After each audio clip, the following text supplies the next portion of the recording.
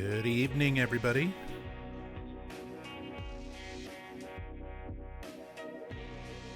Hope you're all doing well.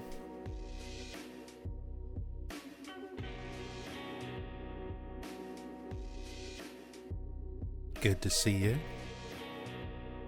Hello, hello. What's up, Temporal Fry? Hey, Yami. Rachel, love you. Hey, Shadow Noises. Hey, Haswar. What's up, Distra? Random Ivy. Fishbones.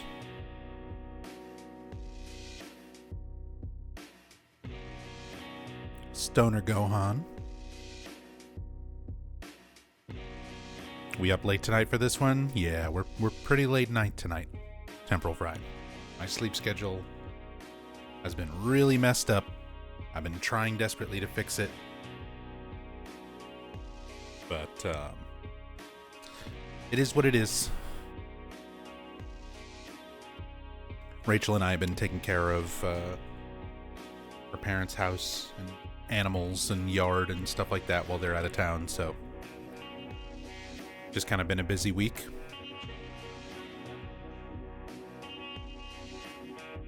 I've been tired. I've been getting home from taking care of stuff over there and just like trying to lay down for a little bit and then just passing out.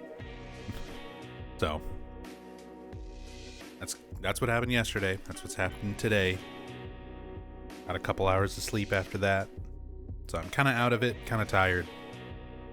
Schedule's kind of ruined. Well, whatever. We're here. It's late night. We're going to play some Silent Hill F. There's nothing you can do about it. Hey, Jed Ashtelin.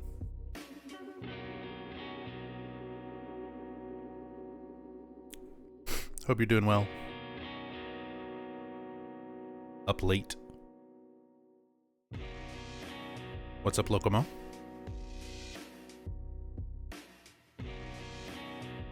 Technokami.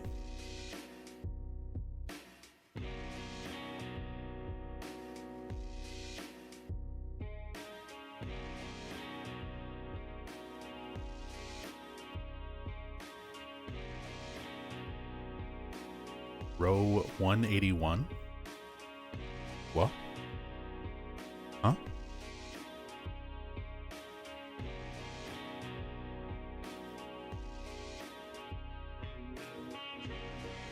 Nani?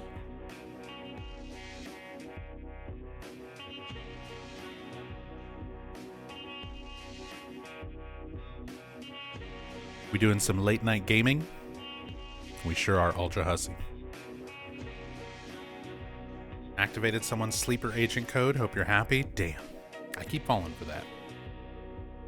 The easiest way in the world to get somebody to say a verbal sleeper agent code. Just say it in Twitch chat.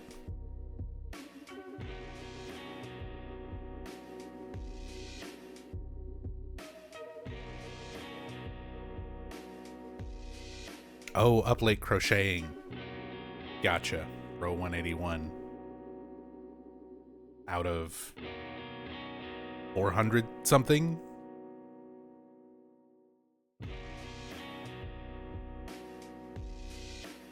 You guys are gonna lose your minds when you see what Jed Ashtelin is making.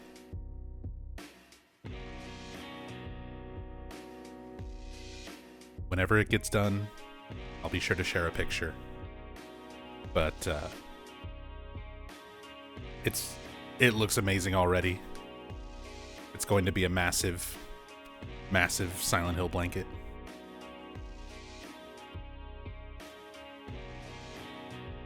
When it's done, you're all going to see it. I'm going to share it. I'm going to have to show people on stream. I hope you know that, Jed Ashtelin.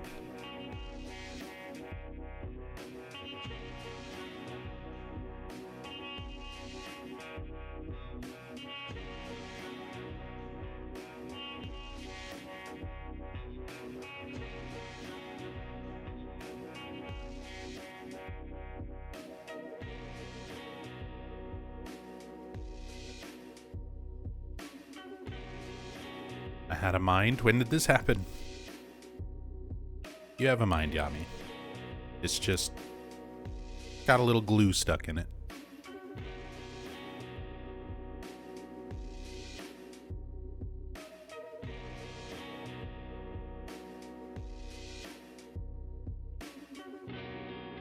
Too big for me to capture on camera already? I mean, I'm pretty much just gonna have to, like, hang it up on the wall. Film it at a distance. I'll make it work.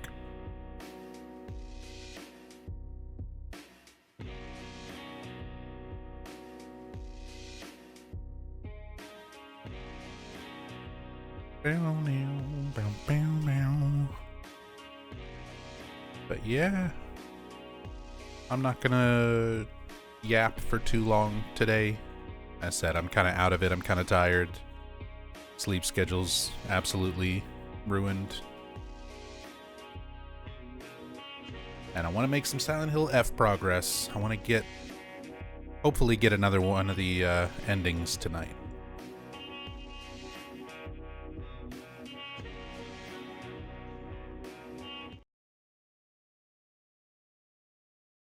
Get out of here. Soothing Silent Hill 3 music.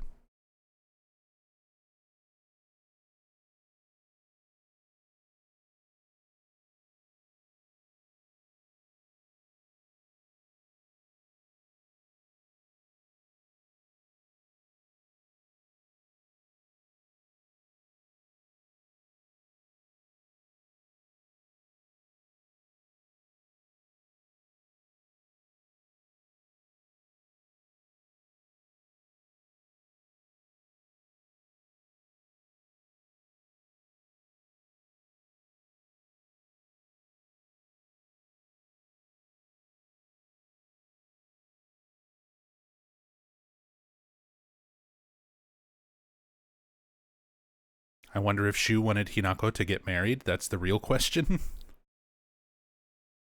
I mean, I feel like I'm gonna need to make an alert that uses some English dialogue to maybe answer that question. Once I turn alerts back on, I'm almost at that point. We haven't seen, like, any new scenes on this third playthrough yet. I think we've found some different notes, some slightly different things, but for the most part, New Game Plus Plus has been a lot like New Game Plus.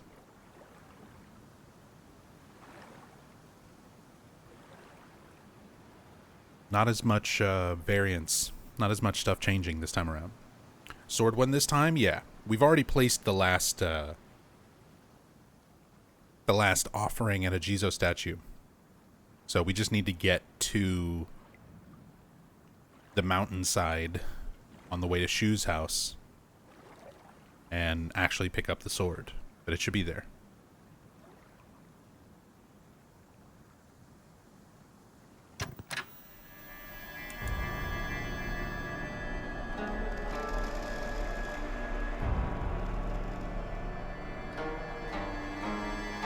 It is day 6.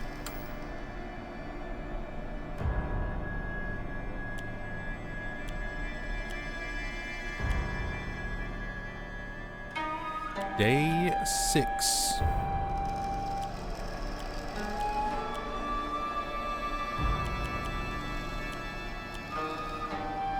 Of Silent Hill F, New Game Plus.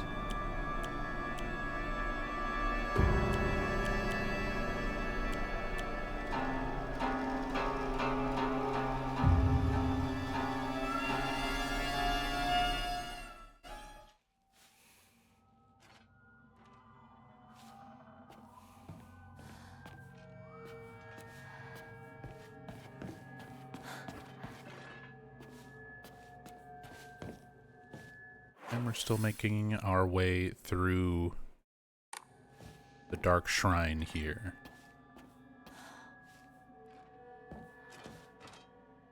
Sakuko's version of the, or her portion of this Dark Shrine area. Already enshrined all of our stuff. Don't have Emma for upgrades. Let's just go.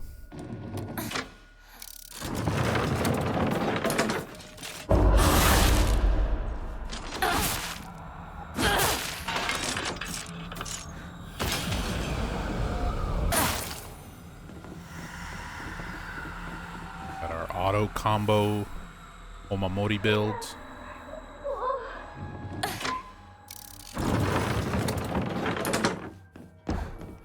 And we got 6 ears.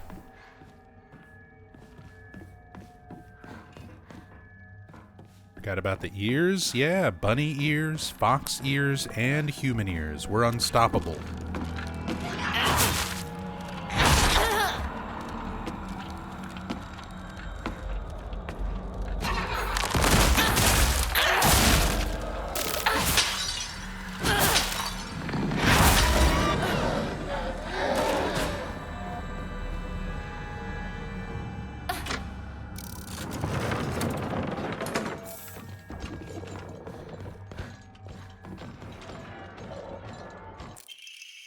This is different, I think. Sakuko's diary. Hinako really is fast when she goes all out, but when we're running together during gym class, she'll slow her pace down to match mine. The second she can go her own speed, though, she takes off with this look of unrestrained joy on her face. I always said that we had to do everything together. Get boyfriends together. Even get married together. Those were the selfish wishes of a child. Just like I'm a slow runner and Hinako is fast, people have to live life at their own pace. Just because Hinako's moving a bit faster than me doesn't mean she's betraying me. I was jealous and I couldn't even admit that to myself. I'm sorry, Hinako, for calling you a traitor. Okay. Some actual self-awareness from Sakuko's part.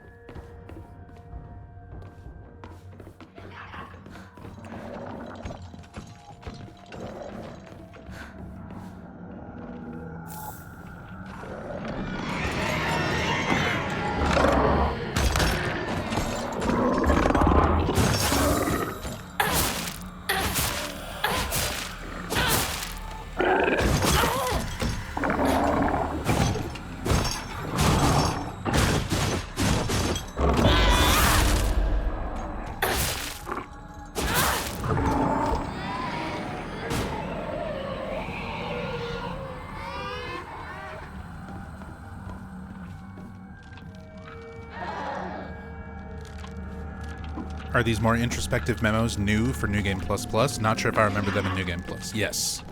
These are new memos. Giving us a deeper understanding of the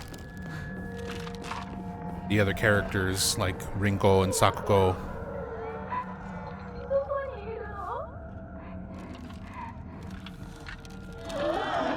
New insight.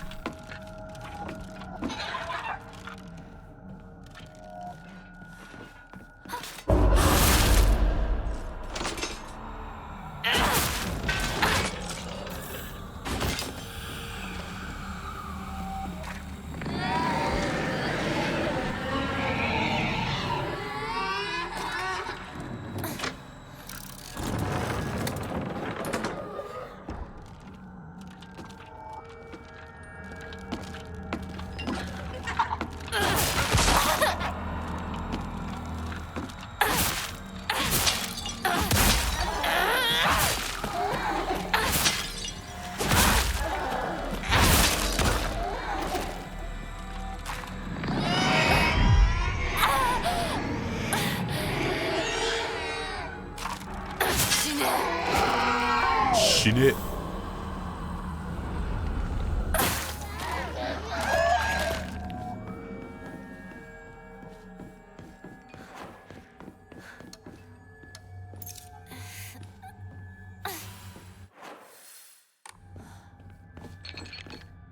Gotta flip this back.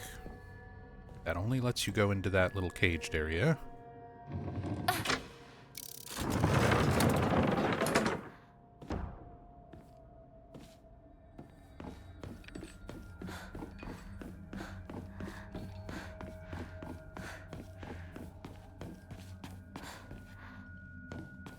Back here, and then we can loop back around.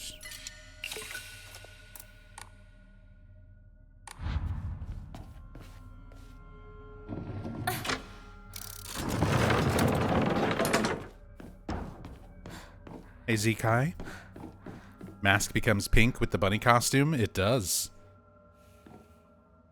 She gets the pink fox mask to go with the pink outfit. And blood on her lips. Very reminiscent of Robbie the Rabbit.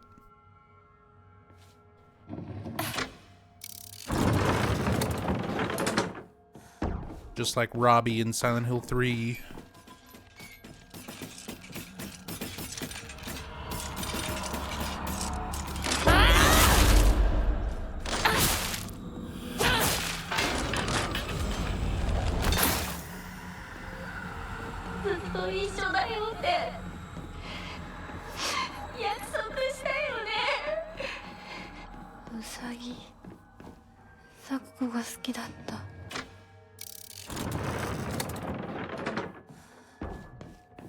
Sakuko loved rabbits. I'm a rabbit. Everything's starting to make sense. Pages from an observation log. Hey, Mr. Rabbit, guess what? I heard Hinako's gonna go somewhere far, far away, and she might never ever come back. I'm so alone and sad. No frowns allowed. It's a good thing. I gotta smile as I say goodbye to Hinako. Tomorrow I'm gonna show Hinako my biggest, whitest grin when I tell her how happy I am for her.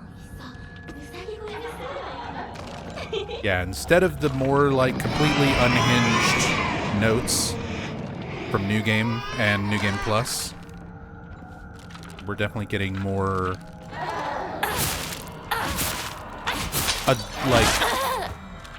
more implication that the characters are adults.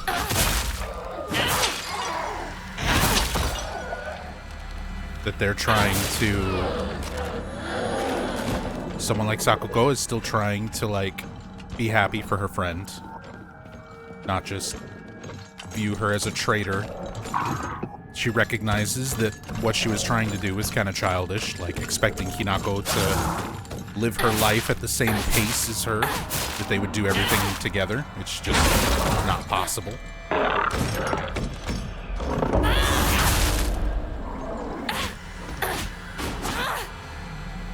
Oh, we got him.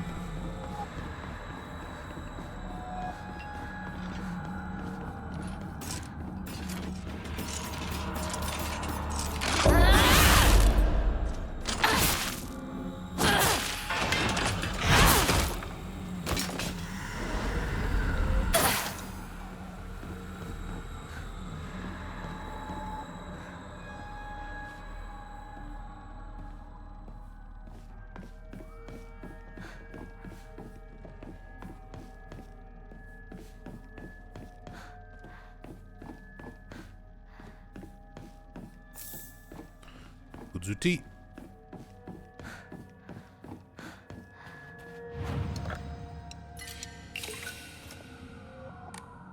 Straw no Momori. Give me something cool. Camel? Didn't I have camel?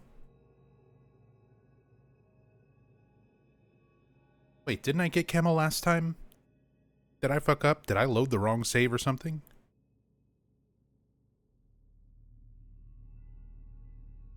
Decrease current max sanity consumed by charge attacks. I thought I had the camel.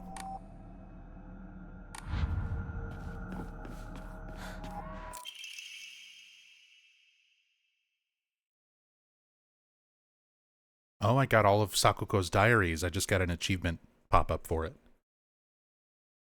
Sakuko's diary. I had a strange dream last night. In it, a god appeared before me and commanded me to restore Senensuke Shrine to its former glory. I had a strange dream today. In it, someone told me that I mustn't restore Senensuke Shrine. They must be revelations from opposing gods, but I already know my answer, because my dream is to restore Senensugi Shrine 2. The god who spoke to me yesterday said that there is an evil deity who has robbed them of their shrine. The god who spoke to me today said that the shrine had been used to worship an evil being, causing it to fall out of use. If I'm going to be forced to make a choice, then I will put my trust in the god who visited me yesterday.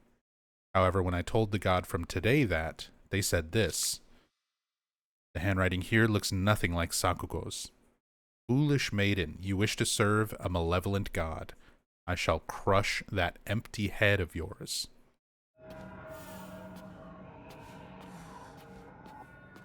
So Sakugo hearing voices, what I kind of suspected from the first time around, it was not just like her hearing things. It is these actual gods, the 1,000-year cedar and the fox.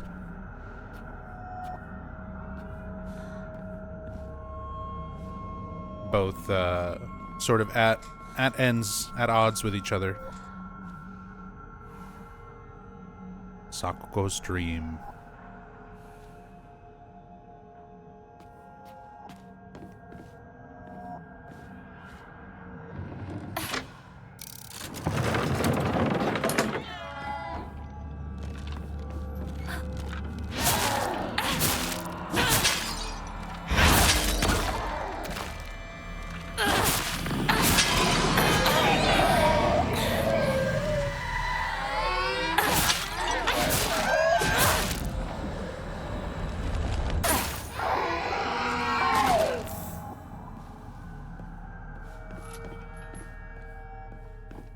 Hey, Minimoto.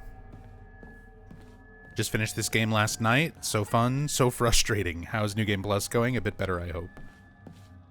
I mean, when you say finish, did you actually do all endings? Finish doing everything? But yeah.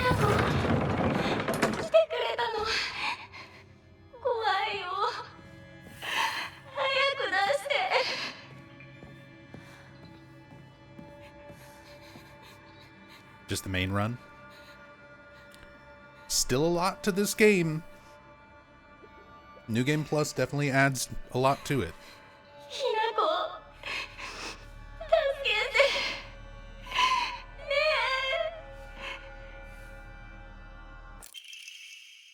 She defined paper. Two must face each other as one to pray for mutual prosperity.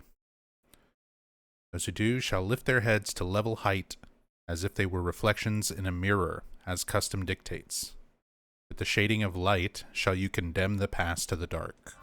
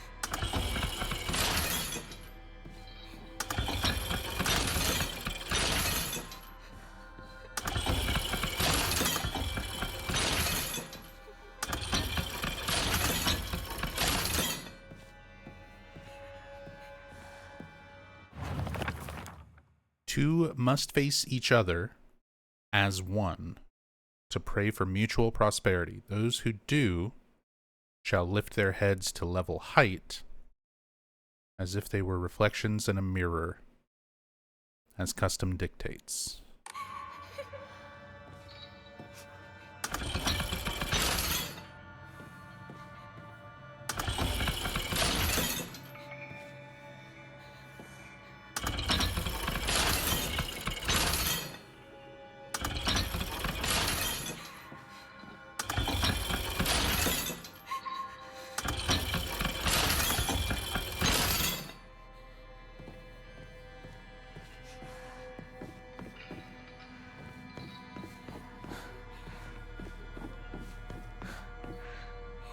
So I've had one version of this puzzle where they just face each other.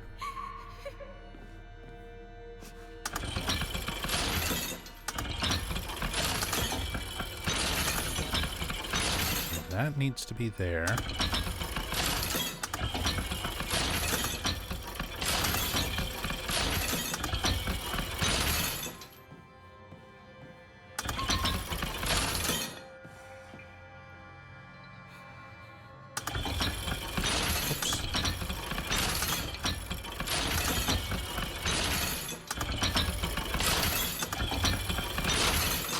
There it is.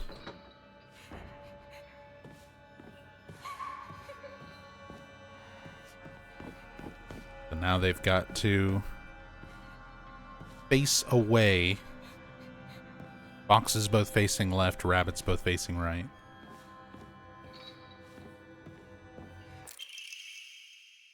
Talon lampshade. Restraint lampshade.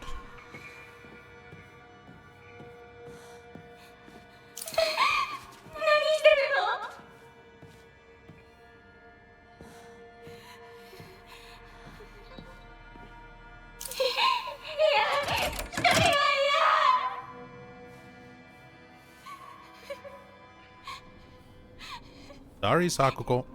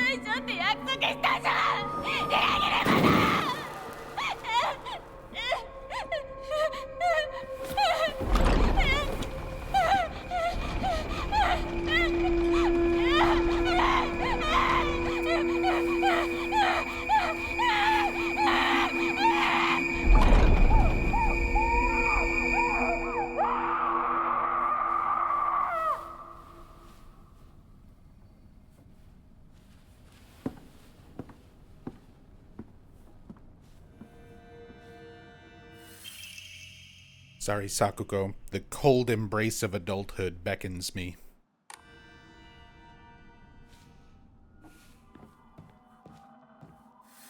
Definitely makes it a little bit more, you feel worse for Sakuko. Like, you already kind of felt bad for them the first time around, but you're also finding all of these notes and scenes that just kind of imply her friends being really shitty.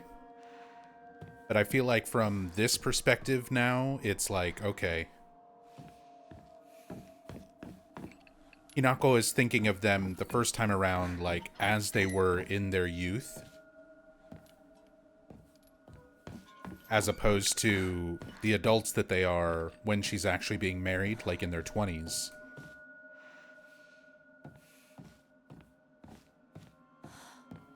Where even Sakuko had, like, kind of a more normal response there of like, it was childish to think that Hinako would just keep pace with her life, that they would get boyfriends together, get married, do everything together.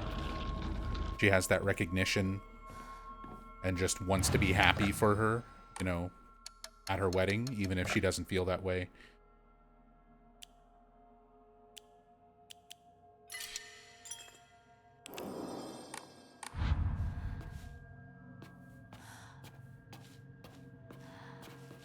So it's a little more emotionally, a little more of an emotional impact.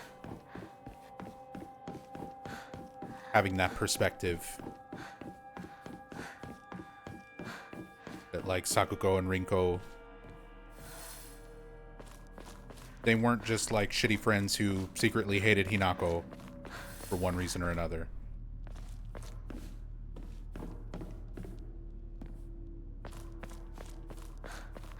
They were kids with silly, selfish motivations that eventually changed and matured.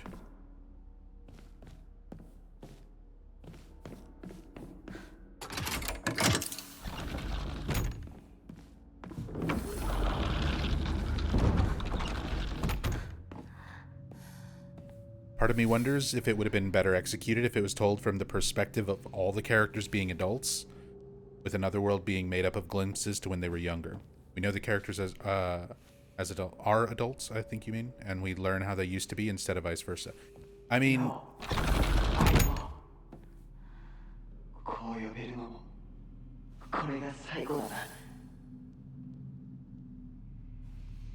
now we've got Shu. I don't know if the whole game or like major portions of the game would have needed to be focused around them as adults, but there definitely should have been something where we see that aspect of reality. I mean, maybe we still will. I haven't seen everything the game has to offer yet. We've still got like 3 endings to get.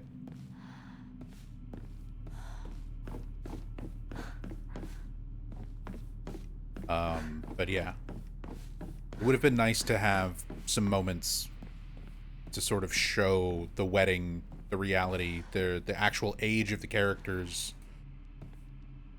those kind of things. I just want to see if he says anything different about the items. Doesn't look like it.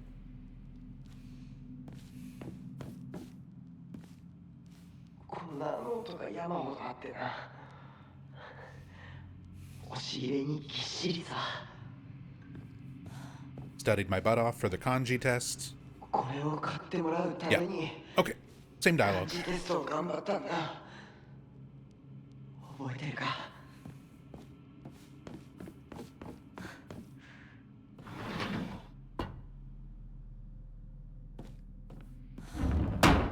What worked with previous titles is that we're essentially seeing what's actually happening, albeit supernatural.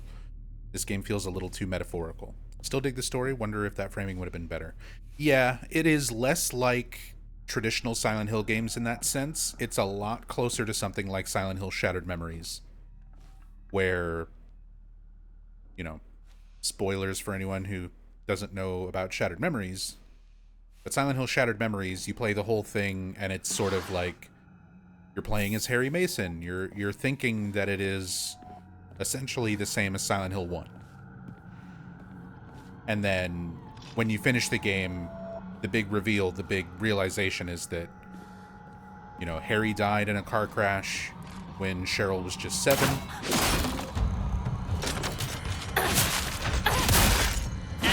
And you're just playing through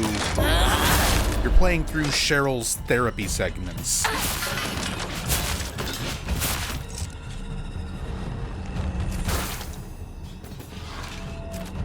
So everything that you're experiencing is not a reflection of reality. It is just Cheryl making up scenarios in her mind that are loosely based on, like, difficult things that happened in her life with, you know, her ghost dad inserted as a character in the scenario. But otherwise, like, the majority of the game, what you're seeing, what you're experiencing is not reality. It's not reflective of reality. It is just what's going on in Cheryl's mind. This game is a lot closer to Shattered Memories in that regard, where you're pretty much never seeing an aspect of reality. You're only seeing these metaphorical or straight up delusional sort of views of these characters and places through Hinako's mind.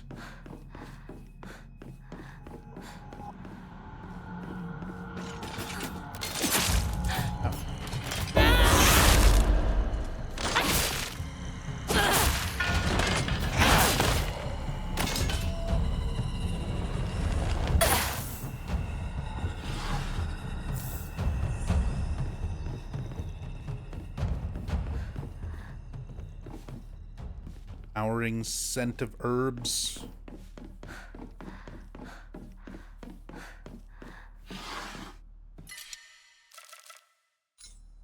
Bandages.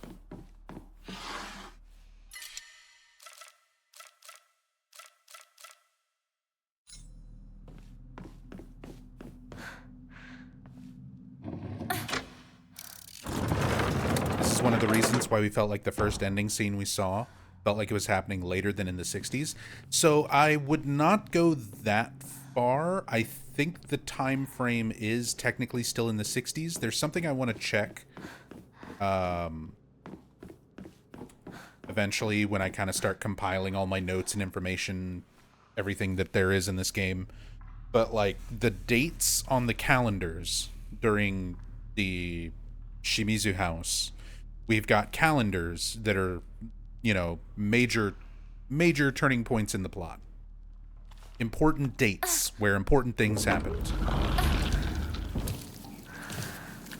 And then we have a journal from Hinako where she says, like, tomorrow is my big day.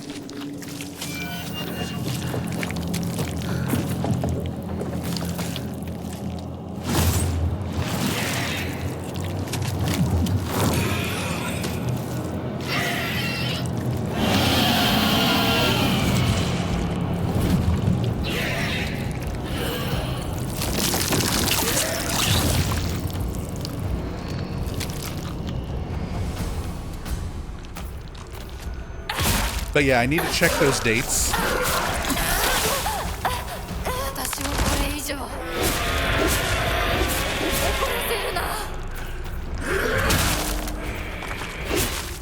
Because I think everything is still happening in the 60s.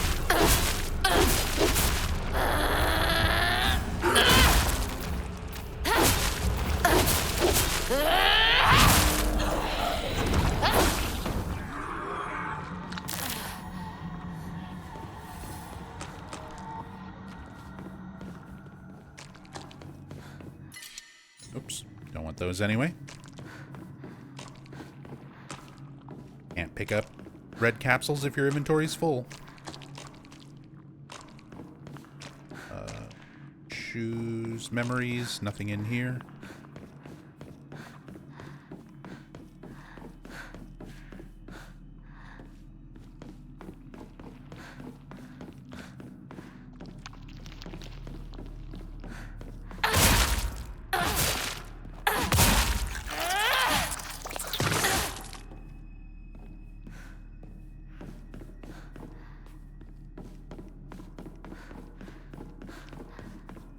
Really like Shattered Memories in F, but want a new game set in or related to the town. Yeah, same.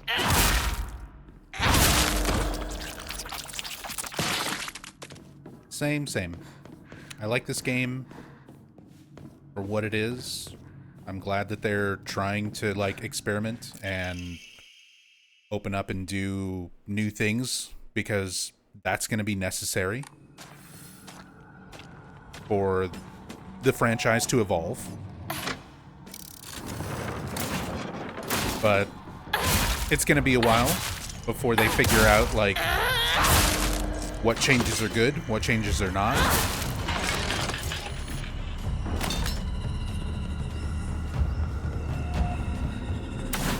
So it's like,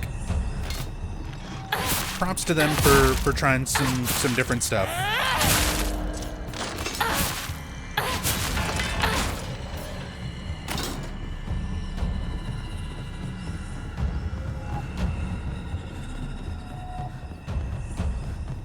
Even if it's not going to land with everybody.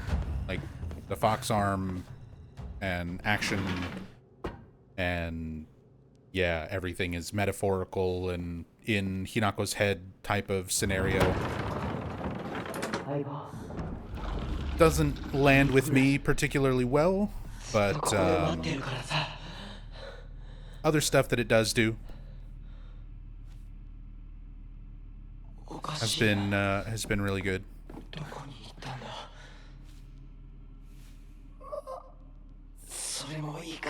And what's crazy is you're gonna have, I can already hear the angry typing of comments under the YouTube video in the future, where people are like, it's always been, Silent Hill's always been psychological and just happening in somebody's mind. And it's like, no, that was what made Silent Hill so scary.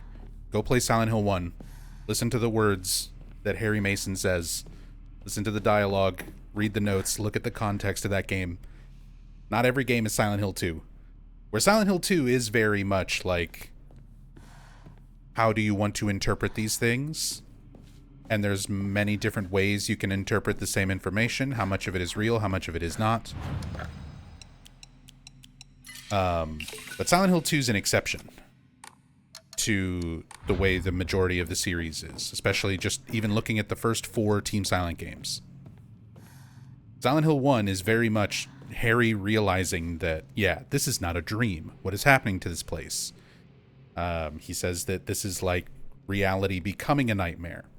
That Sybil and Kaufman, everyone is experiencing the same monsters, the same otherworld, the same nightmare. That it is happening in reality. It's not just something going on in somebody's head. It's not just, people having hallucinations or delusions or anything like that. Everything going on is happening grounded in reality. So these types of games, like I said, this and Shattered Memories, and technically the way some people will interpret stuff like Silent Hill 2, there's a lot of fans who don't understand that aspect of Silent Hill, especially if you're new to this franchise. Like, if you just joined the Silent Hill fandom, you didn't play any of those original games, if you're only familiar with, like, Silent Hill 2 Remake and this, and, like, maybe Short Message or something, you'll have a very different perspective of what Silent Hill is compared to what was established with the original games. And yeah, I like those games. I prefer having mysterious. I like having mysterious elements. I like being able to question what is real and what is not, but I don't like it just boiling down to every single thing is metaphorical and symbolic and just going on in somebody's own mind or perspective. I like there to be some aspect of reality going on.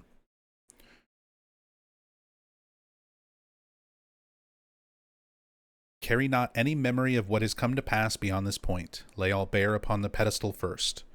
The door shall not open to those who harbor regret in their hearts.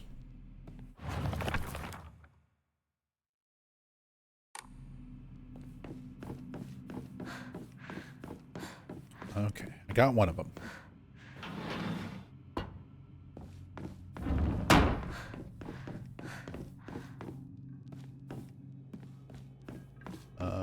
What was the one I didn't grab?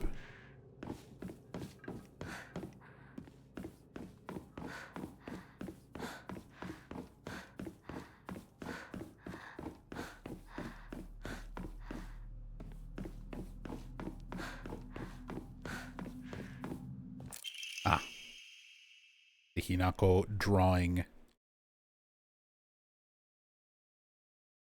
See, and this sort of stuff is very strange to me, because the implication is that this is done by Shu. Drawing of a young Shimizu Hinako.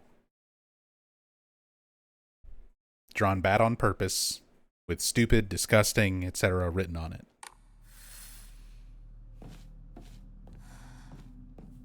Like, we're supposed to get this idea that Shu supposedly was obsessed with Hinako and, like, just wanted to be with her the whole time. From the last ending, anyway. Where he's bro-fisting Foxman. While they objectify Hinako, like, right next to her. The fact that she literally speaks up and says, like, don't talk about me like I'm an object.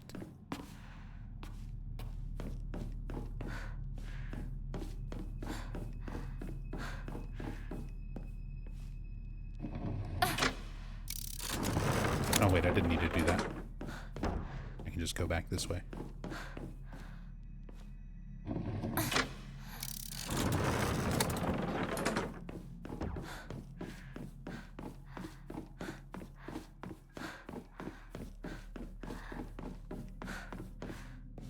Oh, never mind.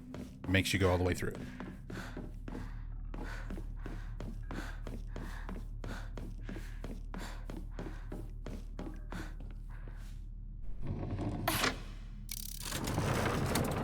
As much as I like F and Shattered Memories, I'm a bit worried that's going to be the future of the series now. Pretty much all of it is in someone's head and not real, at least with Silent Hill 2. James is actively experiencing the nightmare of Silent Hill. along with Angela and Eddie. With Shattered Memories and F, it's all just in someone's head. And even with Silent Hill 2, again, Silent Hill 2 Remake painted a very different perspective of 2 for players who are only familiar with the remake and not the original, as well as not the other original games, that because of stuff like loop theory being so prominent after the remake, there's a lot of people who view Silent Hill 2 as like, oh, it's just happening to James, because the loop theory sort of nullifies the importance of Eddie and Angela and Laura, like these other characters existing and experiencing these other things, when you just sort of boil it down to this is all James's delusion that he has to keep reliving, and it, you know, all revolves around him. It's why I'm not a fan of the loop theory, and why I don't think it's canon, but because Bloober included so many references to it, it's a very common takeaway for a lot of fans who are only really familiar with the remake. So I feel like that has become sort of the general thing, the general perspective on Silent Hill now, is anybody can have trauma and fight monsters and just be anywhere in the world, because if something can just be in somebody's head, you don't necessarily need a supernatural power or location or town or anything like that. You can just tell a spooky story. And you can. Here's the thing. Like, if you want to make psychological horror, that's psychological horror. That is just what psychological horror is. You can have trauma and monsters and symbolic meaning to characters and creatures and environments and crazy things happening to reality. All of those are just staples of the genre, not necessarily things that are particular to Silent Hill. What makes Silent Hill stand out against other things in the psychological horror genre are the town, the cult, the gods, the things that are specific to Silent Hill. And if we start just ignoring all of that in favor of the psychological aspect, yeah, you're going to get some maybe good psychological horror games. Like, I would say this is a very good psychological horror action game. But in terms of being a Silent Hill game, like being connected in the way that the original Silent Hill games are, it's a little lackluster in that regard.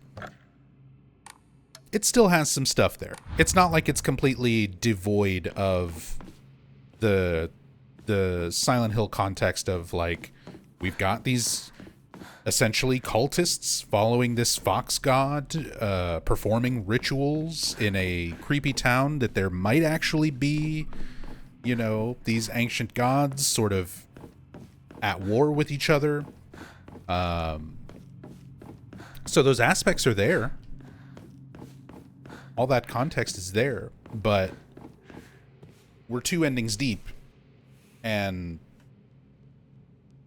a lot of that is just sort of background fluff rather than being more of the main focus.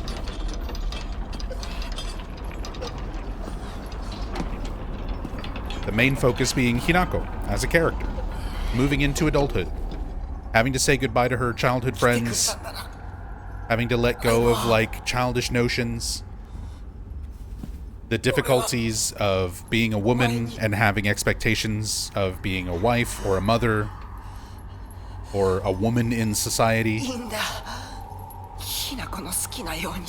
And I like those concepts. I think all those concepts are also perfect for Silent Hill.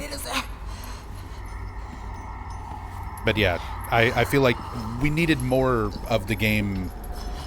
We needed to see more of reality. We needed to see these characters as adults at the wedding.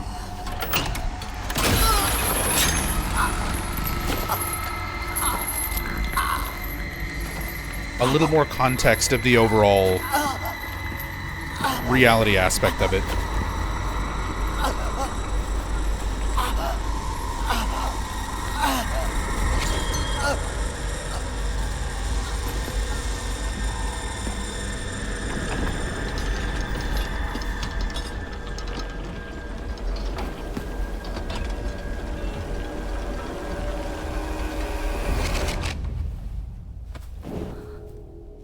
幼い頃からの友人に別れを告げるのは辛いだろはい。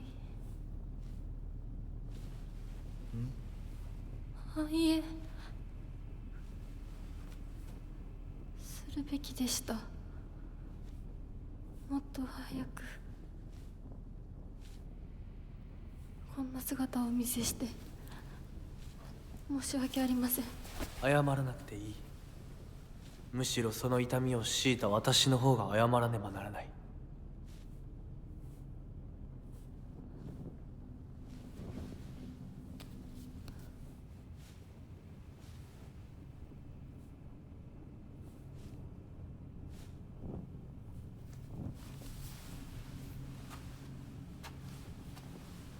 I want Fox Mask to have alternate costumes. Can we do the Konami code on the title screen and have him, like, walk around in his underwear?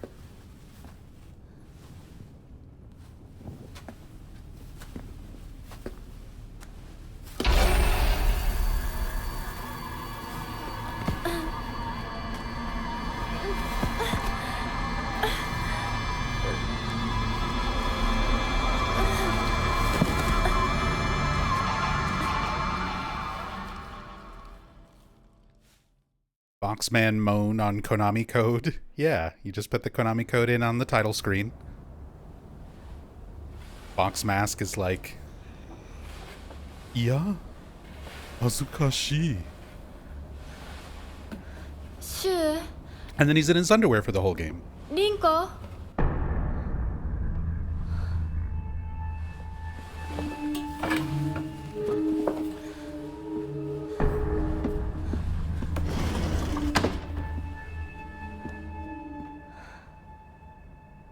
Anyway, I'm a bunny with a sledgehammer. Let's go find Shu and Rinko.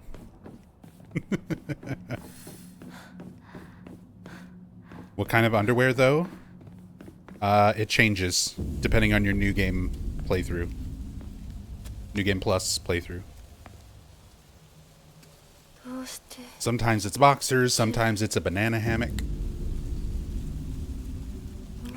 Oh, he's got to have like a fundoshi.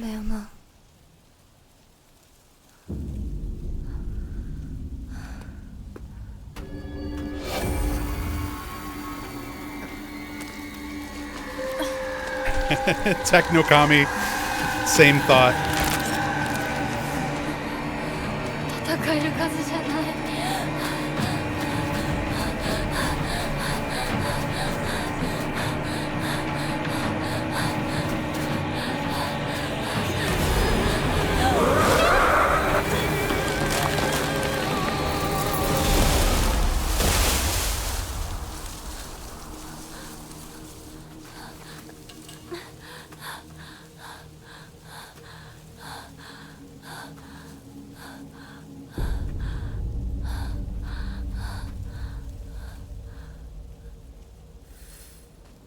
I'm in a full-on bunny onesie.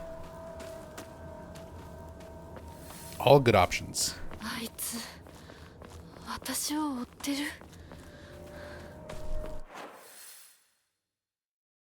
二人もあいつから逃げたのかも。Hinako ends up on the ground a lot at the end of chase sequences, doesn't she?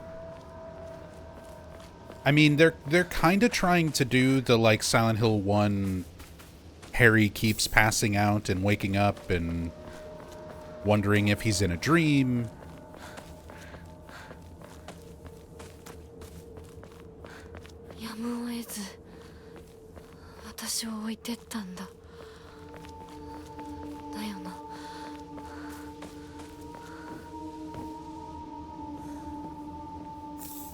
Ramune.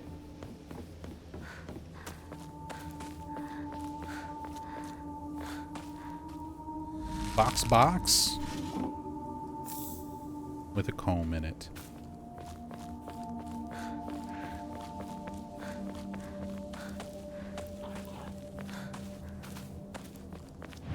The answer is yes, the whole thing's a dream. I mean, ending 1, the whole thing was a drug trip, and Hinako just murdered a bunch of people on her wedding day. Ending 2... Man, it's hard to even consider the context. Because presumably the wedding stuff, like all of that is still real. We still have these aspects going on.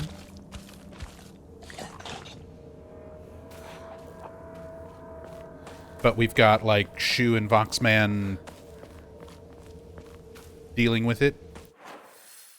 I assume that's them actually like butting heads at the wedding.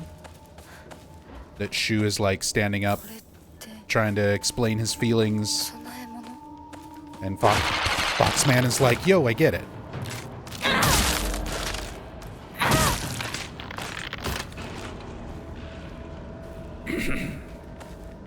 But we're still seeing it in the context of like a delusion, like a crazy other world where Shu is still a student, you know, still wearing their uniforms and stuff like that.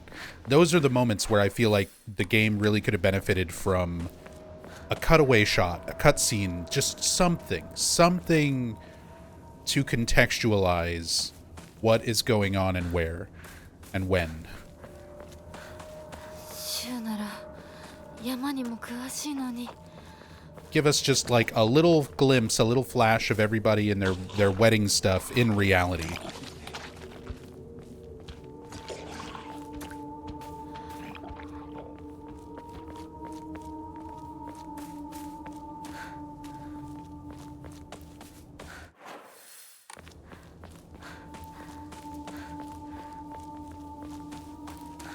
Boo, boo, boo.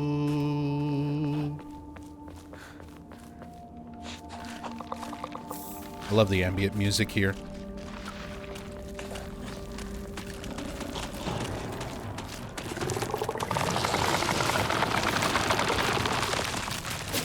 Ow.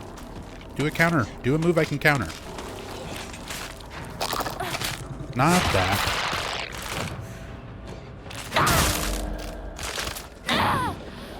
Oh, I bounced off the side of the rocks.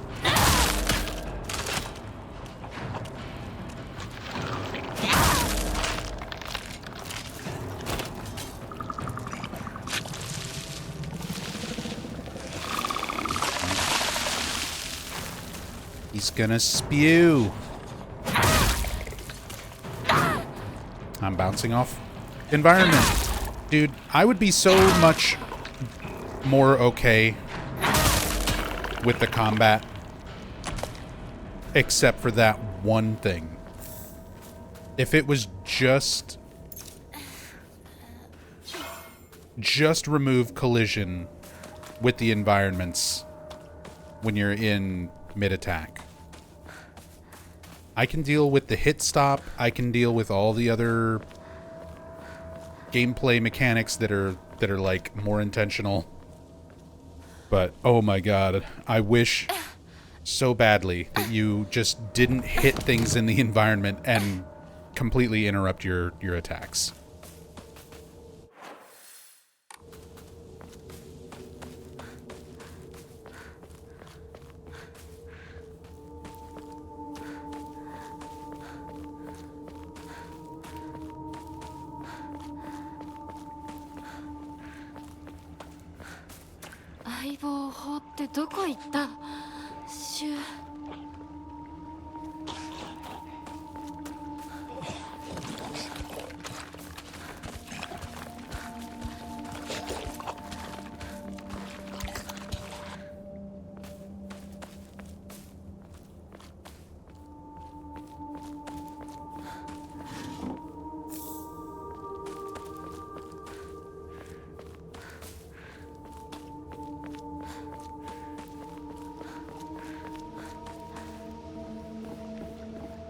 Know nothing about the other endings, only what's been seen so far, and I think they've been hinting at her being possessed by something.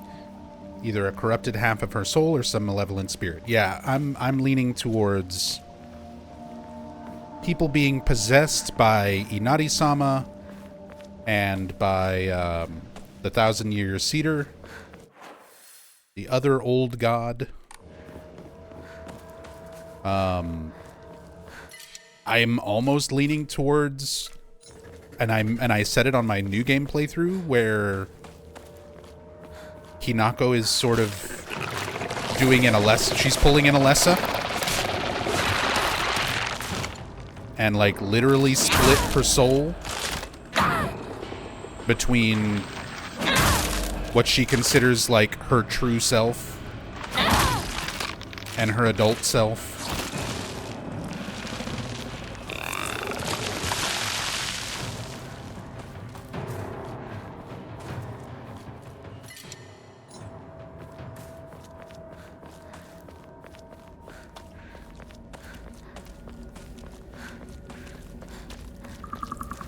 Because they're definitely hinting at aspects like that.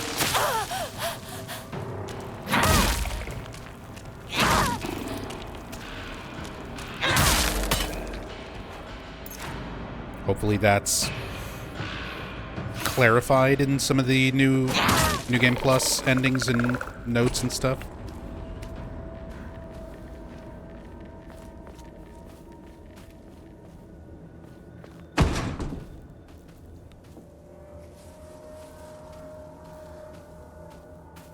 That's my hope. I just want the monsters to be real, man. And Neon Umbra says they are. The other characters see them. The other characters are not real. Like, we're not seeing the real Shu and Rinko and, like, all of them. Just saying, like, oh, they see them and Hinako sees them makes them real. We're seeing people who are in their 20s who still look like middle school students because everything is being viewed through this delusion of Hinako's.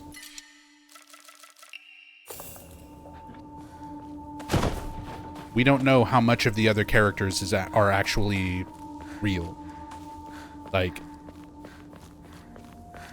essentially none of what is happening in this game, for the majority of it, is happening in, like, reality, in context.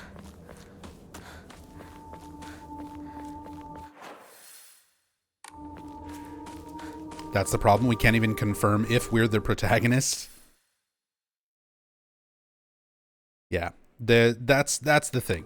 Especially to be like 2.5 playthroughs deep. I would have liked for there to be some more clarification on what's real, what's not, what is her delusion, what is everybody's actual age, what year is the game actually taking place in, who are we playing as a character, are the gods real, or is everything the result of... And there's like 5 different things that the game has thrown out as like a as a possible answer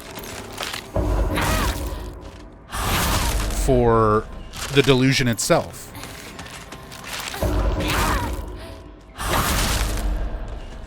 The first ending basically just says it's all the drugs. I'm dead. Holy shit. Heal please. Heal please. Heal please.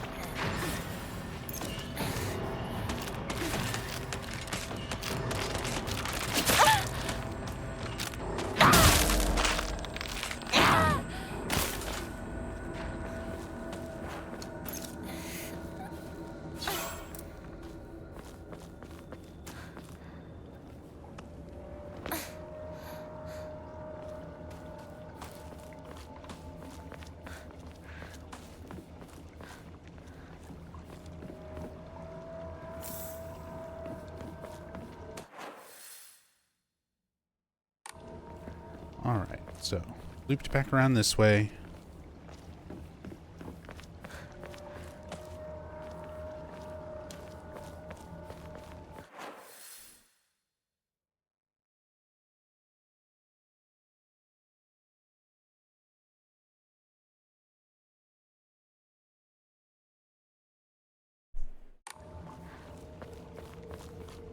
シュウたち、一体どこまで行ったんだ。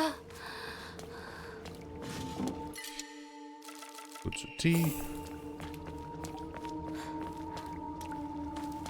This game is making me advocate for loop theory. God help us all. I mean, here's the thing.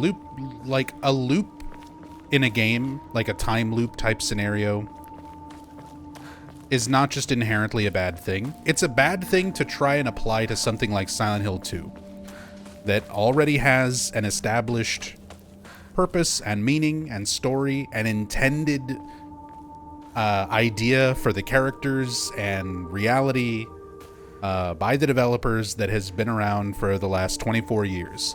So taking something established where time loop stuff is not part of it and trying to force it in, like, I understand why Bloober did it. It was meant to be a little nod to popular fan theories. The game is absolutely full of nods to fan theories. But the problem is you're always going to have new fans who don't recognize that that's what they're going for. They don't understand the context. They don't understand that it's a reference to the fandom itself.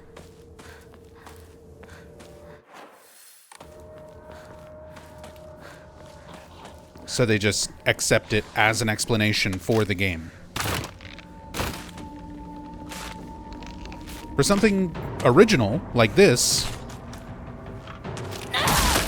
if they want to do a time loop thing, they can do a time loop thing. Ryukishi, the writer, is known for doing weird time loop stuff. So it wouldn't even be that unexpected.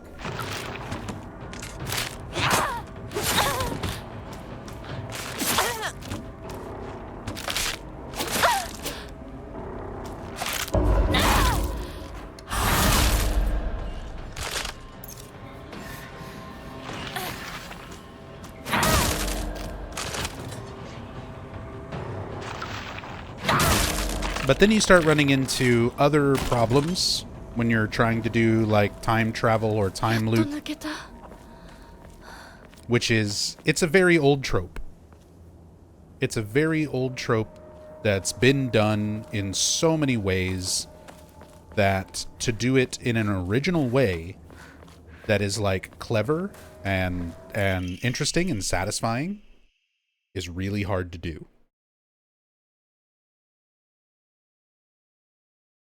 Look at that Hans. Look at that Uma Musume. Omamori horse. Greatly decreases the amount of stamina consumed when sprinting in fights.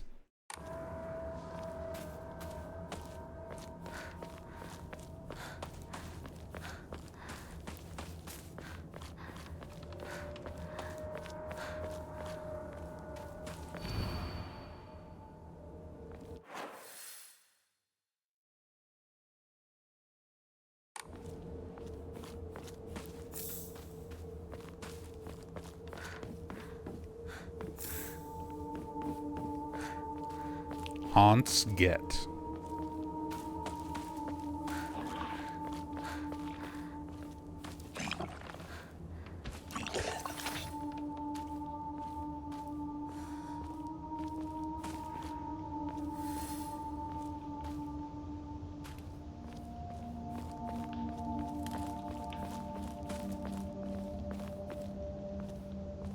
Oh no. Inari-sama got shadow noises.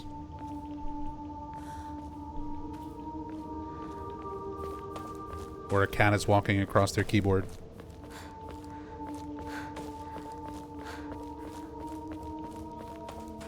You've been possessed by a fox demon.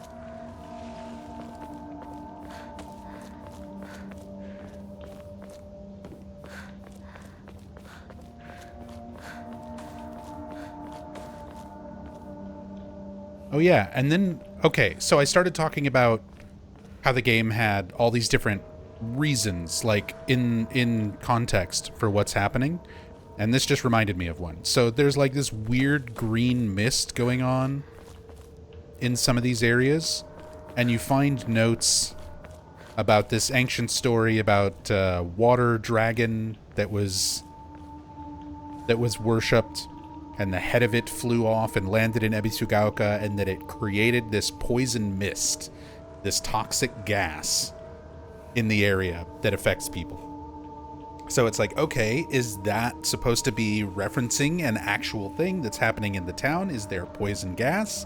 Is everybody just being affected by this gas and is just having crazy, you know, mental delusions because of it? Then there was a note that we found. Of course, you have the first ending, which basically just says it's the White Claudia pills. So you can just have, like, everything, nothing is real, everything is just Hinako's delusion from overdosing on pills and freaking out at her wedding.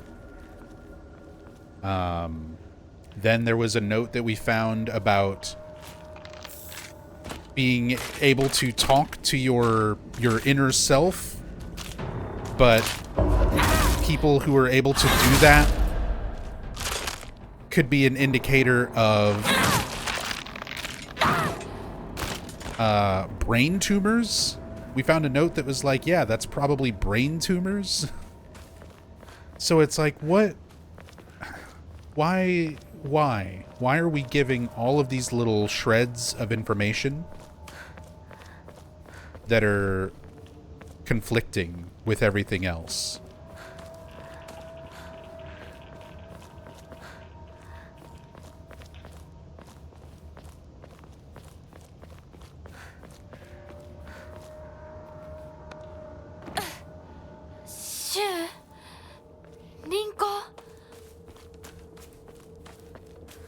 It's like Sakuko is a priestess, and she can hear the voices of gods speaking to her, which implies that the existence of the gods are real, and that everything has this spiritual power, and there's all this stuff going on.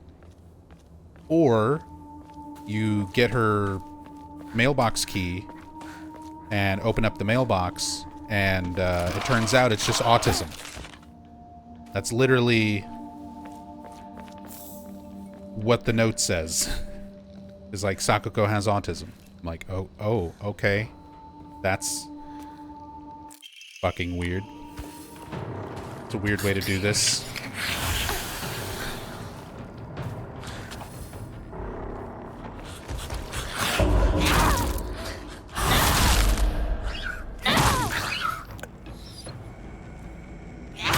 Oh, he's dead.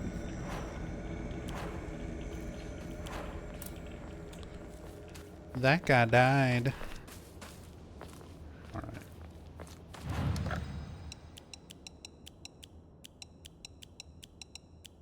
Lots of offerings.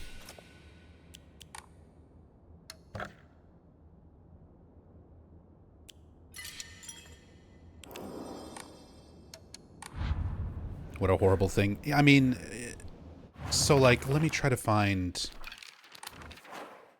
some of these notes.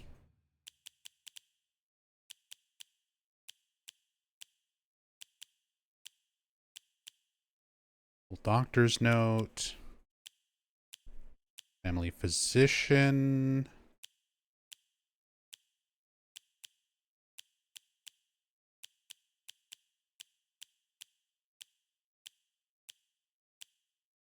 Sakuko's mother.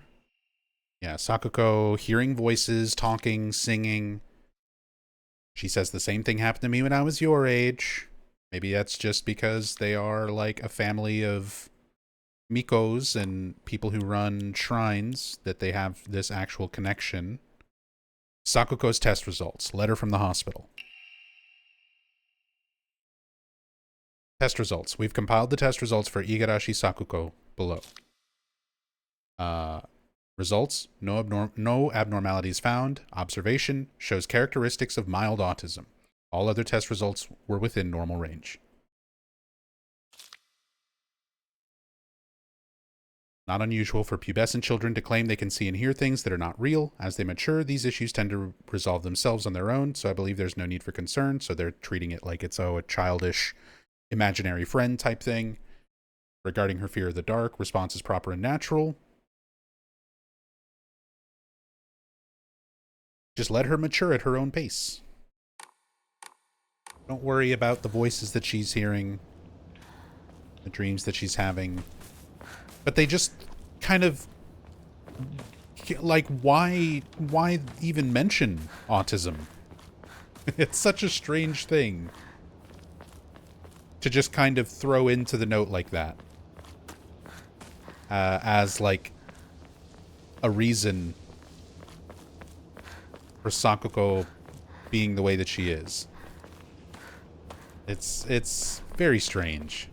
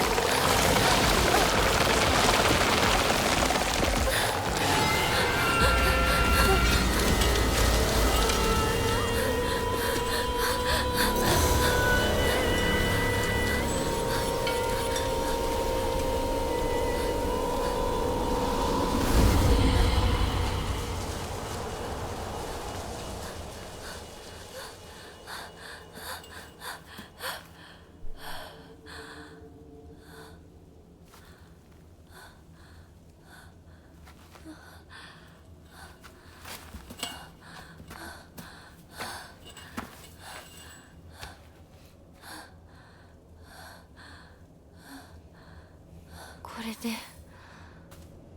終わりだよね。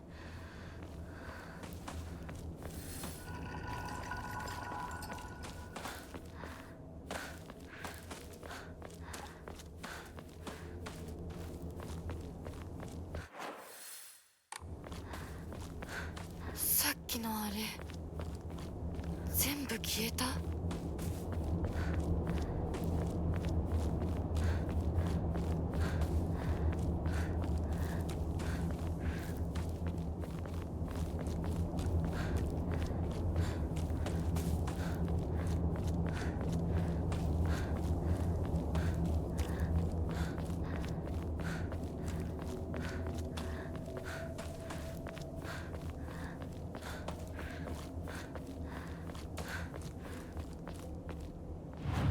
？Like some of the themes, and there's a lot, but they're not totally there.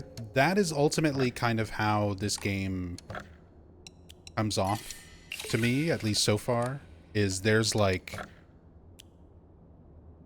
20 different ideas, and they're all pretty good ideas, but rather than really committing to one or two of those ideas and really fleshing them out, they just throw in like 5% per idea. So it makes everything kind of come off as very disjointed. Where it's like, okay, here's this very traditional town, and there are all these people who worship Inari-sama, and they used to worship this other god until the ancient tree burned down. And I'm like, okay, cool, I like it, I like it. And then it's like, oh, also there's just drugs, and people just take drugs and go crazy. And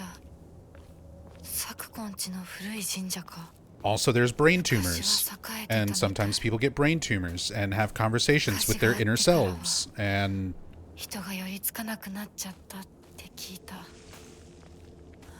yeah, I mean, she's literally talking about, we're at the shrine, we're at the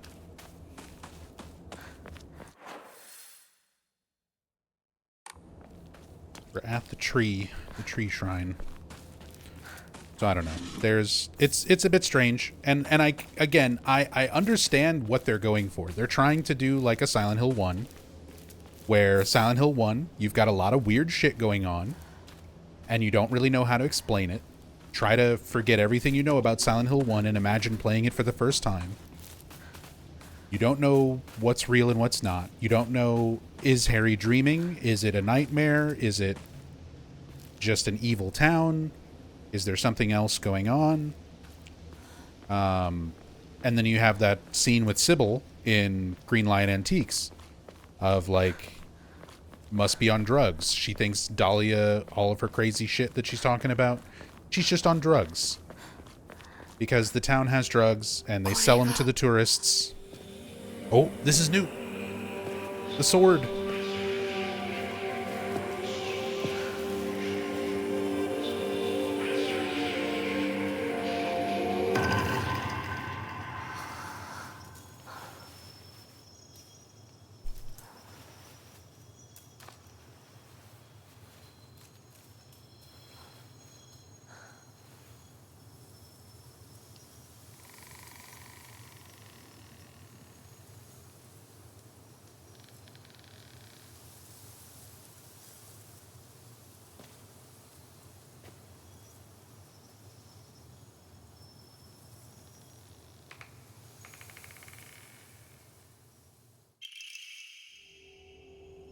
The malevolent blade never rusts.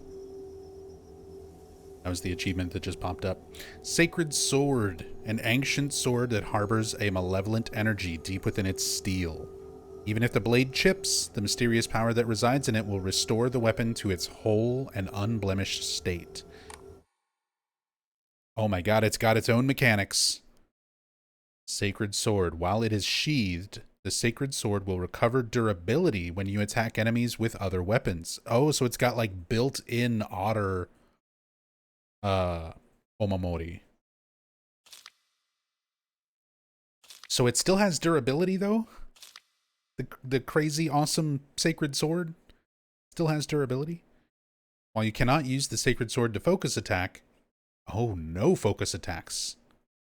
Your gauge will remain untouched if you attack while focusing.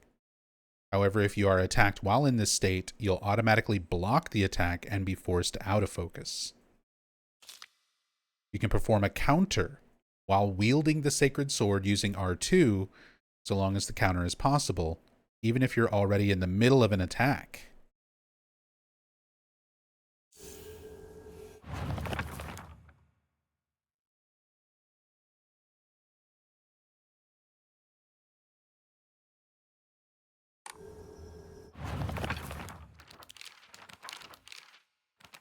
Oh, this doesn't update now that we have it? Oh, and it's a separate... It's its own, like... I don't have to get rid of one of my 3 weapons. It's its own, like, extra weapon slot.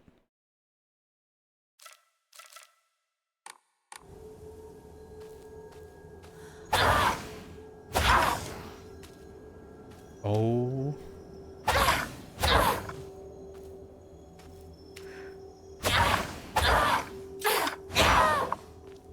And it moves us forward. It's just like the Silent Hill 1 katana.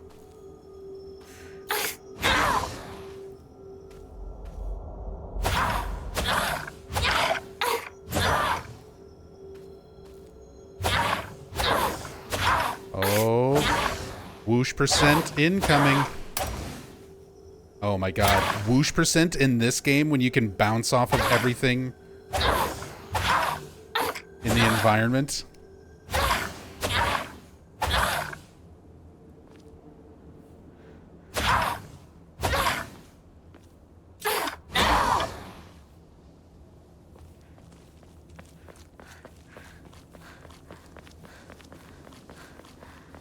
It also has durability. How would you do the rules on that?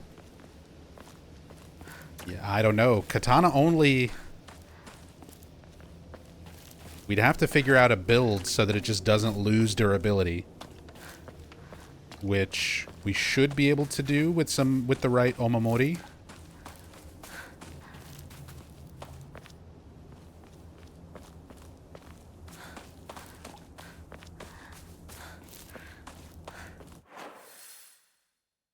Okay, so now that I have the sword, for this ending that I'm going for, it said not to purify it.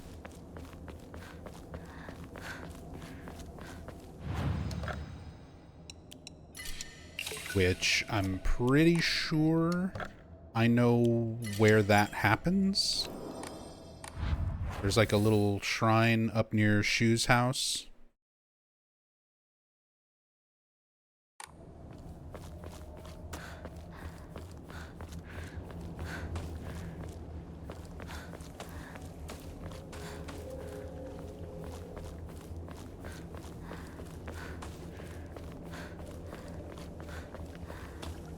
It's got like a, it's got like a pool of water in the back that you can examine. You can like interact with it. But it didn't do anything the first time around or the second time around.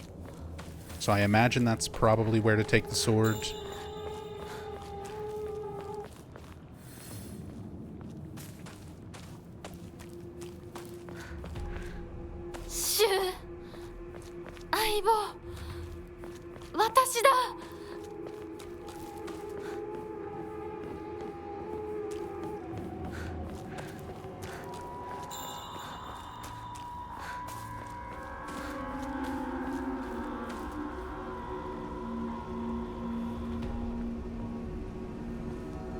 Gotta stop by, say hi to the White Claudia.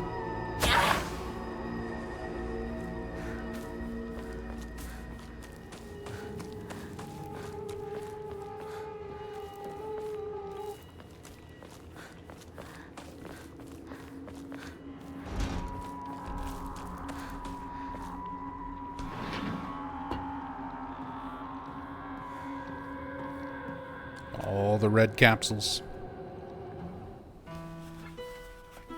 Oh, I love this scene. Good music and stuff here.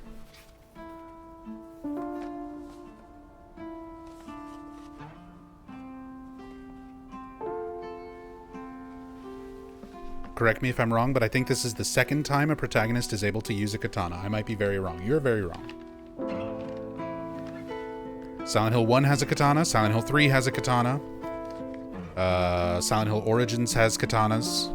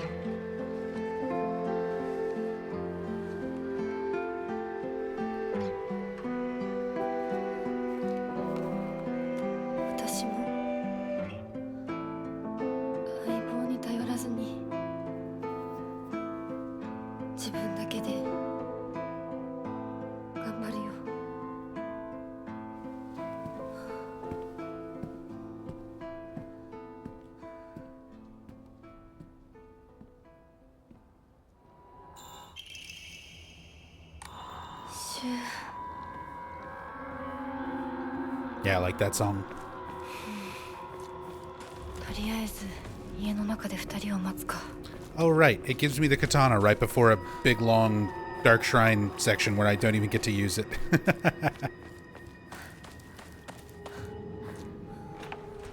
The bunny ears on the silhouette. I love it. シュウリンコ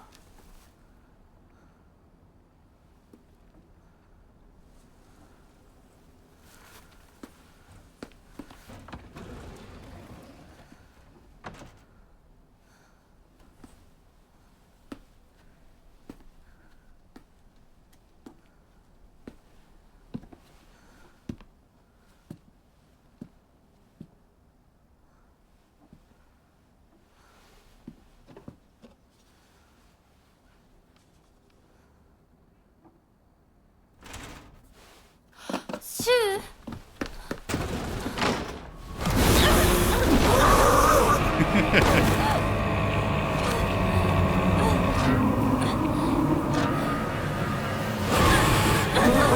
Why is that framed? It's like a comedy. It's like a comedy edit. With just the big monster arm reaching in and grabbing her and pulling her through from like the perfectly sideways camera view.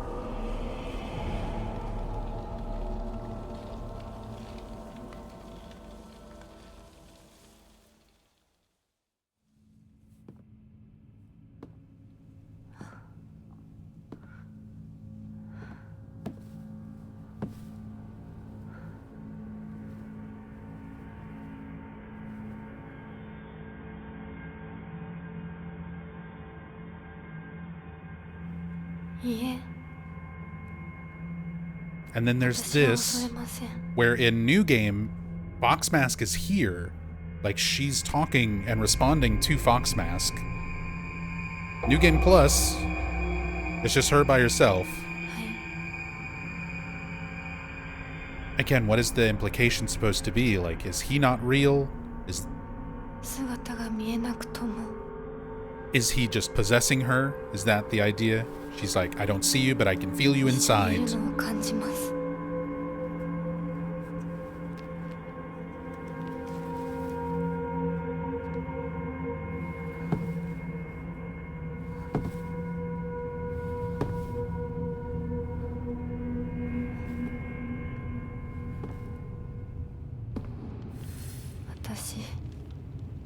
Is the blood on her mouth new? It's part of the costume.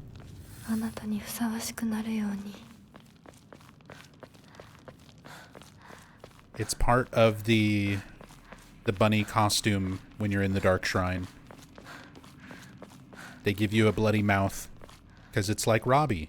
You're a pink bunny, just like Robbie, and Robbie had the iconic blood stain around his mouth. You get it? Do you get it?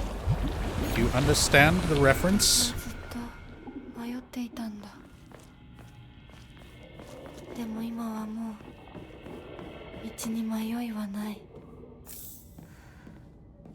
I know that. I saw the thing that I recognized and I clapped.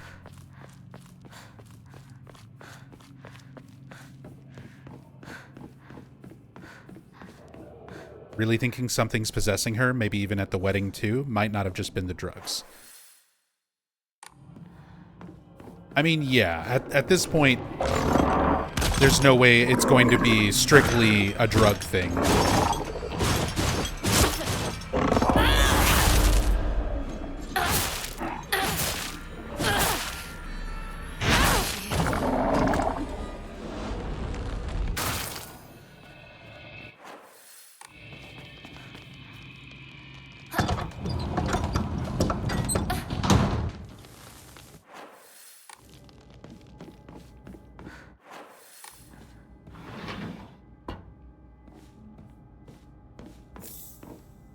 Bandage.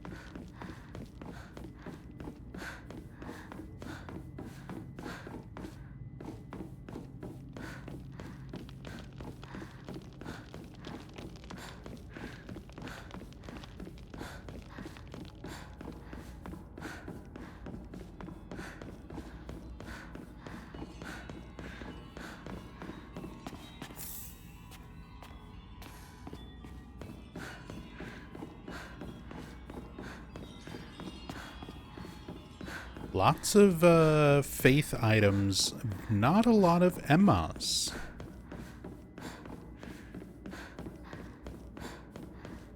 I still have a bunch of upgrades I should be able to get, and I feel like New Game Plus Plus has given me, like, one?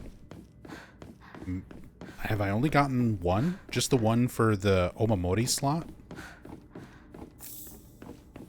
I don't think I found another one since that.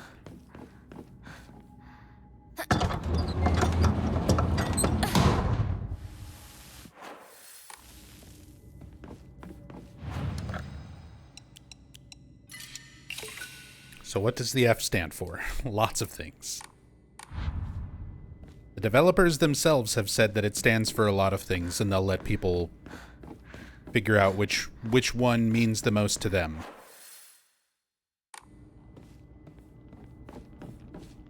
Flowers, foxes, friends, family, faces.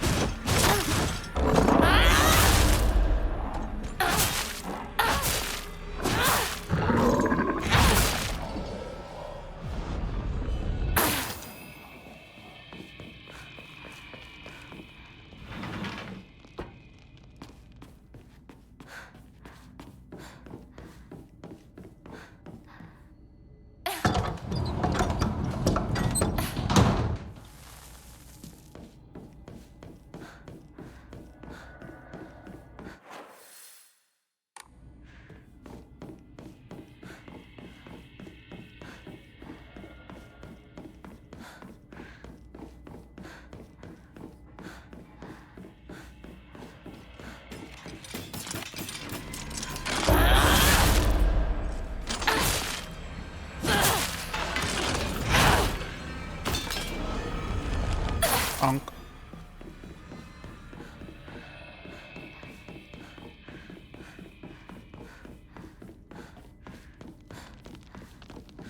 Hey, Father Ikari. It's going pretty well. Hope you're doing all right.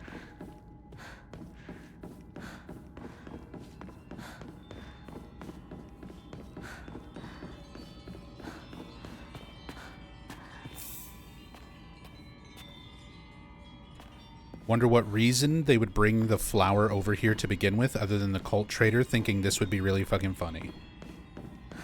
I mean, I like the idea that the cult was trying to spread its influence. なんと神々しい場所でしょう。 Into other parts of the world. And, you know, start with the drugs. Start with the drugs, get people fucked up, and then you can get them believing in your crazy god stuff.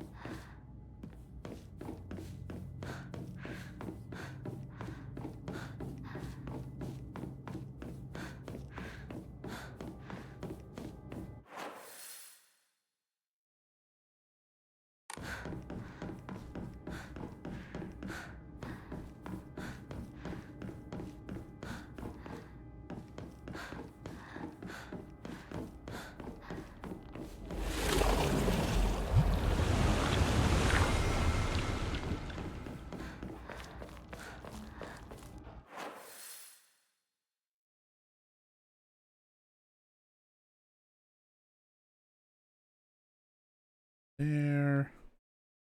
Went up there.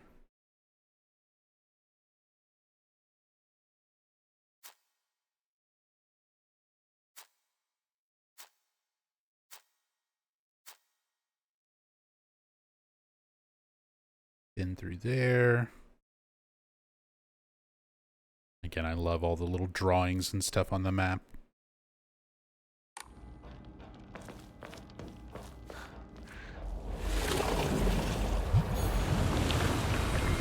とても綺麗だ日高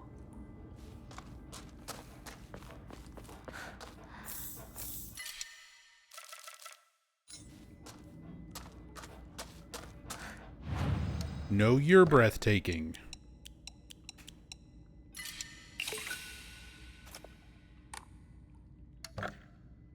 We need a Keanu Reeves meme.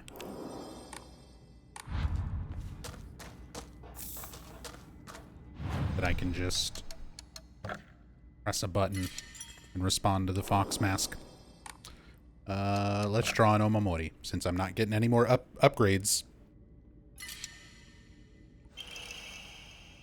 Beetle greatly increases damage inflicted to stunned enemies. Let's do another one. Weasel greatly increased damage dealt by normal attacks, but Hinako will no longer be able to stun enemies.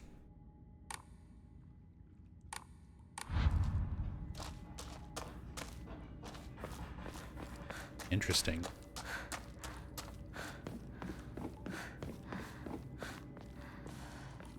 Hold my monster hand. 行こうかはいご一緒に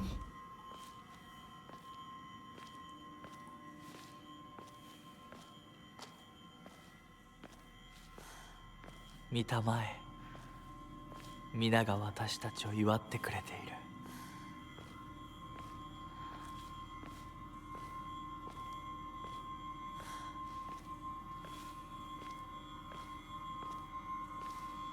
Trying to get a good look at all these characters. Like, are these repeated character models, or are they all unique?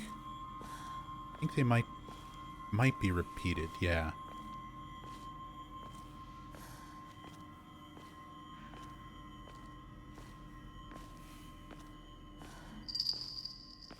And then we have Junko.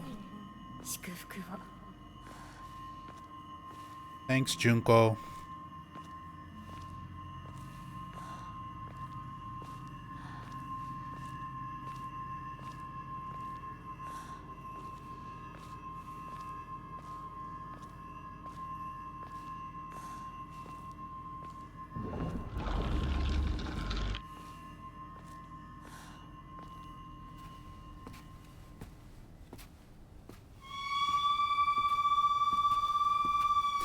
I love this side shot with the bunny ears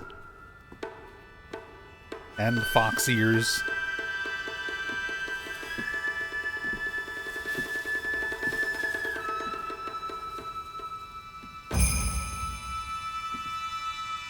All right, Rinko.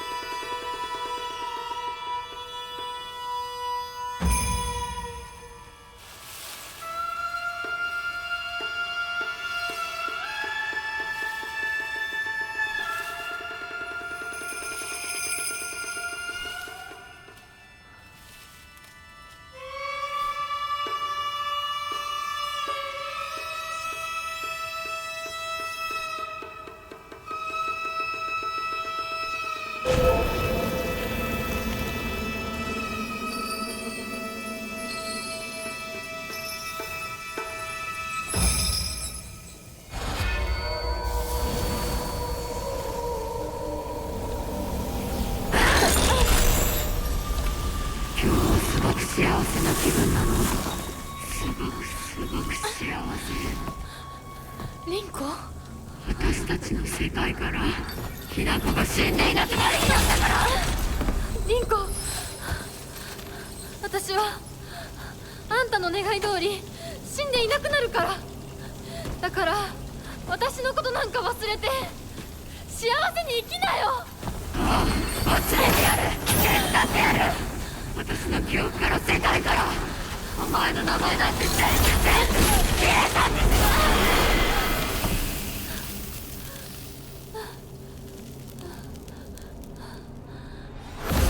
消されない。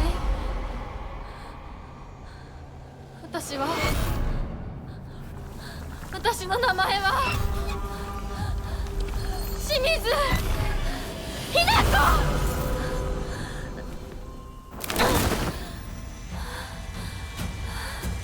Anime! 私の気持ちを知ってたくせにずっと傾いて憎い。お前が憎い。見たくなかった。こんなリンコ見たくなかった。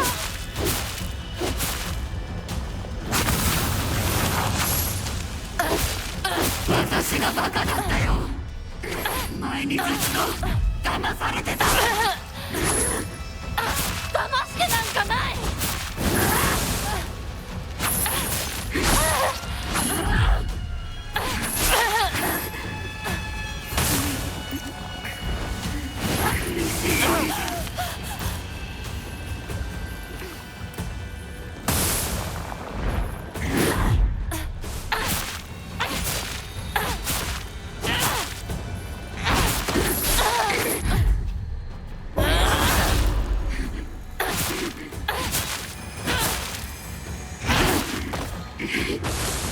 痛い。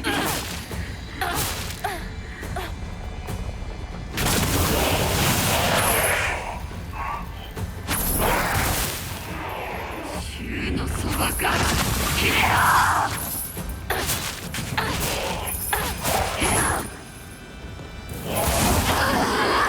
死ね。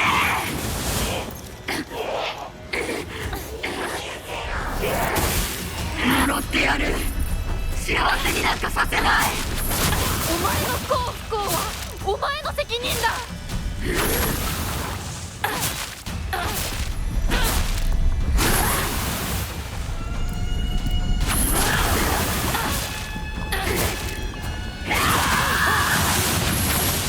お前はEasy. 見たくなかった。リンコのこんな姿。でも今は嬉しい。お別れにさえして私たちはようやく本音を語り合えたね。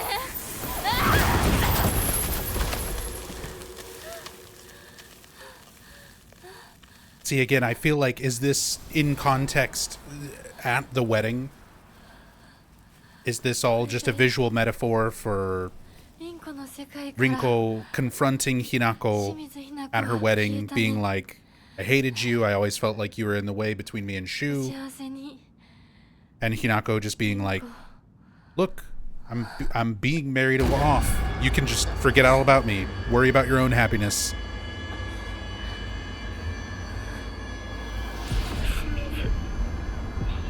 But she can't because Shu is still obsessed. ひな子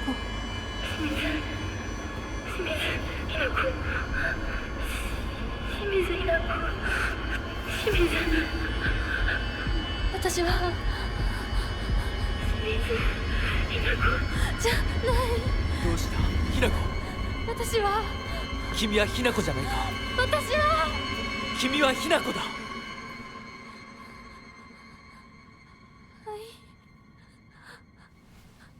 私は清水ひな子じゃない。私は Tsuneki Hinako. ひな子。そうだよ。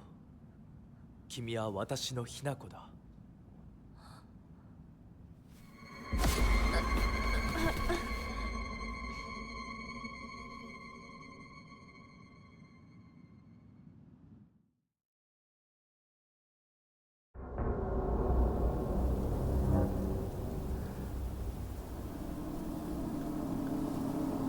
Wonder which ending will address the cursed blood of Shimizu notes we found in the library? Yeah, we found that as well. Going back to the conversation earlier about how there's all these little bits and pieces where it's like, here's notes and context talking about drugs, here's notes and context talking about gods and actual spiritual powers, here's notes and context about medical disorders and brain tumors and autism. But then here's also the library talking about sacrifices and the cursed blood of the Shimizu line, and like this other stuff going on. It's too much. There's too many plot threads and not enough conclusion to any of them to, like, I don't know, give a satisfying sort of like aha moment where it's like, oh, I'm piecing together what's going on.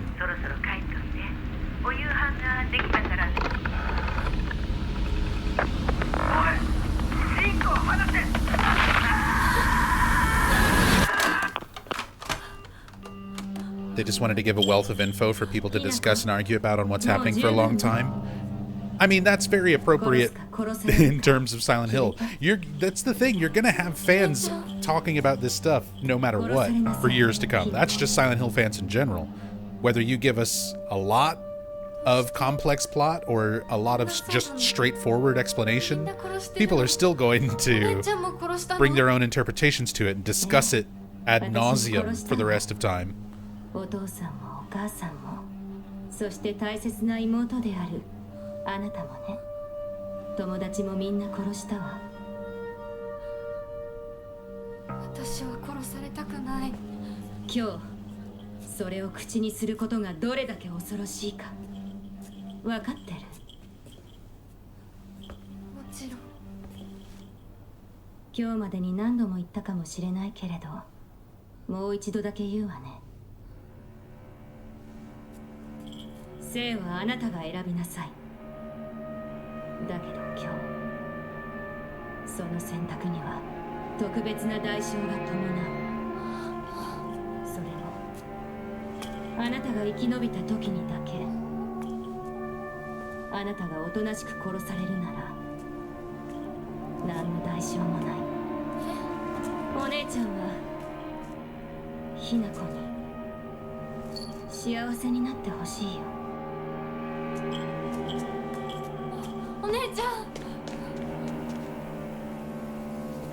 Same thing with Junko. There's like, Junko seems like a really interesting character in the dynamic of everything going on with Hinako and the rest of her family. Like, you have the opportunity to have this character who's already gone through what Hinako has gone through and try to provide some insight. And it's very back and forth. We have like the line from Shu where he says, "Oh, Junko told me to like look after you." And again, I'm like, is that real? Did Junko actually tell Shu that? That seems very at odds with the Junko that we see throughout the rest of the game, who's kind of mostly leaning towards like just accept it. She's like, I got married and now I've got a creepy monster mask and stuff like that. You'll be happy when you get married and accept your monster side.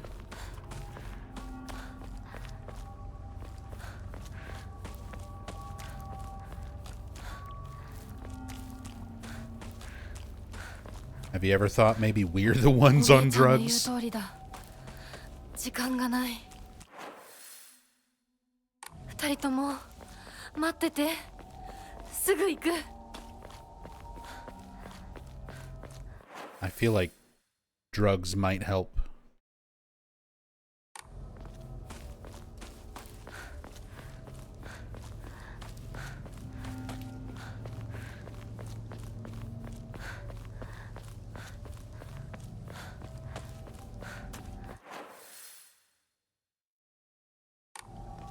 I don't know if I need to backtrack that much.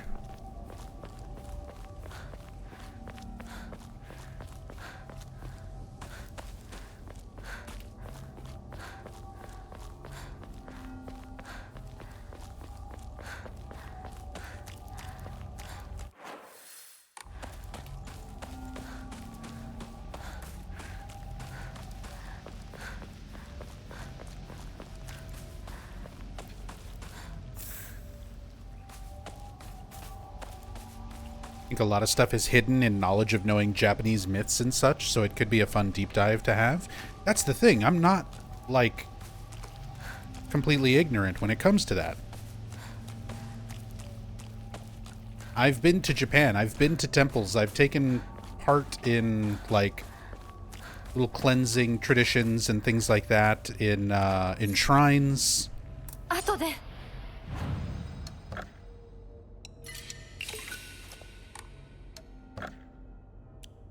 Obviously, I'm not Japanese. I'm not that fluent in the language. But the culture has been something that has interested me for a very long time. Especially a lot of the, like, traditions, demons, you know, yokai and onryo.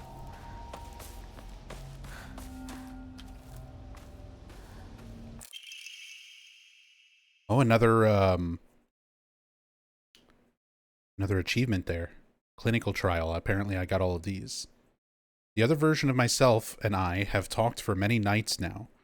Through these fervent discussions, I've come to the conclusion that Hinako needs to speak to her inner self just as I have.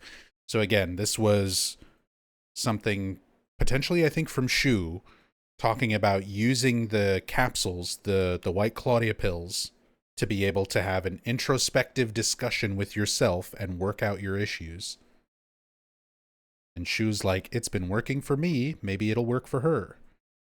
It's clear she's not currently in her right mind. Why else would she even consider accepting that farce of a marriage that has been pushed upon her otherwise? There's no point in trying to force Hinako's opinion to change. She must make this realization for herself for it to stick. If she could just talk to her other self within her dreams, I'm positive she could be led back to rationality. Typo. There's still some notes with typos. And then she would realize just who truly has her best interests in mind.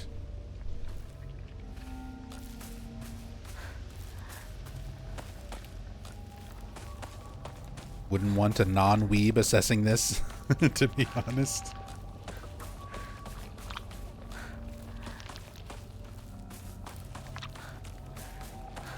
I try to add insight and knowledge where I can.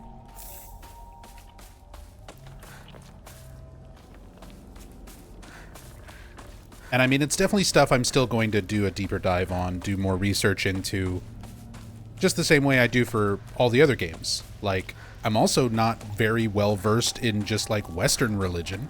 I didn't grow up religious. I'm not a very religious person. So even a lot of like biblical mythos and things like that, I had to learn a lot of that because of Silent Hill. It's not something that I would have been interested in otherwise, you know?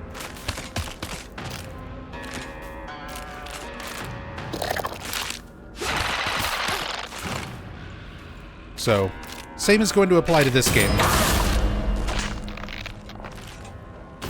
Is that a one-shot auto counter? Ooh. Let's go.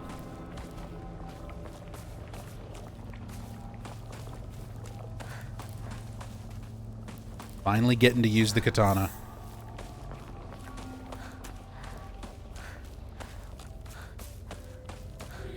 また私を惑わすのか。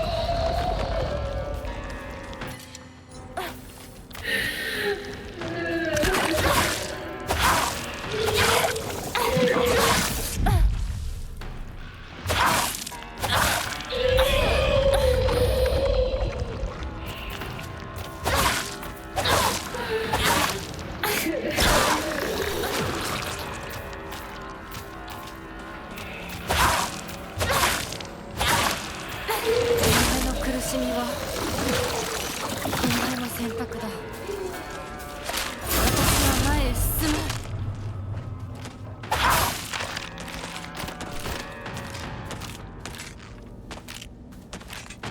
Do it.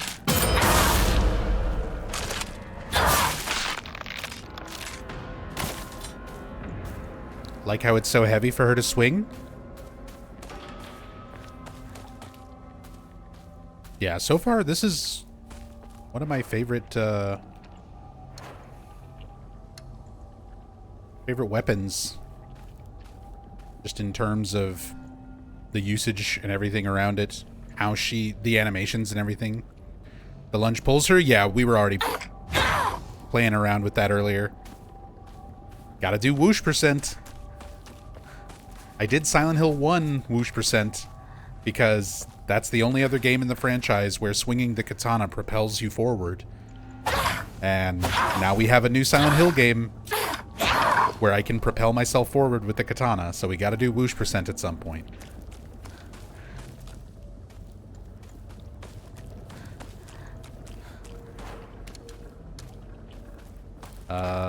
I need to change weapons so we get our sword durability back.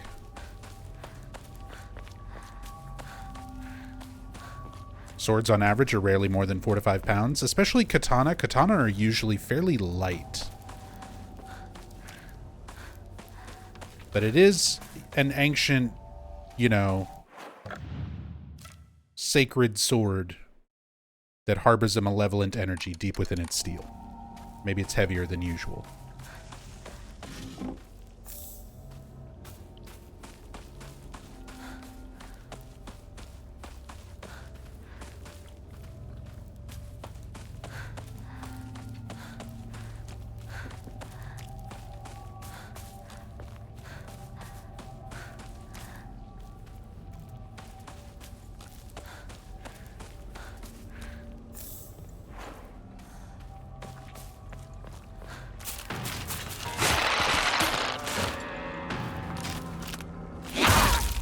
Monk.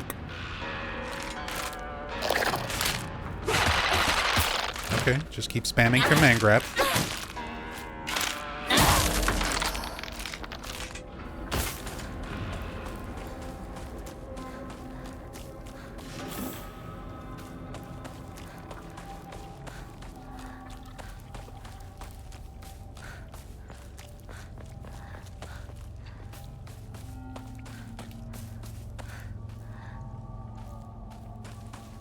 Nothing there.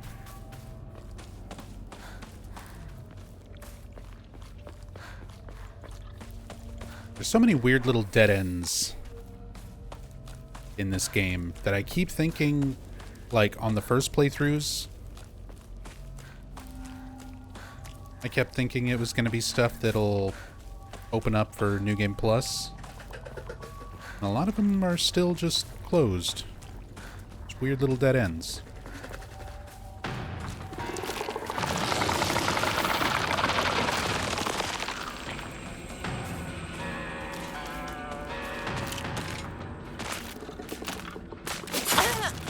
Do the counter move.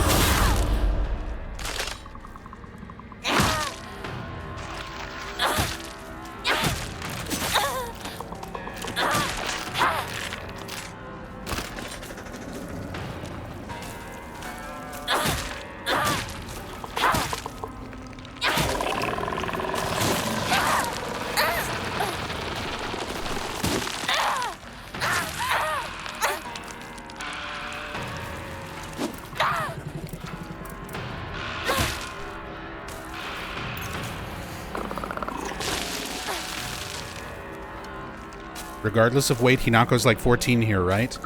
That is the biggest misconception of the game that I keep seeing people bring up. Hinako is in her 20s.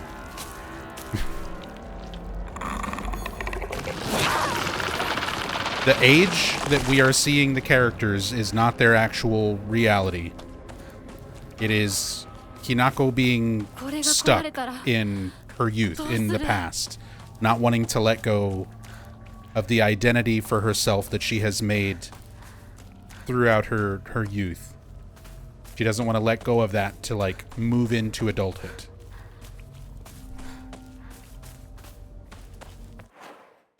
She is not actually 14. These kids are not actually students. They're in their 20s. 町で一番古いお稲荷様だ。 Inari sushi.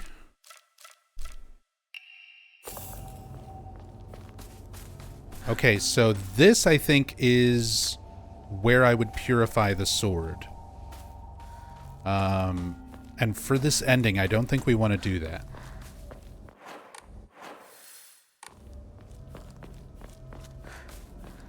Do we have a Hokora nearby?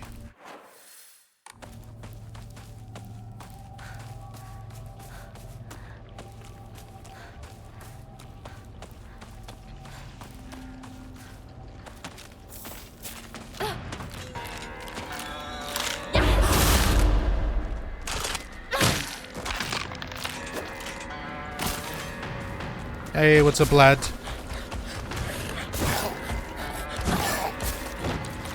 How's the game?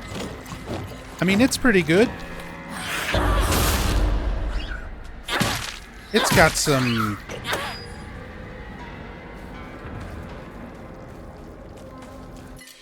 It's got some stuff in it.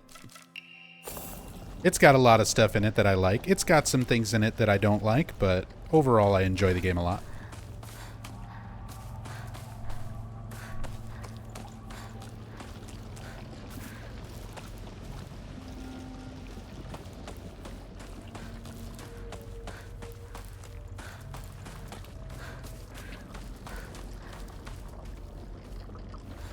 It's got some stuff in it. Look, I have to be careful with the words I choose, because people take everything I say out of context.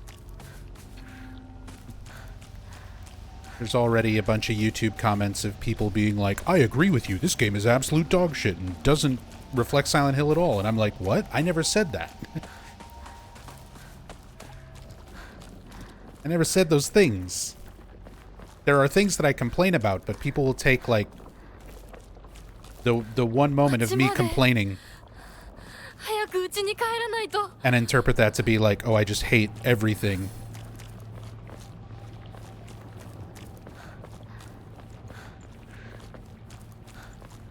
But no, it's a really cool game. I think it works a lot better just as something else in my brain. Like, trying to justify it as a Silent Hill game requires a lot more mental gymnastics.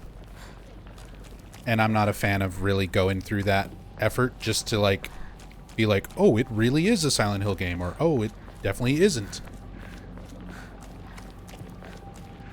About 70% of the game has the tone and the feel of a Silent Hill game. And then the other 30% feels like they really wanted to make Bloodborne 2.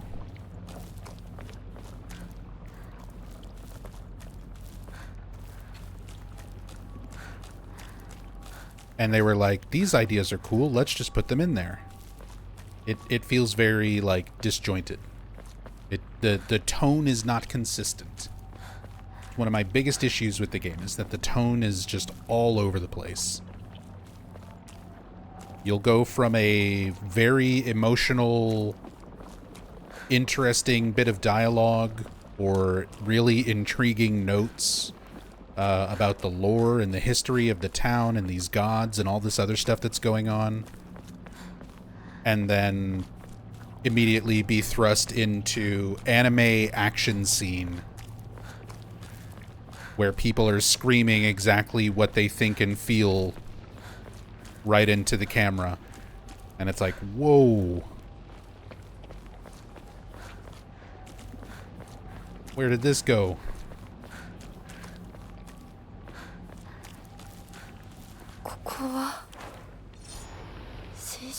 My sword is already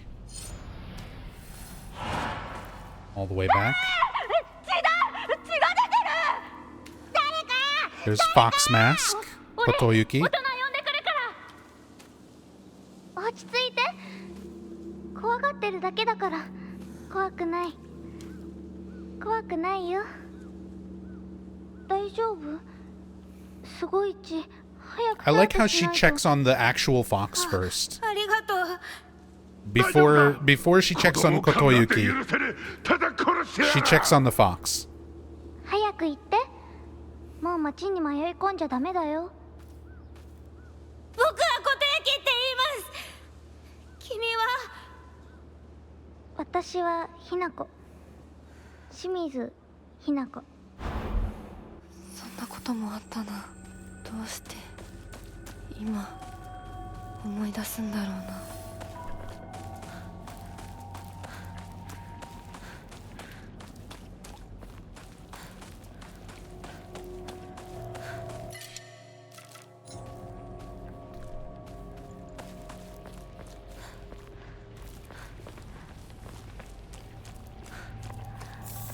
Chocolate.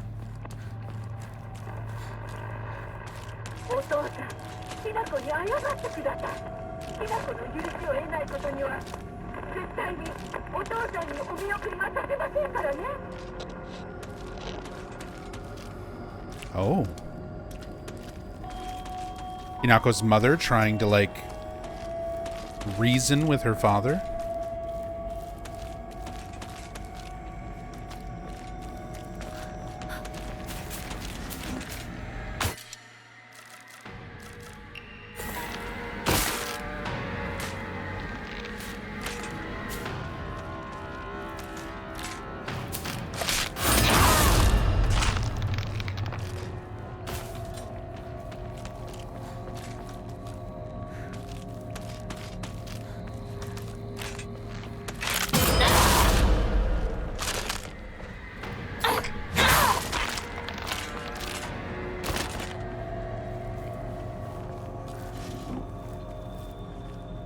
Why is Kotoyuki's hair white?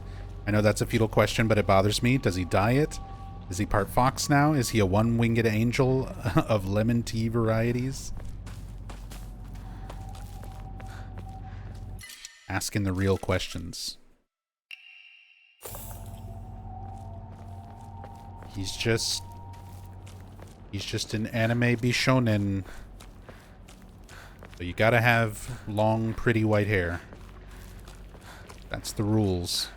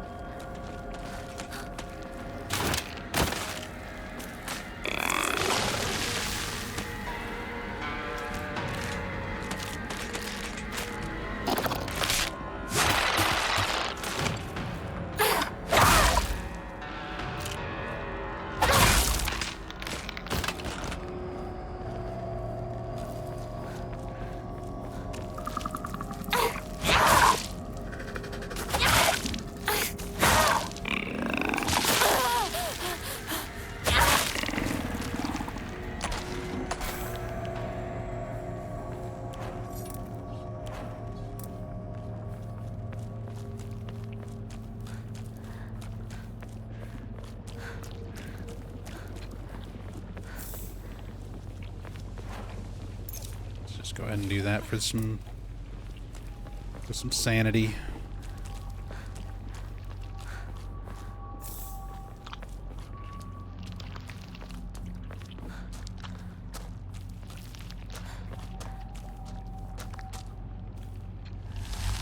Box. Oh, I got all the diaries of revenge. I'm getting lots of achievements for finding all the notes. On the 21st, 13 Ebisugaoka residents were brutally killed in broad daylight. The police department has yet to find the killer. Kyushu Paper Morning Edition, May 22nd, Meiji 13, 1880. This was a truly horrible incident. Police investigations pulled up nothing, and construction on a large-scale dam began soon after, drawing a whole new workforce to Ebisugaoka that rapidly developed the town. Before long, everybody had forgotten about the mass murder. I, however, have not forgotten. There is something very peculiar about this incident. According to multiple eyewitness reports, the killer was a giant of a man, over 2 meters tall, who'd covered himself head to toe in tree bark and roots fashioned into a kind of armor. On top of all that, he also wore a no mask. He marched around the town preaching the following: "You worship false idols. The foxes lead you astray. Destroy their foul statues. If reverence is not given to the divine tree, then that water dragon shall arise once more to bring calamity upon this land." The man then proceeded to butcher everyone in his path with a katana. I'd wager that the perpetrator was some kind of divine tree faith fanatic. To the followers of the old practices, the transition of faith from the divine tree to the Inari statue is surely seen as an unforgivable act of blasphemy. It's entirely possible that the strange guise he wore was to replicate the giant monk who founded the religion in the Kamakura period. According to another eyewitness report, we also know that what happened to the man in his final moments.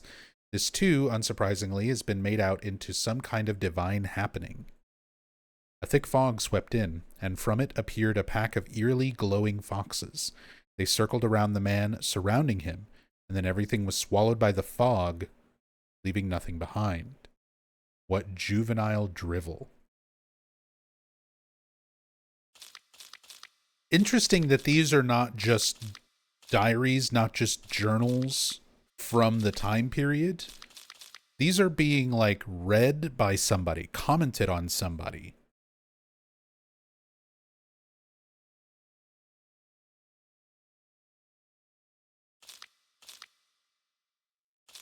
Somebody who's doing research into the history of the town and the gods and sort of sharing their thoughts on it. Emma.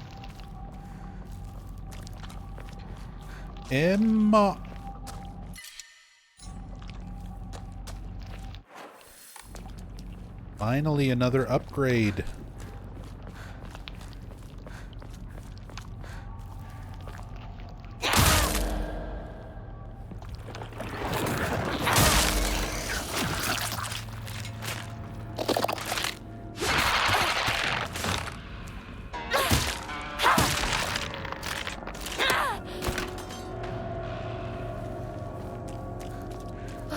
町がもう化け物の巣じゃないか。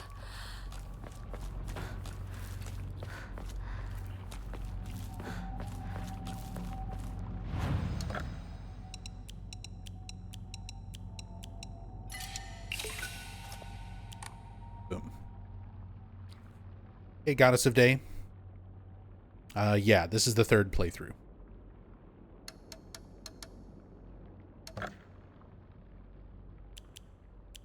Let's go with more sanity.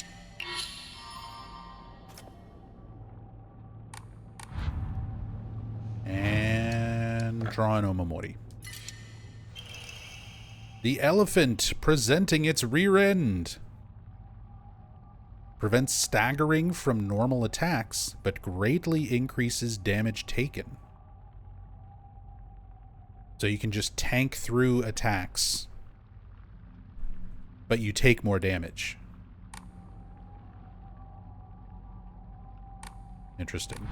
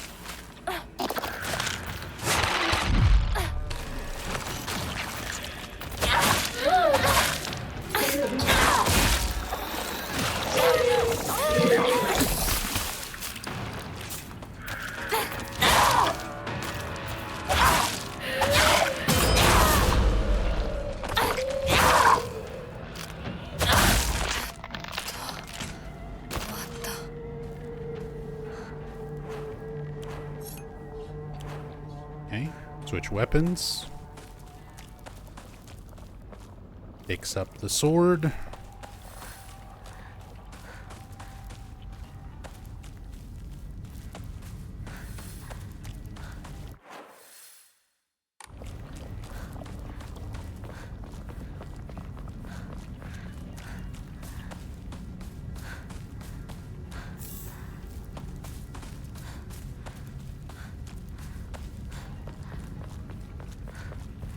相棒、もうすぐだ。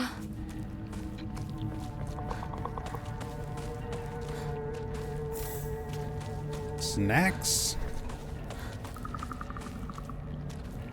Actually a sickle. Let's place the bat.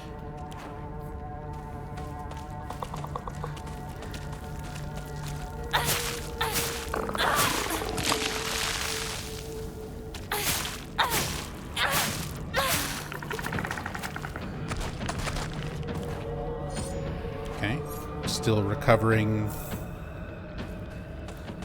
sword durability.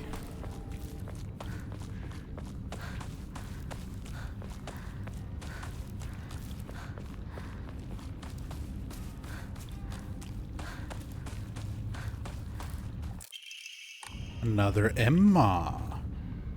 Whoa. What is this?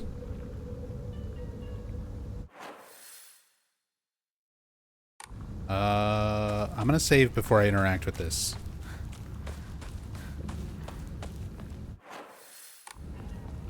If I can. Wait, where's the... This way.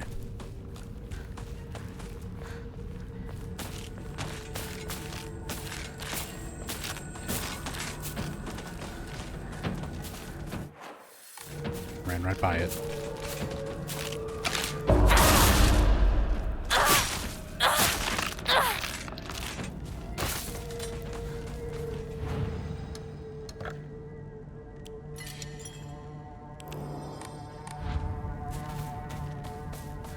I need to make a save because I thought the pool of water was how you purify the sword, but now we're able to interact with another Jizo statue.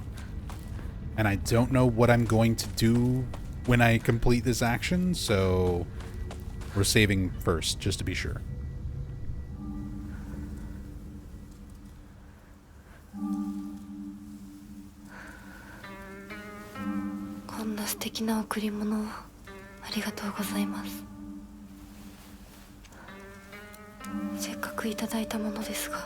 Giving up the brooch.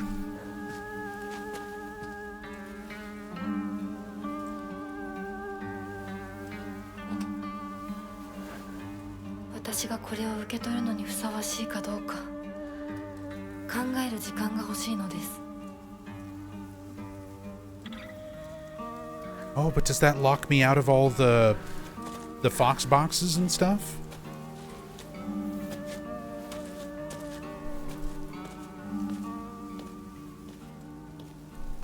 I don't know if I actually wanted to do that or not. Oh. Oh.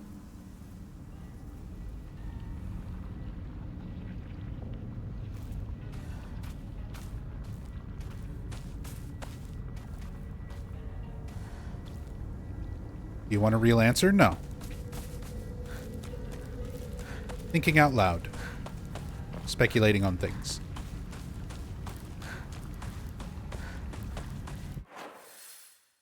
But that's interesting.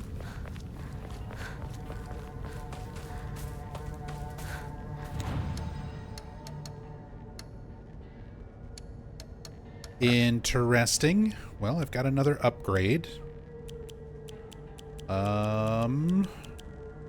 Let's get the health. Everything is at that level. And draw no Momori. The Tanuki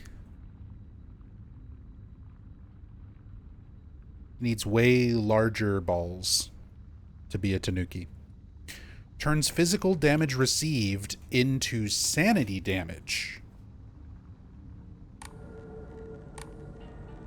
So instead of taking health, it'll just drain your sanity first? I mean, if you're doing like a no sanity type of build, that could be interesting. Just use it as a resource, as like a shield. Your over shield.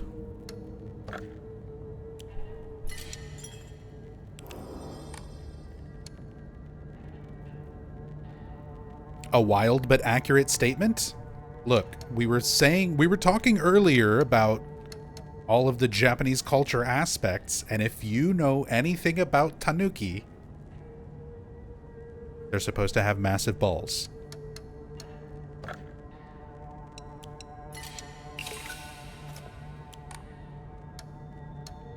They just are. Alright? I didn't invent them. Don't put this on me. I'm just sharing my folklore knowledge with you.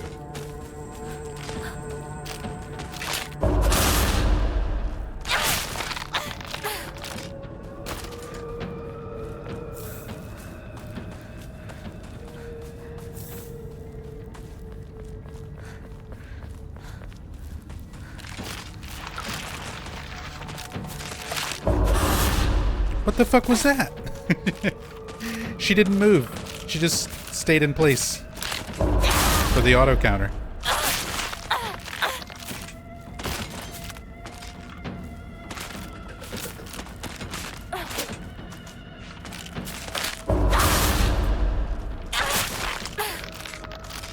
Katana is fully charged.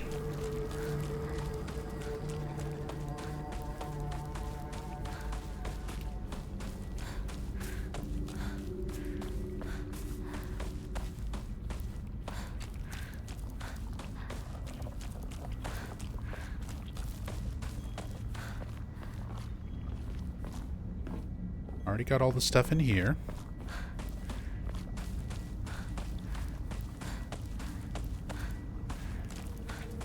Machi wa bakemono darake da. Jinmaru Road.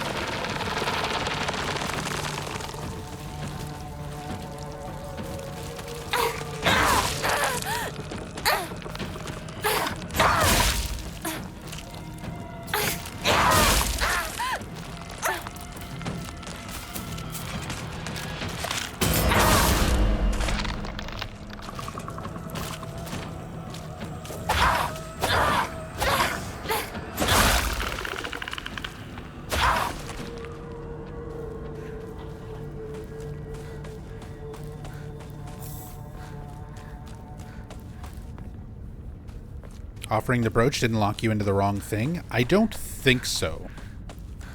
I think the only requirements for the ending I'm going for right now, ending number 3, were don't take any pills, which I've already committed to that, and to collect the divine sword, but not purify it.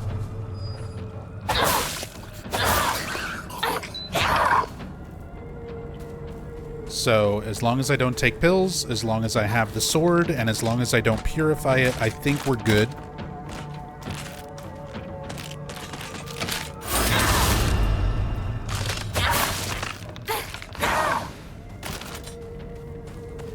It might have an impact on the following playthrough if I don't have that brooch, because it's used to open some extra boxes and doors and things. And I don't know if offering it up is going to be part of the ending, because ending 4 has question mark requirements. It has stuff that is like not revealed when you look at it. Because you can just look at the endings from the main menu and see what is required. This game doesn't like make it a mystery the way it is with like older games where you have to figure out exactly what changes your ending in Silent Hill 2, how much time you spend around Maria, the way you interact with certain things, how much you look at certain items in your inventory. You have to figure all that out on your own. This game, you just go on the title screen, you select endings, and it's got them all listed out with their requirements. Except for ending number 4. which has some question marks. It tells you some of the things that are required, but not everything.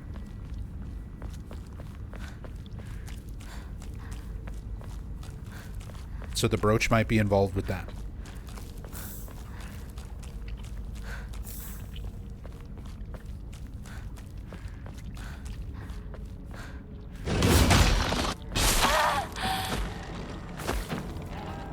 Get out of my way, Chungus.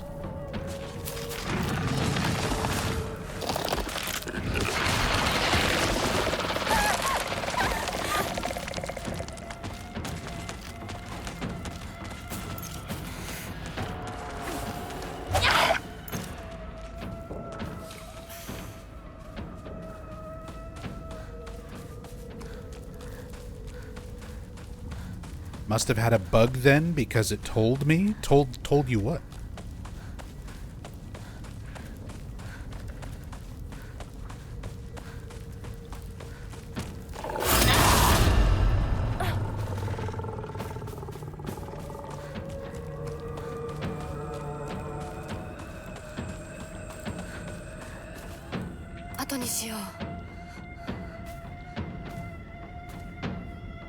Had no question marks? Did you already get multiple endings when you looked at it? Because it had question marks when I looked at it after my first playthrough. Maybe those question marks get removed after you've already seen, like, ending 2 and ending 3.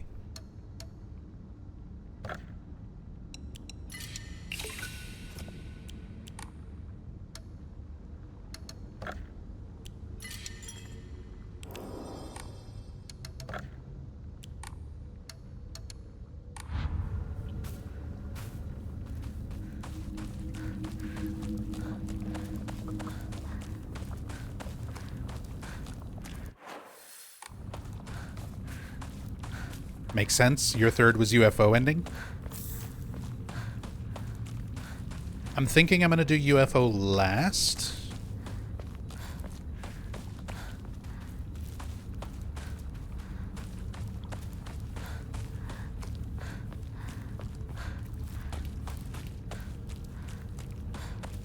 But, I don't know. We'll see what all happens after this ending.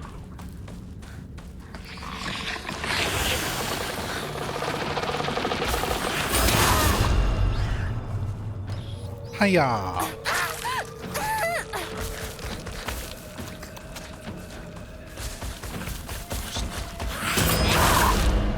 Hiya!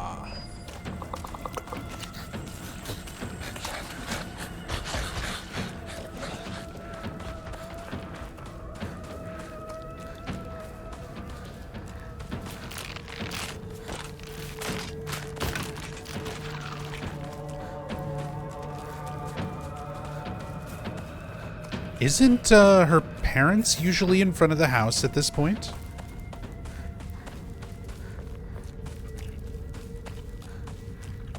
I didn't see Hinako's parents there.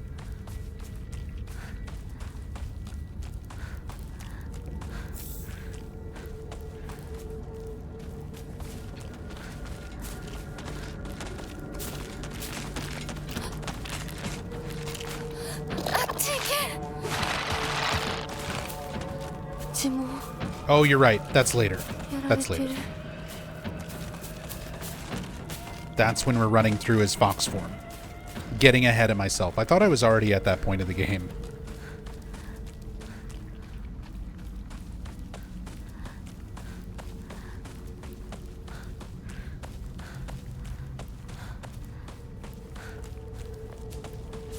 Okay.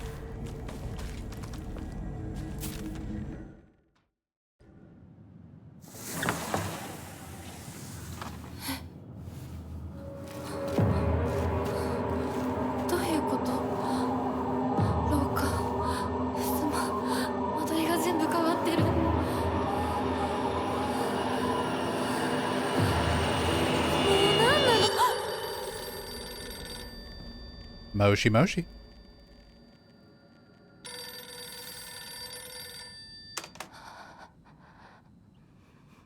Moshi Moshi. 清水さんのお宅でお間違いないでしょうか。岡本水産でございます。毎度ごひいきに預かり誠にありがとうございます。もしもし。 Okay. First off, I was curious if that was going to be the same phone call as my previous New Game Plus playthrough. Now I've got to wonder on New Game if that's a different phone call. Also, Okamoto Fisheries, the producer of the Silent Hill franchise, including this game right now, the overall series producer at the moment, is Motoi Okamoto. Might be a little reference. Might be a little reference to Motoi Okamoto.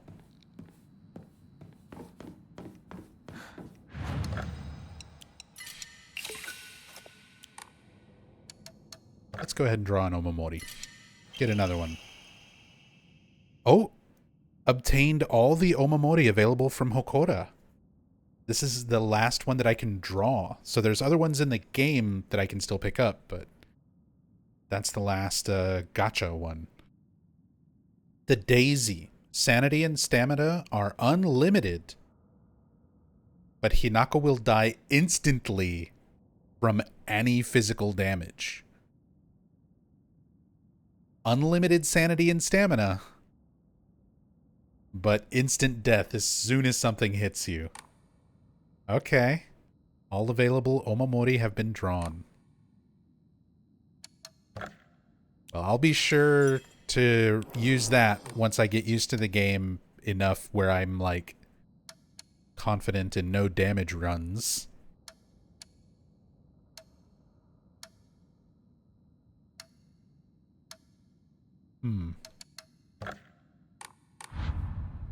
Yeah, the carcinogen Omamori. Specifically for no damage runs. Shoutouts to Carcinogen SDA.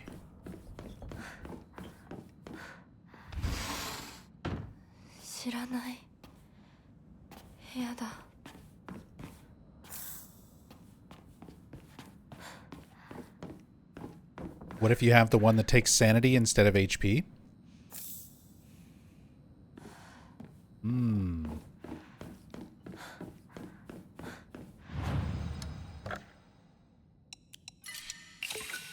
I mean, I could try it. I could try it. Let's try to make a katana build with the Daisy Omamori. So, always have sanity and stamina. And then physical damage received turns into sanity damage.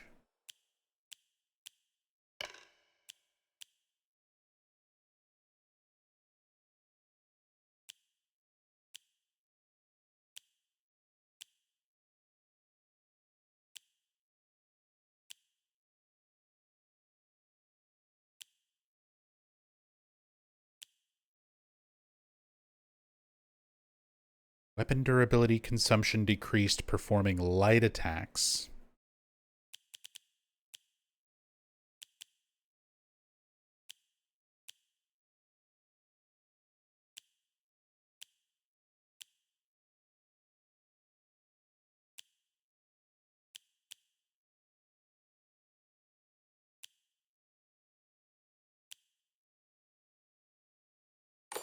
If I need to avoid damage,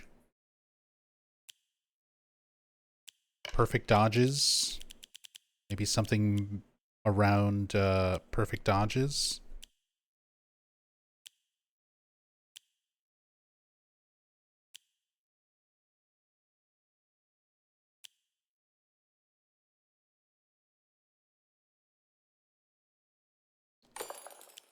Rabbit for some extra counter opportunities after perfect dodge.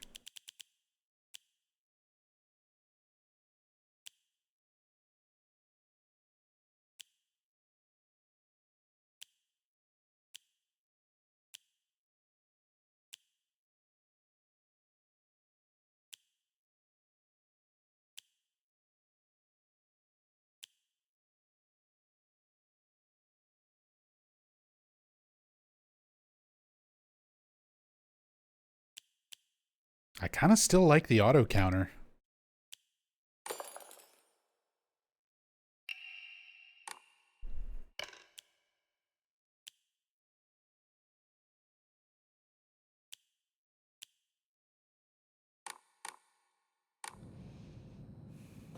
We'll try this.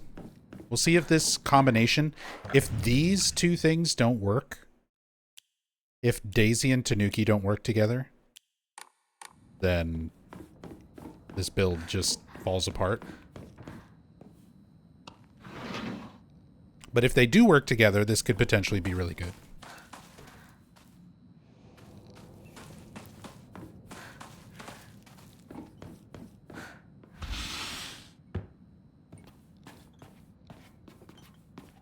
Harry can do all this with no Omamori.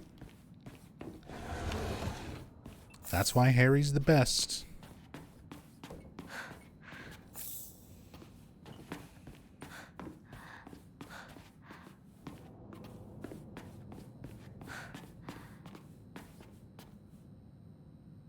I can't open Fox boxes. No, my brooch. What do I actually get for giving that up? Since I don't get those boxes anymore. Oh, that's interesting. Also, what would I do to get it back? Do I have to do a new game playthrough again to get that back? Damn, so many questions. Hinako's diary. It's midnight and I'm awake. That means that I won. My big day is tomorrow. No, the sky is becoming brighter, meaning today is tomorrow. It's my funeral today. No, my execution. I don't want to. I don't want to. I don't want to. I don't want to. I don't want to die. Why do I have to die? You're not going to die, Hinako. You're always going to be you. Yeah, right. Sure, my name will be the same, but they're just going to slap it on some other stack of meat, some other sack of meat. You aren't a baby bird anymore, Hinako. Don't you want to spread your wings and venture out into a brand new world? Then you can go and die if you want. Don't drag me down with you. Okay. The Hinako clinging to her youth and identity at odds with the Hinako going along with the marriage and becoming an adult.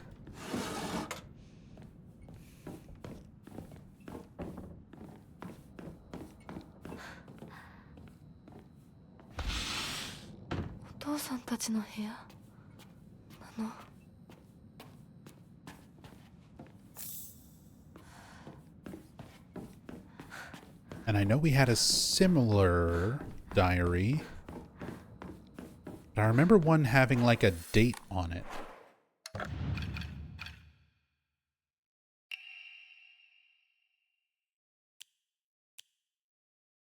April 6th. My big day is tomorrow. I can't back out. So April 7th, which is one of the calendars that we get during this section of the game.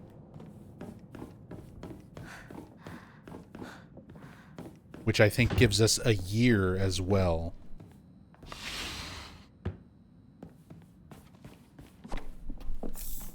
To start kind of timelining stuff out. I'll take the axe. The sickle's about to break.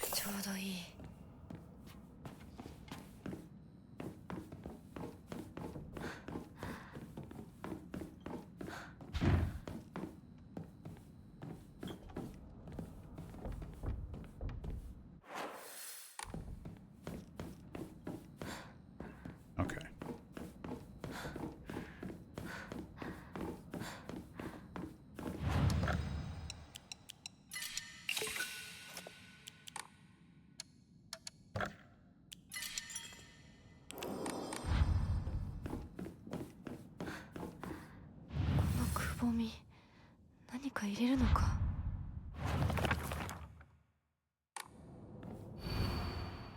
The sword and the fox fought, battling upon a set of scales. After a long and vicious fight, the fox fell to the sword. In the aftermath, their seal upon the land vanished without a trace. The sword raises itself heavenward. The scales now dedicated to the rising sun. Now go, white bird, fly away and never come back. The white bird took to the air and flew towards the horizon, becoming a silhouette against the setting sun. Now nothing remained upon the land. Okay, so there's our hard mode version of this puzzle. Compared to Story and Lost in the Fog. I like this puzzle. Very reminiscent of the Silent Hill 2 coin puzzle.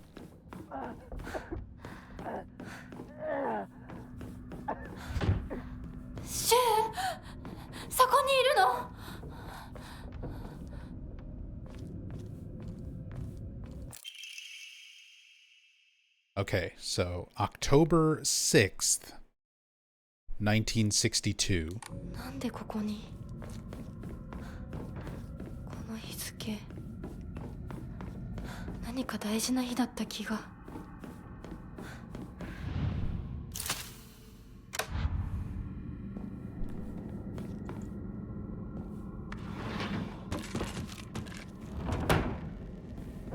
私のうちどうなってるの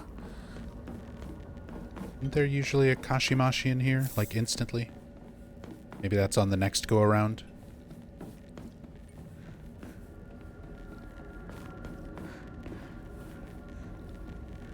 That's your birthday? Happy belated birthday.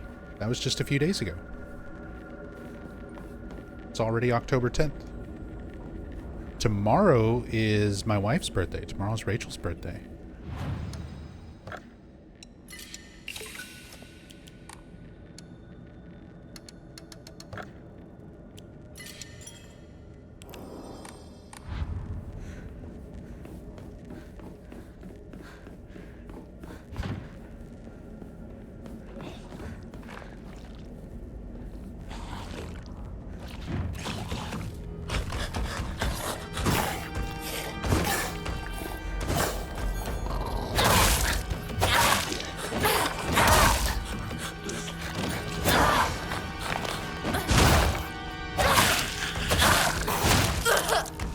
Oh.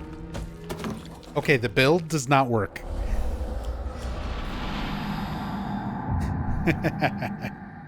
It does not drain your sanity. Daisy and Tanuki do not work together.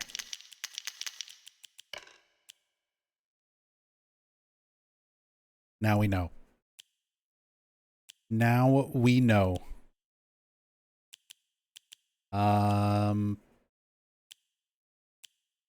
In that case,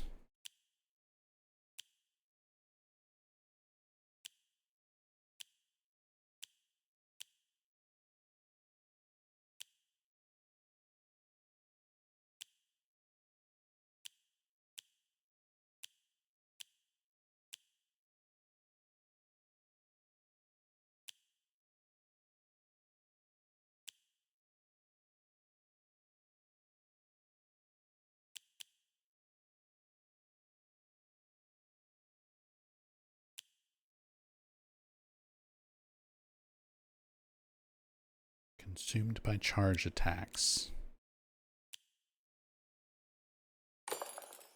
So durability does not decrease on focus. Let's try the home run build, but with the katana.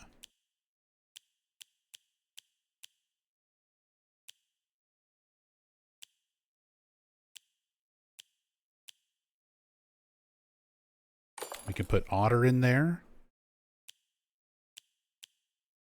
so that if we switch off of it, it'll restore durability even more. Decrease sanity when using focus. Actually, do I lose sanity when using focus? Yes, with the katana, I still do.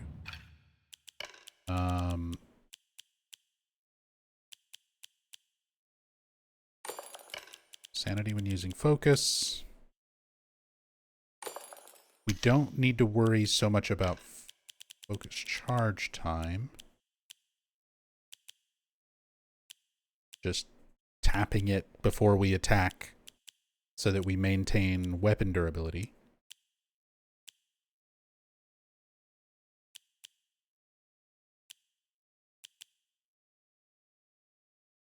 still really like Serpent.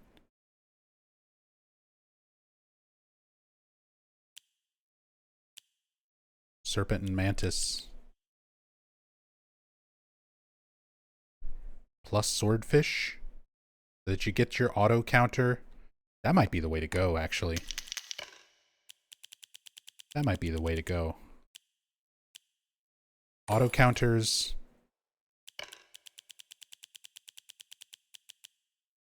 Health after counters. Unlimited stamina after counters.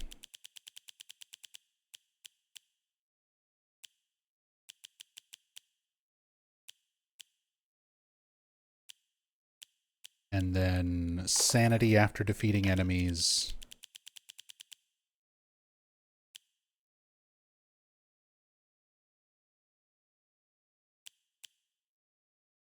Swallow would be good for damage.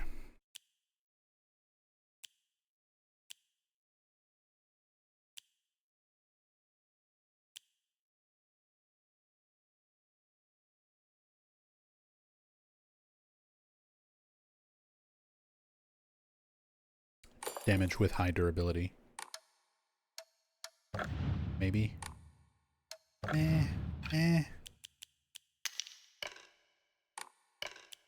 Could also just do Sakura and get more benefit out of the Mantis. Could just do Kudzu Leaf for some stats. Let's just do that for the increased stats.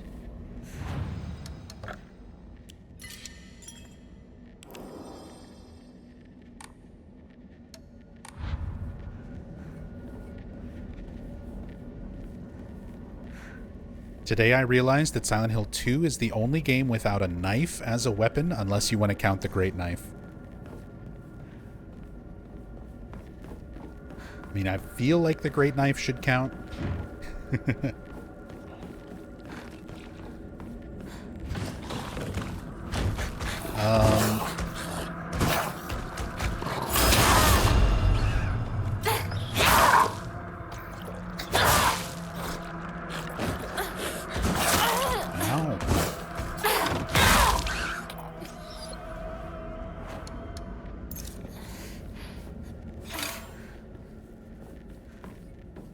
Can't you use Angela's knife? Not as a weapon, no. You can examine it. You can look at it in your inventory. You cannot wield it. Because Silent Hill 1 has the petty knife that you pick up in the diner. Silent Hill 3, you have Heather's switchblade. Silent Hill 4, you have the paper cutting knife. Origins, you have meat cleavers and kitchen knives.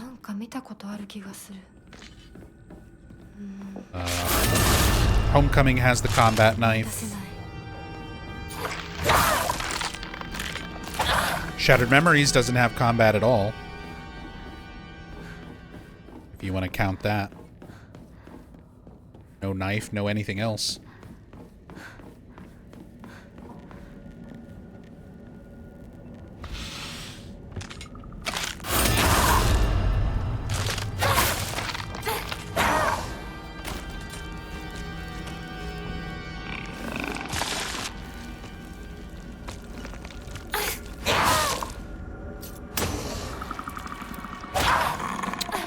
I hate this fucking game.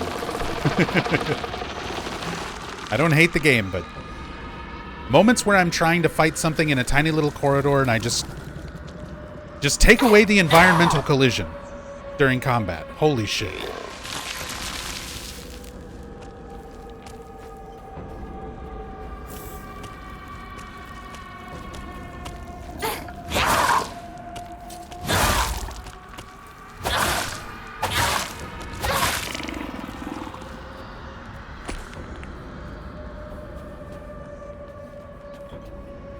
I think that is like one of the most frustrating aspects of the combat in this game, is so many narrow little corridors and tiny little doorways and tiny little rooms and hallways where you're trying to fight something, especially something like that, where that enemy's whole thing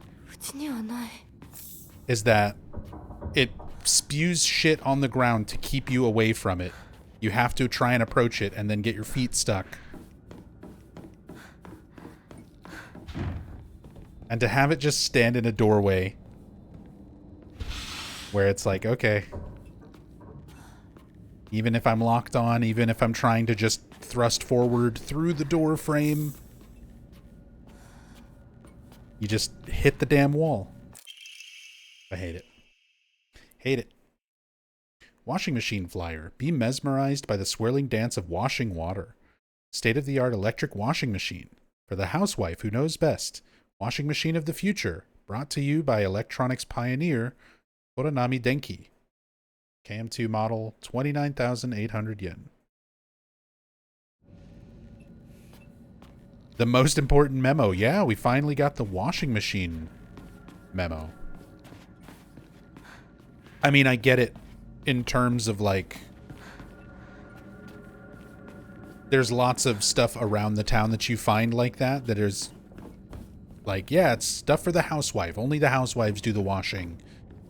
Enforcing the societal expectations for what women's roles should be. Something that Hinako is, you know, strongly against.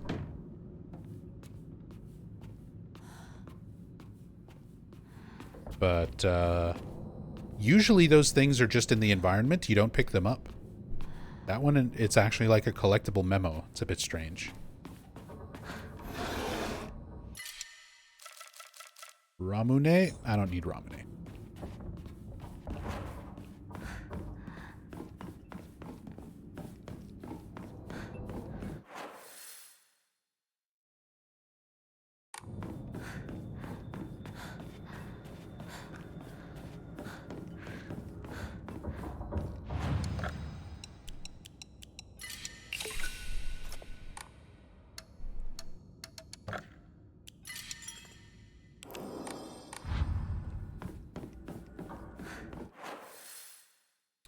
Already went there.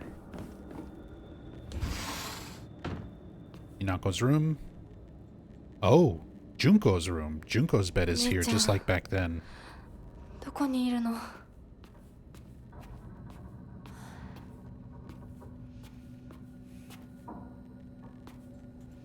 Oh, this is different with the Kokeshi and stuff.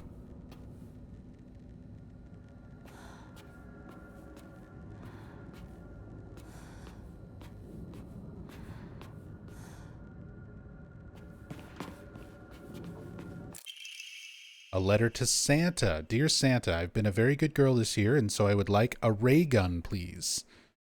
From Shimizu Hinako.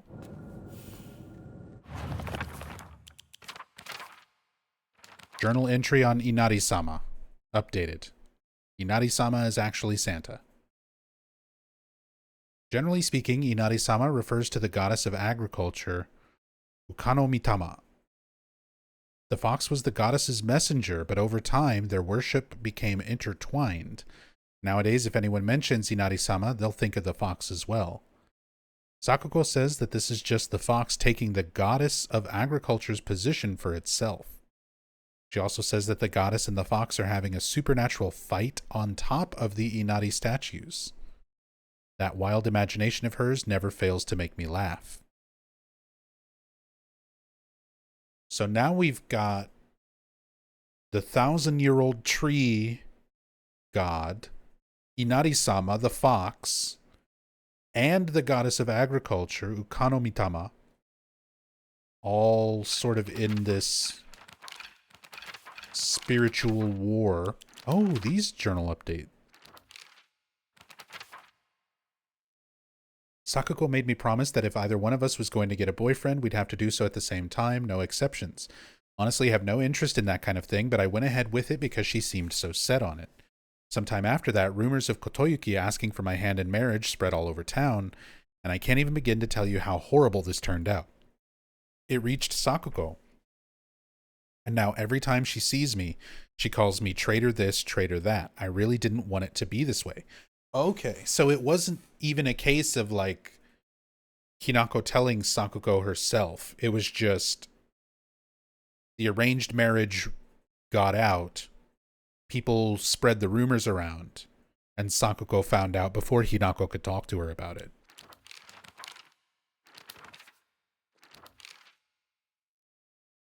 I think Shu, Rinko, and I may be caught in a love triangle. You think? If Shu weren't my partner, I'd think I'd be more ready to wholeheartedly support Rinko's love for him. Rinko was over the moon when she heard about Kotoyuki's marriage proposal. I guess I shouldn't be surprised. Her mortal enemy has disappeared from the battlefield of love, after all. But can love bloom on the battlefield?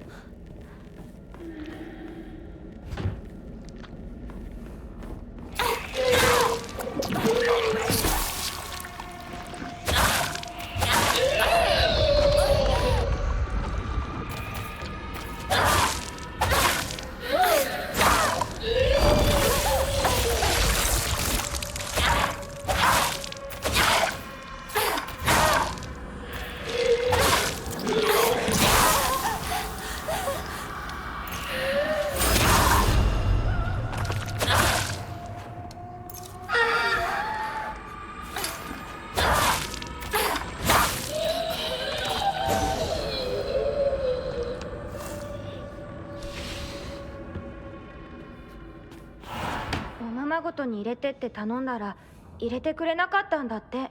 あらあら、気の毒だったね。ひなちゃんは男の子と遊んでたから女の子のお遊びには入れてあげないって言われたの。誰そんなこと言ったの？後でお姉ちゃんが叱っとくから。純子およし、かわいそうに男の子と遊んでただけでひどいね。女の子嫌い。ひな子は女の子嫌だ。男の子になる。この子はもっと小さい頃から男の子とも女の子とも遊んでたからね。昭和って不思議な時代だよね。どうして子供の世界では男女が冷やかし合い互いに拒絶し合っているんだろう。学校でも異性と話をしただけでバカにされたり冷やかされたり、私はそういうのが昔から理解できなくてのけ者にされてた。男子とかくれんぼしたい時もあれば女子とお人形で遊びたい時もあった。でも男子は私を女扱いしてあんまり仲間に入れてくれなかった。女子は私が男子と遊んでるからって仲間外れにすることも多かった。お姉ちゃんはそれをひな子は見えている世界が違うのねって言ってたっけ。でもそんな私にも私のことを女扱いせずに遊んでくれる初めての親友ができたんだ。おい、それお前の人形だろ。落としてるぞ。宇宙作戦本部応答せよ。新たな巨大 UFO を確認。直ちに迎撃に向か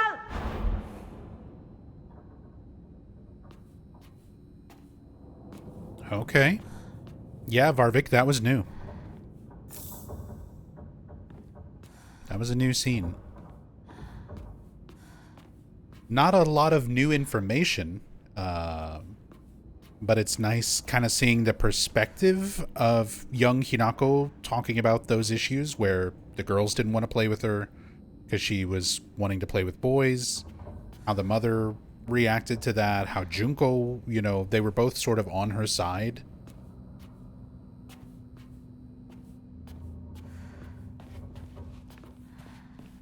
And then her meeting Shu, and Shu immediately jumping into Space Wars.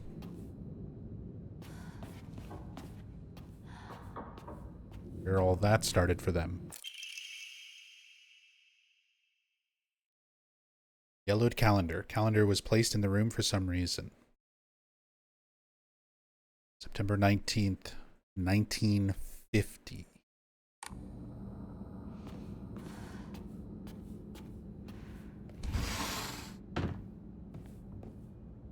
Isn't it also the first time we actually see Shu and Hinako playing Space Wars as children?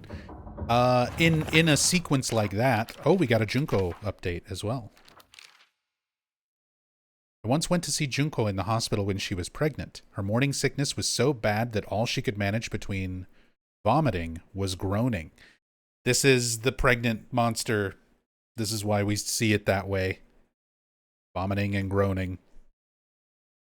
Her hands were rough and chapped, and her face looked as though she had aged decades overnight. When I saw her like that, it was as if the sister that I adored had disappeared. This is what marriage does to a woman. It makes you end up like Junko, like Mom.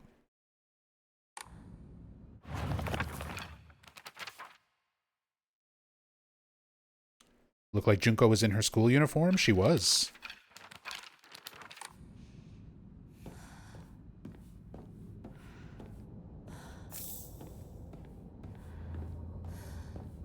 But yeah, as far as like seeing the two of them playing Space Wars,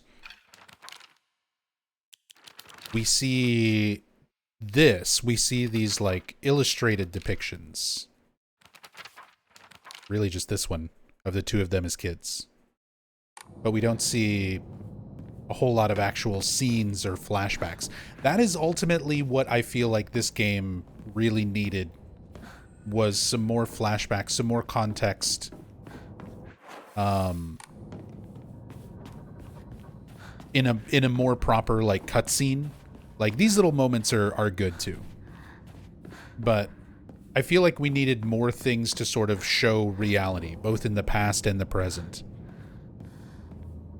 We needed some more scenes showing like what's actually happening at the wedding and how everybody looks.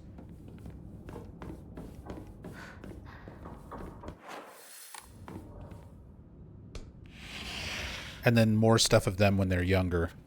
昔これで遊んでた。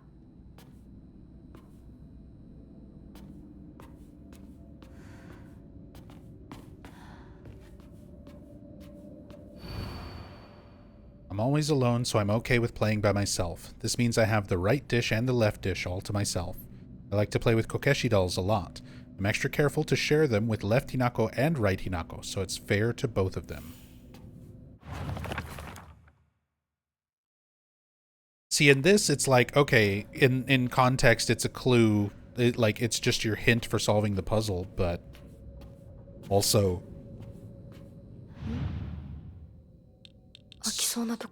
sort of giving the impression that Hinako has split herself this whole time. That she thought of herself like there being two of her, even from the time that she was a child.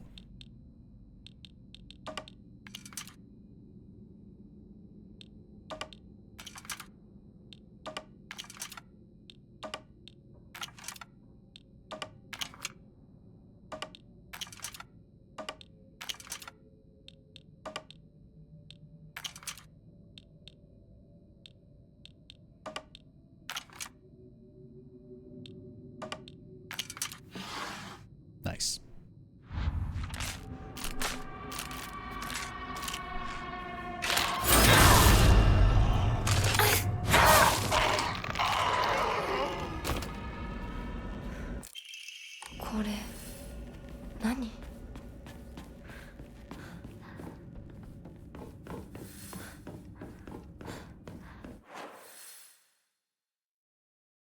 Scales plate.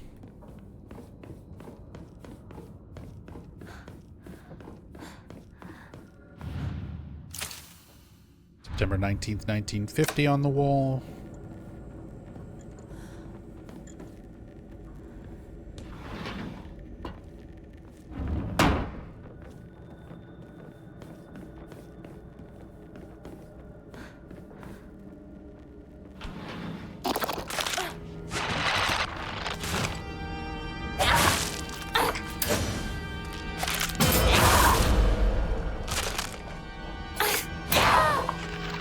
Too bad you're in a door frame, so you're basically invincible.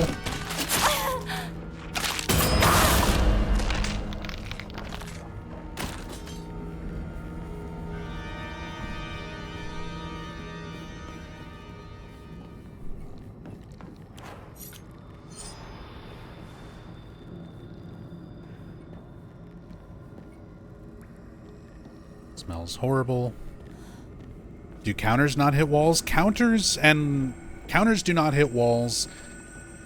Everything else I think does. Even focus attacks. Even charged focus attacks. Counters seem like the only thing that have immunity to collision. Which means that the collision is a deliberate choice for the rest of combat.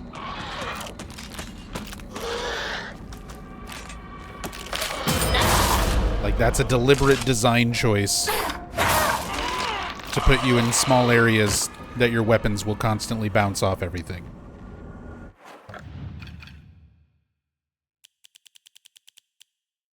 Not a fan. Not a fan of that.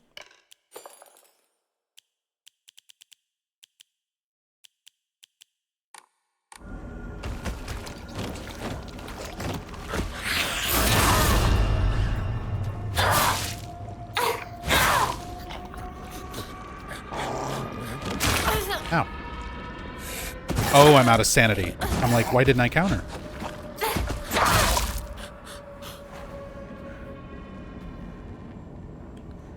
Got no sanities.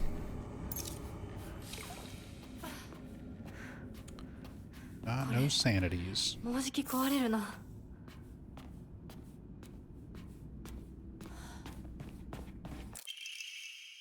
Hinako's diary. Just shut up, Dad. And you too, Mom. Teenage angst. This is my decision. No, our decision. Don't act like either of you gets to have a say in this. I won't become like you. We won't become like you. I know you have ulterior motives. I'm just a pig to you, aren't I? Fattened up and ready for the slaughter, huh? You think I care about your money problems? Don't try to change the way we feel. It's a little weird having her do the split personality thing. Like, I understand that being a big aspect of the game, like her splitting herself between these two Hinakos, the one holding on to this identity and the one moving forward into adulthood. But it's a little bit strange hearing and seeing so many journals and notes and things now where it's like fucking Gollum and Smeagol referring to themselves as we type of thing.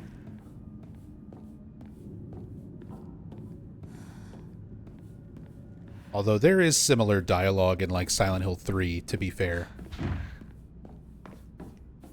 Representing Heather talking about Alessa and the realization that she is Alessa. But, you know, thinks of those versions of herself as different people, refers to them individually and together at different times.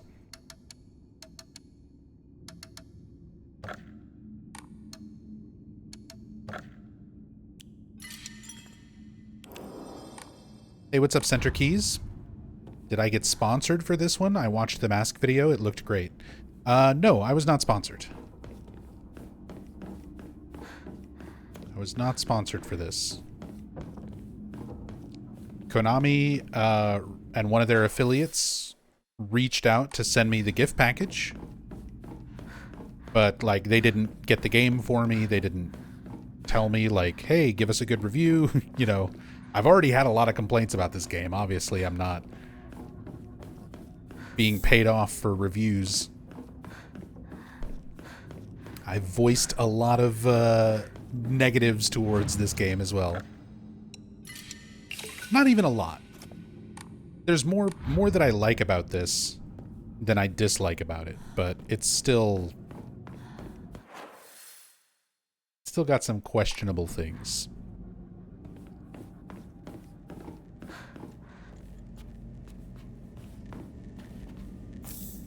But no, not sponsored. I am partnered with Fanatical.com, and you can click the link below my stream or in the YouTube description if you're watching on YouTube. You can click my link 私の and go to fanatical.com and save 25% on Silent Hill F for a Steam key. You can also save, I think Silent Hill 2 Remake is like 30% off. And they've got a ton of other games. It's just, they work with developers and publishers. They get legitimate Steam keys and then sell them to people at a discount. So, Fanatical's legit. I've gotten stuff through them for a long time. Back before they were even Fanatical. When they were bundle stars. Very similar to like Humble Bundle.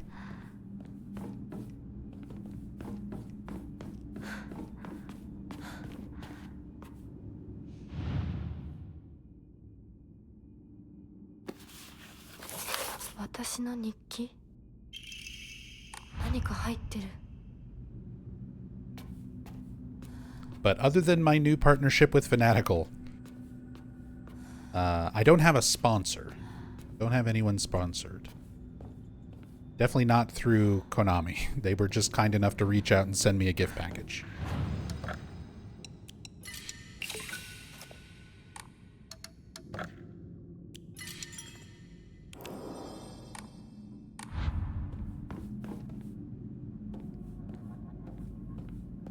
Can't believe Silent Hill 2 Remake is already a year old. Yep. It's already been a whole year. And I still haven't gotten around to like everything I want to do with that game.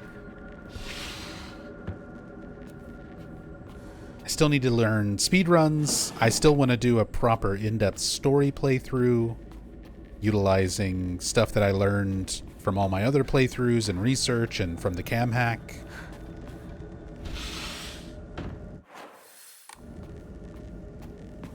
But Silent Hill F is taking up all my focus right now. We'll get back to Silent Hill 2 Remake stuff. We'll get back to all the games in the series. So I still plan on playing everything, doing story playthroughs, doing marathons, doing speedruns.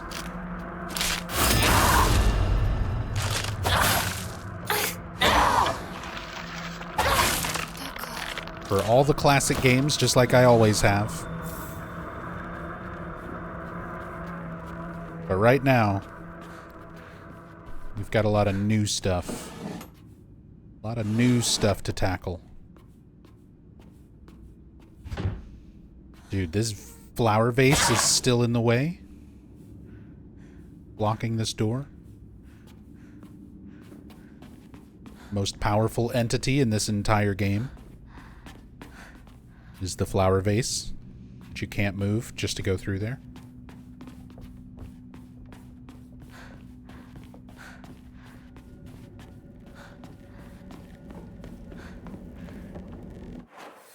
Everyone's arguing about who do we worship, the fox god, the tree god, the goddess of agriculture. Worship the vase. The unmovable, invincible flower vase.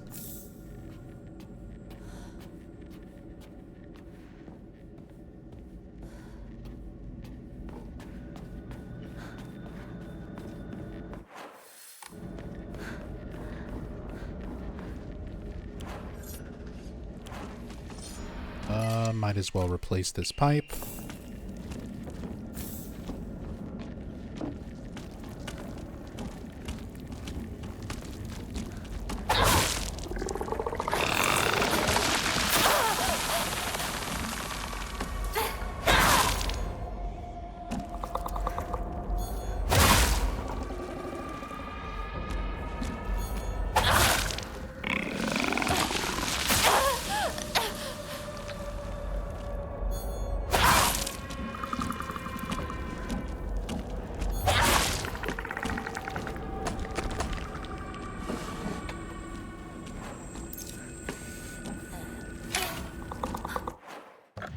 What am I using again?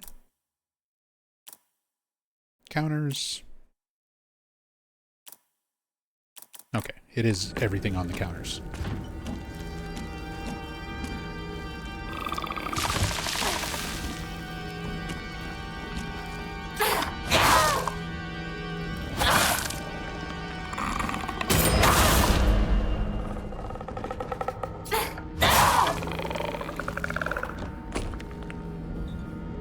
Is this story mode? Action is story, and puzzles are on hard mode.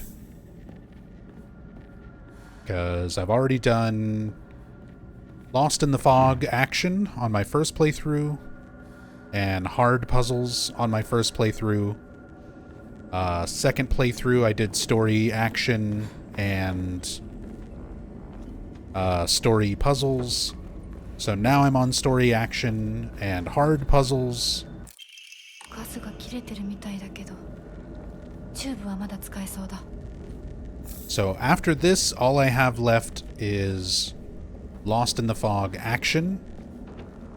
And I'm saving that for my last playthrough, where I'll have the most omamori and upgrades and all of that stuff to make the combat hopefully less insufferable.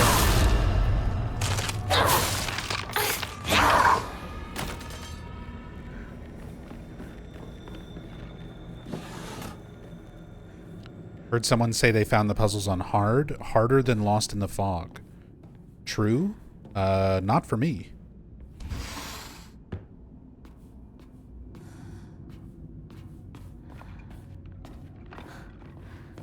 Not for me. But, you know, different people are going to have different trains of logic when they're trying to solve the puzzles. And the way the puzzles are designed in this game, they are very much designed in such a way that you can easily overthink them. And I mean, that's classic Silent Hill puzzle design. That goes all the way back to Silent Hill 1. It makes me remember trying to solve the piano puzzle in Silent Hill 1 for the first time. And thinking, you know, that like the capital letters in the poem were notes on the piano. Like, oh, the D in dove is capitalized here. So maybe that's supposed to be the D note on the piano and like stuff like that. These puzzles are like that, where they give you a bunch of information and you have to interpret like what is the train of logic to solve the puzzle that the game is looking for. Because there's like 4 or 5 different ways you can interpret something. And you just have to like figure out, okay, what is the train of logic that I'm looking for? Like the dials with the different yokai, different images in the Dark Shrine, where you have the 3 dials with all the symbols on them. The little poem can be interpreted to mean like, okay, well, am I looking for the symbols that look like the limbs that were cut off from each of the yokai? Because that was like my first train of thought when I was trying to solve it, and then that didn't work. And it took me a while before I figured out like the drawings of the yokai show how many heads, arms, legs they have. That's part of it. So puzzles and stuff are pretty good, for the most part.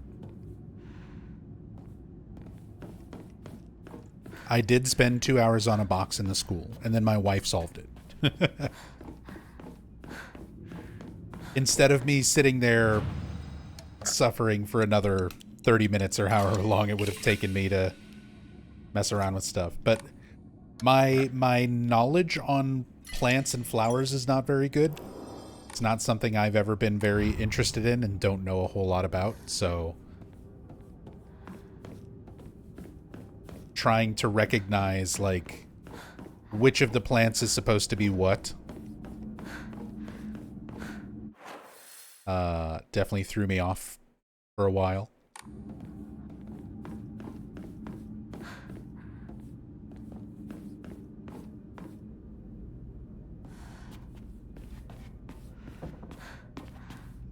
That's all changed around. Huge blood stain in front of the bookshelf.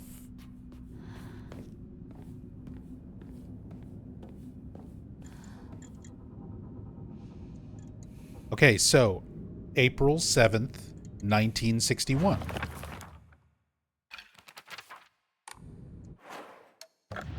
April 7th, 1961. This is Hinako's diary from April 6th. My big day is tomorrow. I can't back out. I'm scared. I want to run away. I don't get it. Why is it already here? So, like, this is the wedding day. April 7th, 1961. Which means if we are seeing Hinako and her friends as students, when in reality they're in their 20s and Hinako's getting married in 1961, the rest of what we're seeing them, like, in terms of setting, would be more in the 50s than the 60s. Because we're seeing these, like, younger versions of them.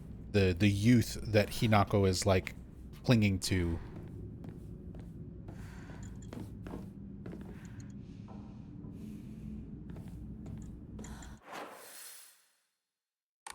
That's everything I need here. Alright, have a good night, Center Keys. Still unsure if I'm playing it or not, but in the meantime, try not to spoil yourself too much. Totally understand.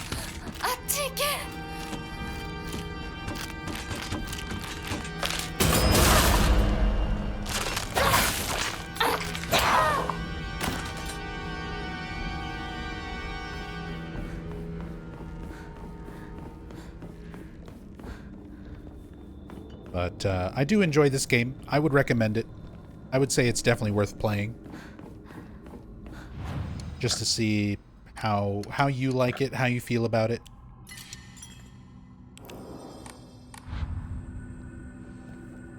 And remember, if you don't want to pay full price for it, click on my Fanatical link, get yourself a Steam key, 25% off.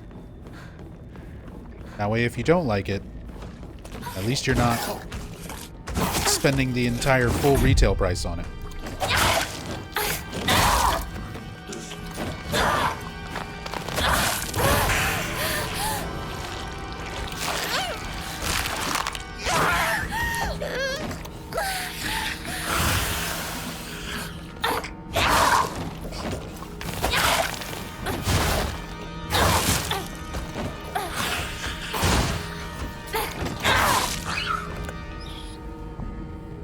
This is definitely a good game, Silent Hill related or not.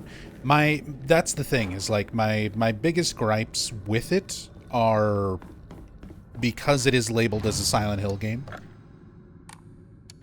And the combat.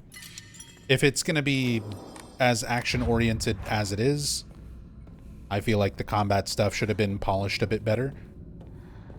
But in terms of atmosphere, visuals, music, sound design, puzzles, notes, lore,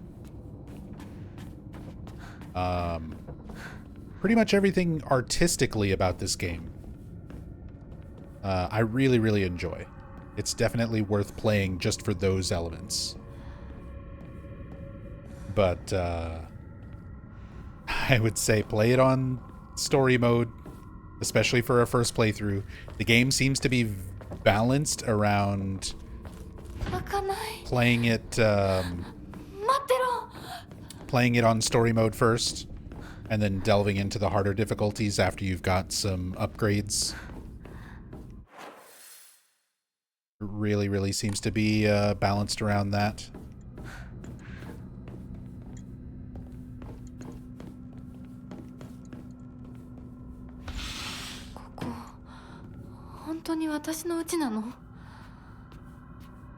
Better or worse than Homecoming combat?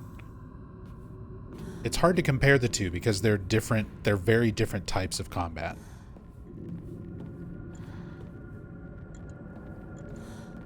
I prefer the combat of this game to Homecoming's combat because Homecoming's combat is equip the knife and then do light, light, light, heavy, and that's it. That's Homecoming's combat. Equip the combat knife, do the exact same combo, stun lock everything in the game with that same combo and win.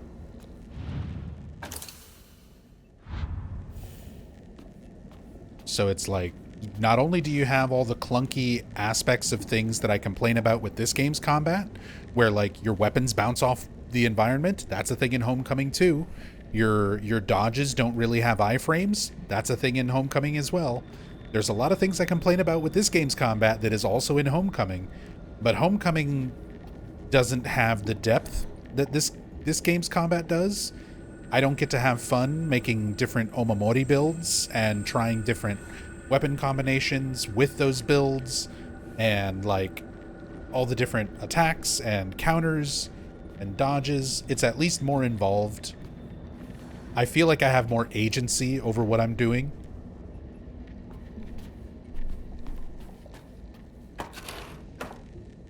Whereas, yeah, Homecoming, there's no point.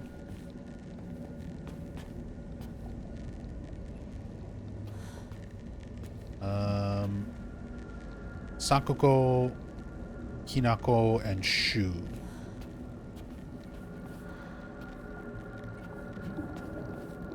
Get out of here, Rinko.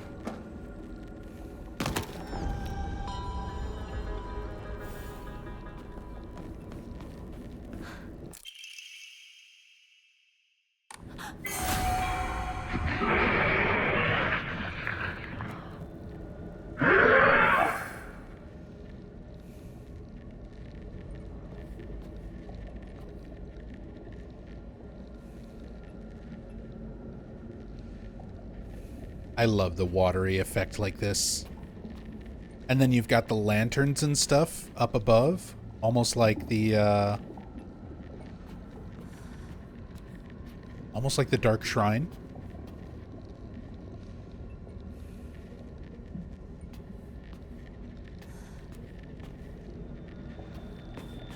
See, this is what I mean. There's moments where this game, like this is one of my favorite parts of the game. Is Hinako's house, going through the Shimizu house at this point in the game.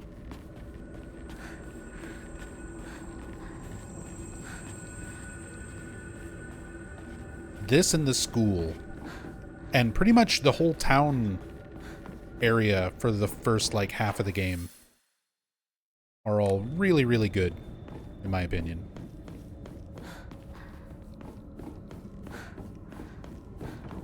Need to melt the wax.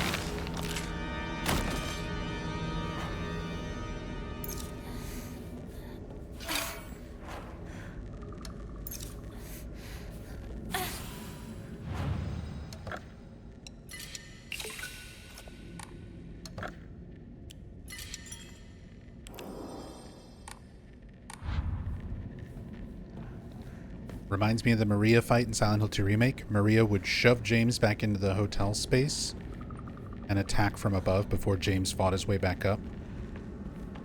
In Hinako's case, she's underwater trying to get back above it. That's an interesting way to look at it.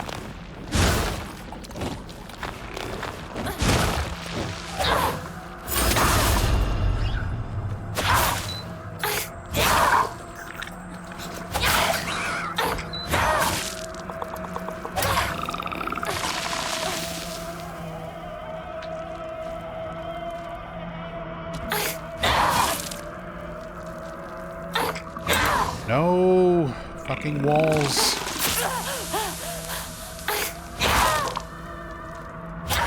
See, this is what I mean, dude. I just want to fucking kill the thing. I just want to fight the guy, and we're in the hallway, so... I'm just constantly bouncing off the walls, man.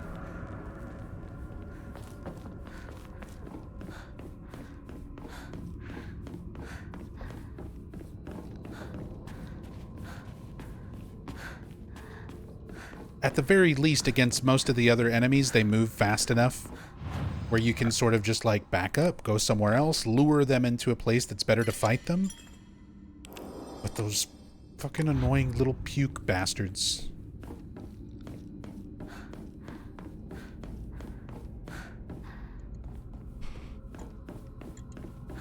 Sit there and wander around right next to shit where they're like the most annoying things to approach.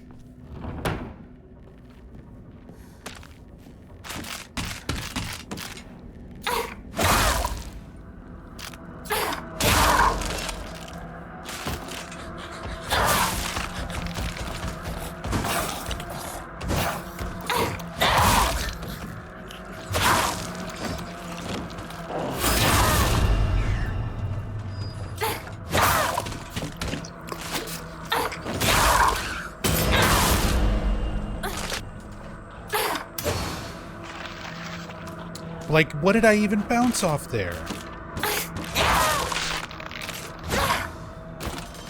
I was standing here, trying to attack in this direction.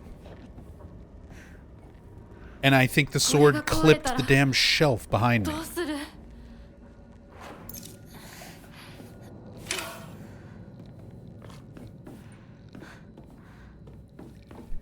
So it just bounces off, cancels my attack, and puts me in a stagger state for enemies to just kind of do whatever they want for several seconds.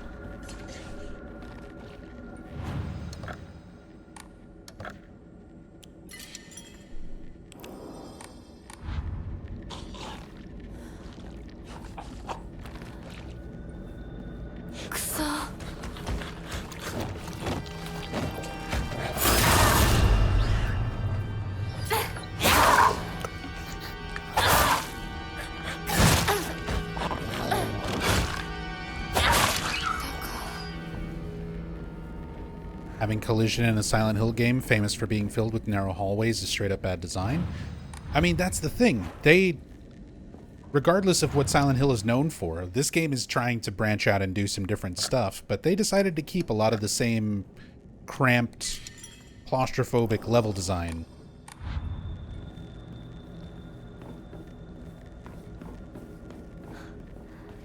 And again, counterattacks ignore environment collision.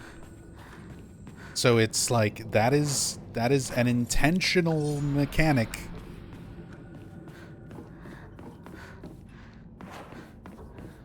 to have everything bouncing off stuff as much as it does in environments that are just yeah. Not a good design choice. That's the thing. If your game is going to be so focused on action and combat, the action and combat needed to be the priority in terms of like how much polish it gets. If you're going to have a ton of combat and you're going to have a ton of action, it needs to feel good throughout the entire game.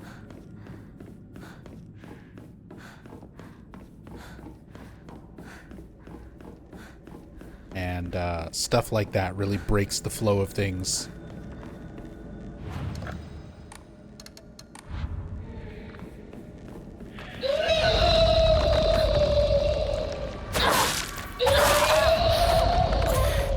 Yeah, just spam screen moves.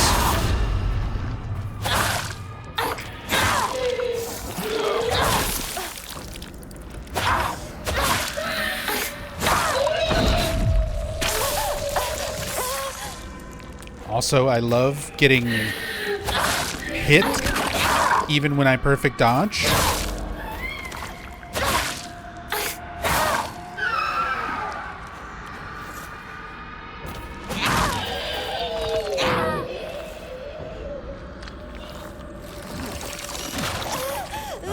That's not one of the monster ones. One of the herdy ones.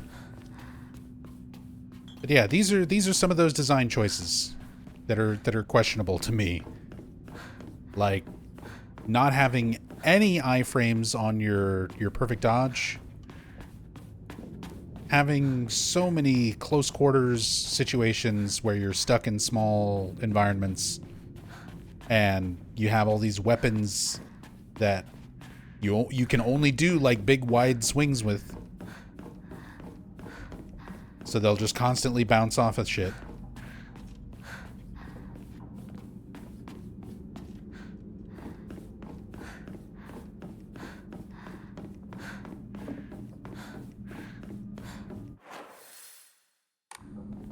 Sledgehammer's the real MVP. It really is.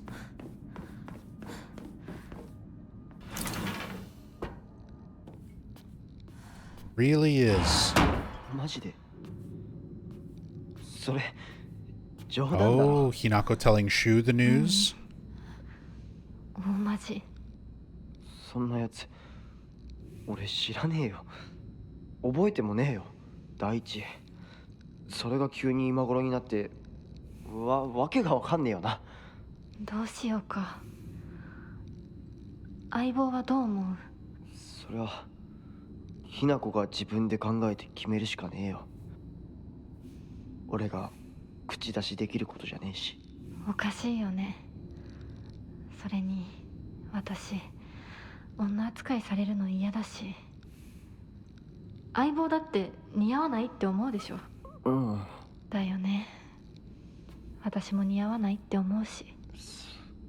そう決めつけるなよ。答えを急ぐな。悪い癖だぞ。もっと時間をかけてゆっくりと考えろ。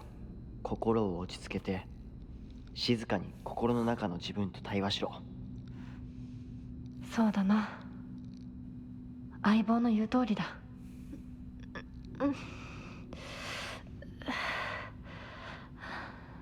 大丈夫か？また頭痛か？お前は悩み込むとすぐ頭痛に出るな。我慢せずに薬飲めよ。ひどくなってからじゃ遅いんだからな。買ったやつ全然効かないんだ。そうか。また俺が見繕ってやるから、お前の体質に合ったやつを探してみる。ありがとう相棒。やっぱり頼りになるな。いいか？どんな選択も焦って選んだら必ず後悔する。じっくり考えるんだ。それだけは絶対に約束しろ。お姉ちゃんにも同じこと言われたよ。わかった相棒、約束する。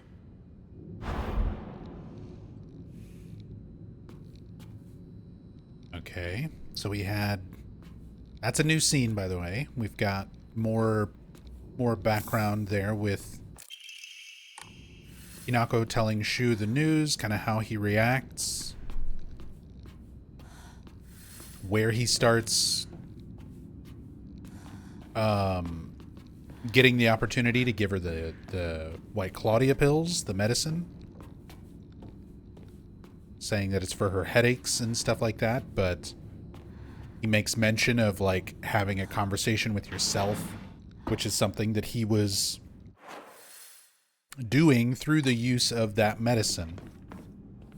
He wanted Hinako to do the same thing.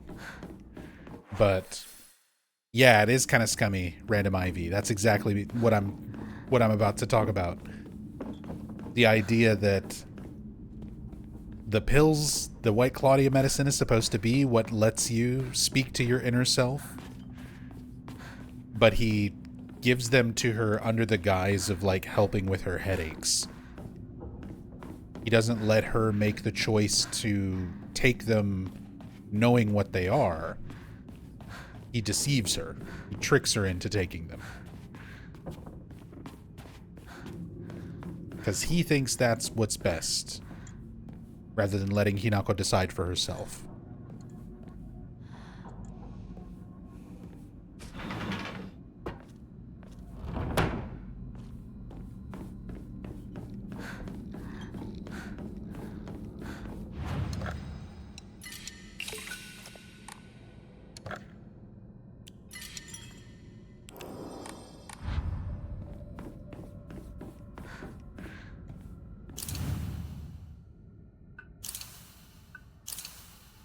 Okay, so we've got Wind and Waves and Nothing, Fox and a white bird.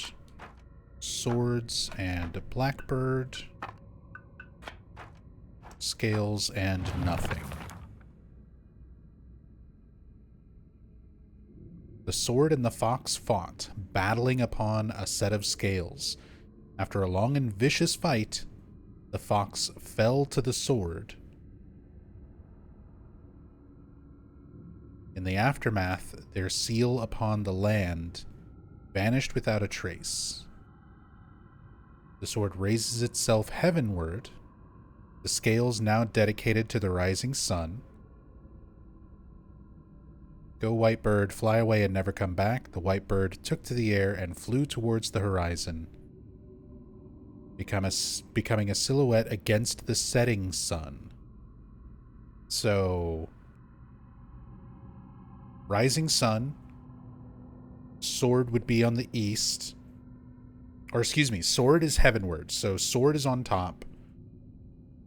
Scales on the east. White bird in the west. And nothing on the bottom. Vanished without a trace after they fought. Also... Okay, yeah. That puzzle's always... Well, it's not always the same, but the journal entry and stuff is always the same.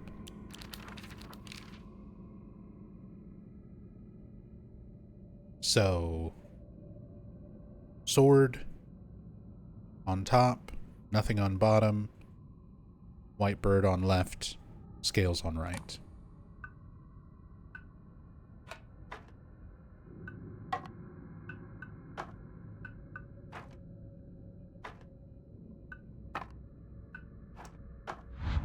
Got it. でも何の話だろう。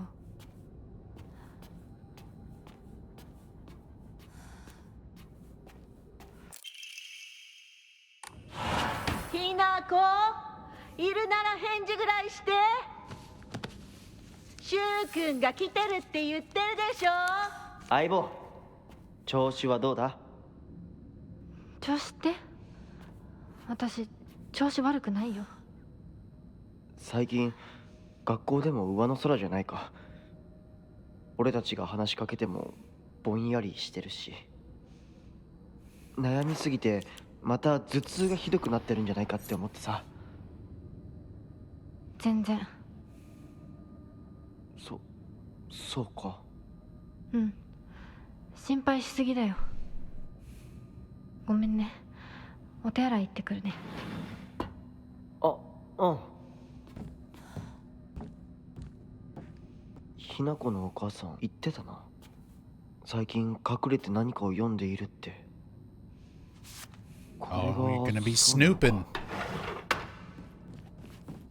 ごめん。タンスの裏になんか見えたんで。読んだ？え？何も読んでないよね。忘れて。週には関係ないから。何も読んでないよ。というか字なんて何も。ごめん。帰ってもらっていい？今日は体調が悪いの。お前さ、帰って。わかった。また明日。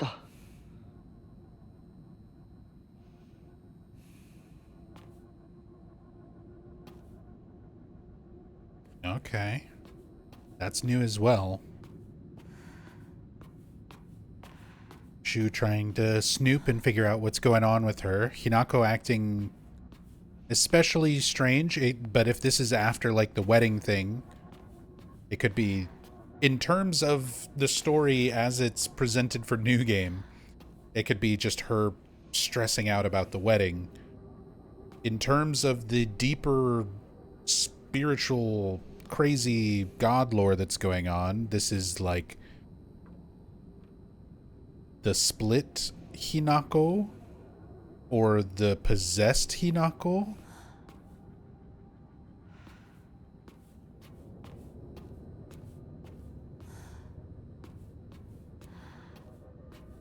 See, we get a new cutscene with her. Ooh, game lagged.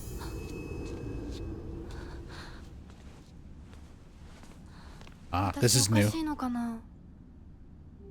心がね、自分でも不安になるくらいにすごく大きく早くおかしくなっていくの。サクコに聞いたらそれは恋なんじゃないかって言うんだけれど、本当にそうなのかな。私が想像していた恋っていうのはもっともっとじっくり温かで酸っぱいんだけれど、ほんのり甘くてくすぐったくて、そういうものだと思ってた。でもね、今の私はそれとは全然違う。これは温かで酸っぱくて甘いんだけれど、まるで誰かに足をつかまれて沼の底に無理やり引きずり込まれるような、そんな感じなの。とても心地いいよ。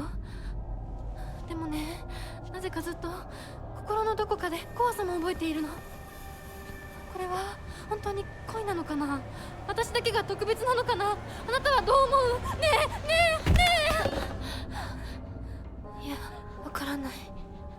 でも一つだけわかるよ。あなたのその気持ちは多分柊に感じたものとは全く別の、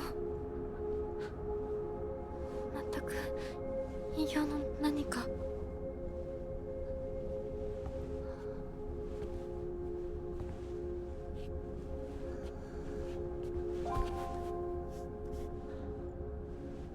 私とあなた、どちらもヒナコだけれど、きっとどちらかが間違っている。 It's definitely not me. I've got bunny ears. I could never be wrong. お願い。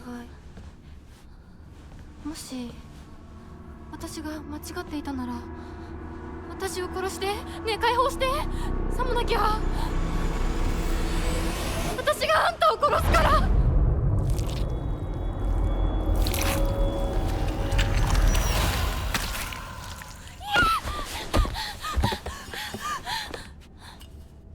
Okay.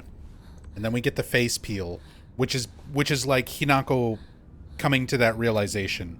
That's why the bride monster Hinako is missing her face.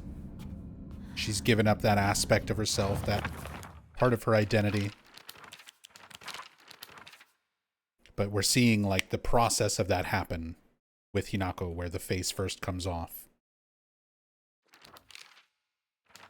New stuff with Shu. We've always had this unspoken rule that we shouldn't view each other as boys and girls, so we've always called each other partner growing up. But with time, our bodies slowly developed into that which we rejected. If I start viewing Shu as the man he's growing into, I feel like our precious relationship will come to an end, and the thought of losing him absolutely petrifies me. Shu is probably also starting to have the same thoughts as me, but he still treats me as his partner.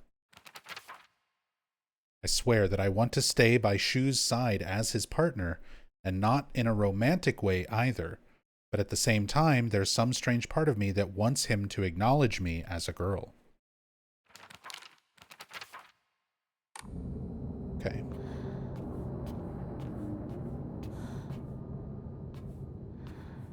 I mean, I like that they're adding some depth, some complexity to the relationship. It's not just friends.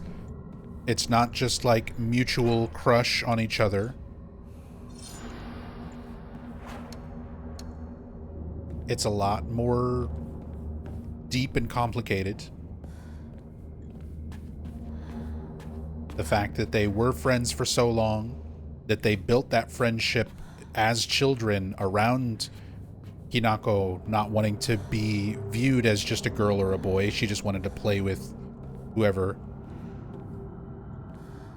But then growing into an adult, like, not only do you change your perspective on others and yourself, but you've got society, the way that they're all viewing you as just a woman and a man hanging out all the time.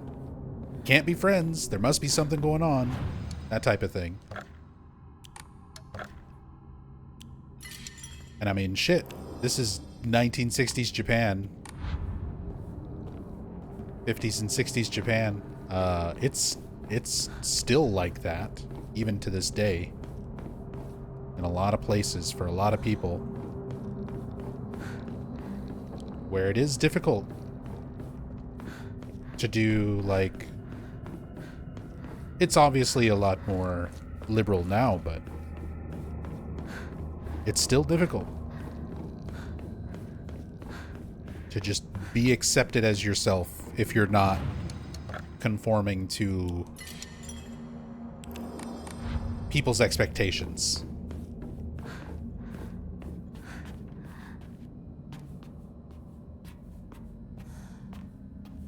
But I'm glad they're showing a little bit more of that dynamic between them.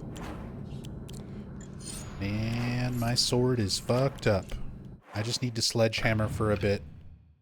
And I think I need to put the otter. I'm gonna put the otter on the build. For faster durability regeneration.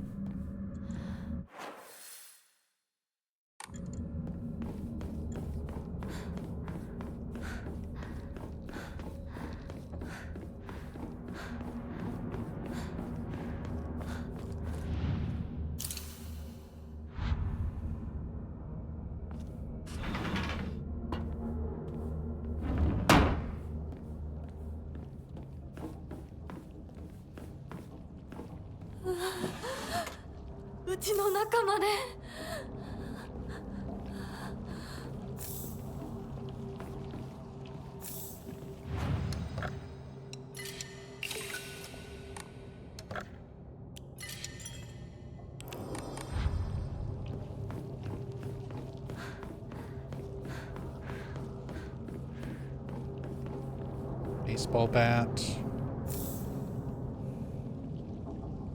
It's all scribbled over. We can no longer see what's on the calendar.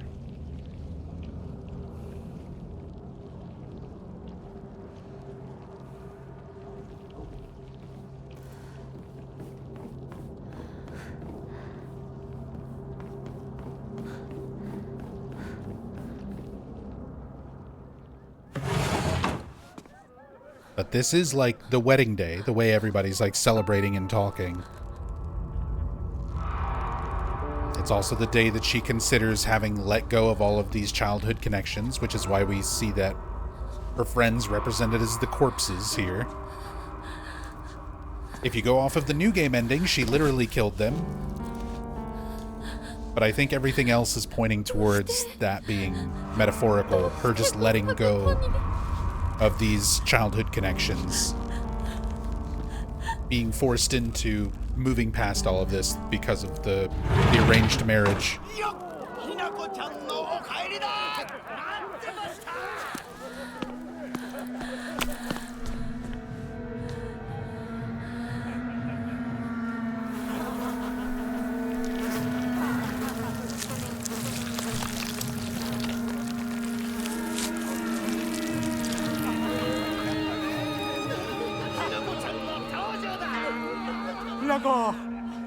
遅かったな。今から始めるところだったぞ。誰のなんだと。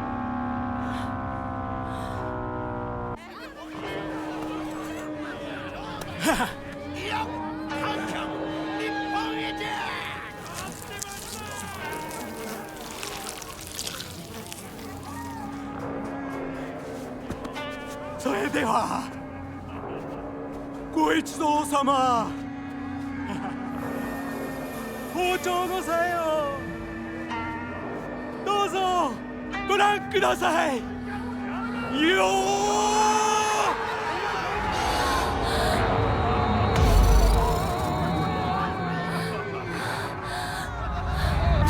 なんだその言い草は。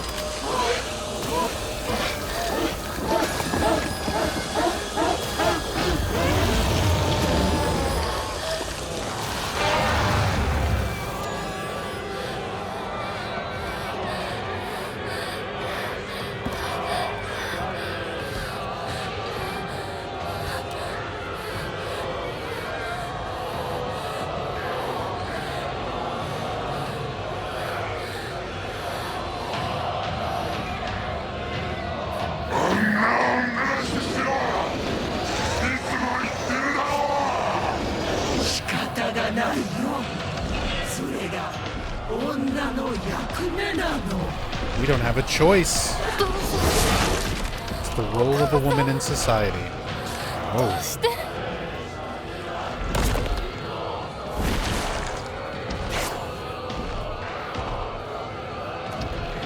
I just want to take my time and look around the arena a little bit. I hadn't really done that.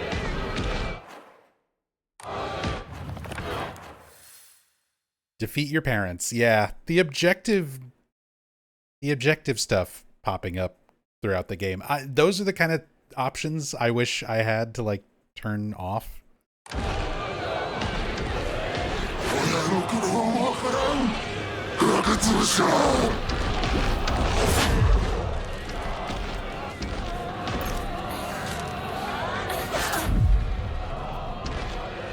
All right, we got to kill Mom. We got to kill Mom first this time.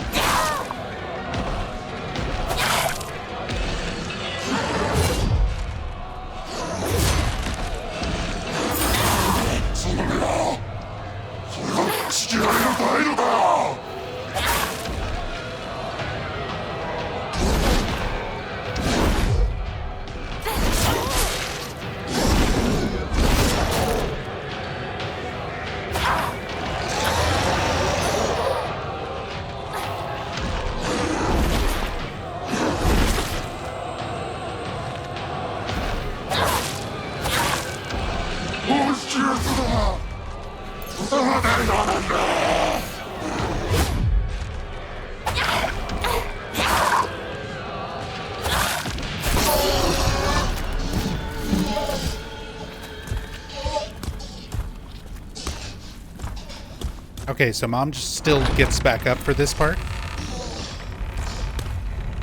Do we still get the little smile at the end?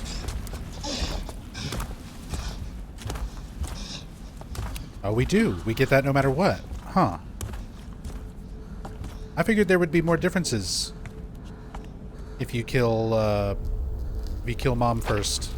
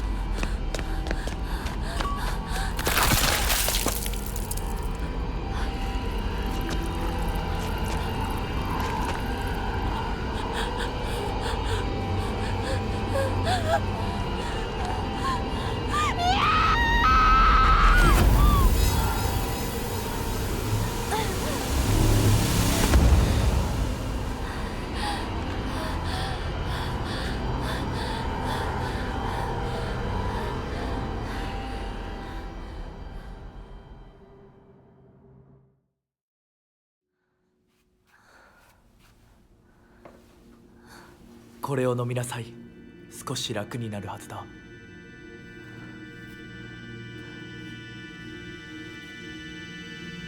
It's Four Locos.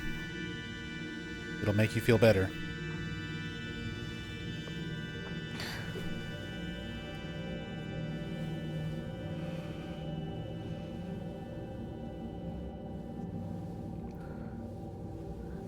What? まだ体が馴染まないのだろう。よくここまでこらえてくれた。Technokami. Imbibe the Baja Blast. The sacred Baja Blast. Sorry, I'm still not used to my monster arm. I love the... For some reason, that is funny to me. Like, her holding the bowl with the monster arm, and it falls. これでは皆様に愛想を尽かされてしまうでしょうか。そんなことは私が許しはしない。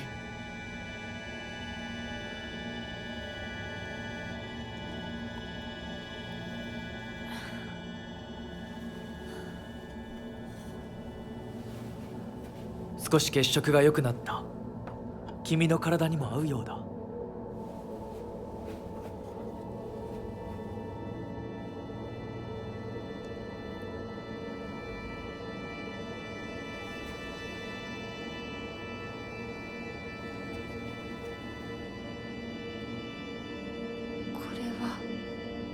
先祖の霊に備えた米と水を混ぜ合わせてこしたものだ。神聖な力が宿っている。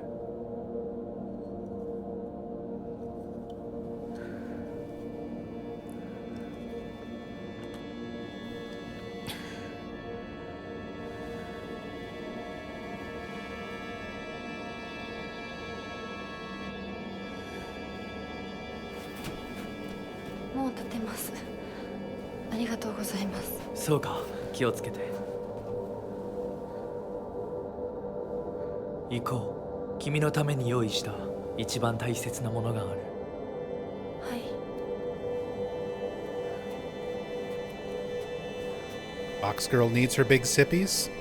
I mean, look, sometimes you just gotta sit down with your spouse and slurp on some rice water.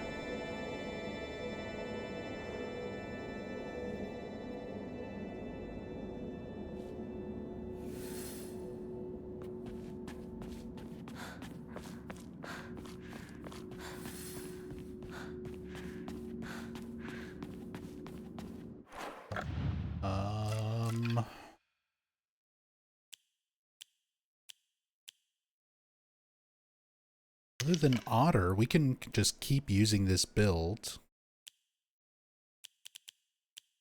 Just put on Utsu.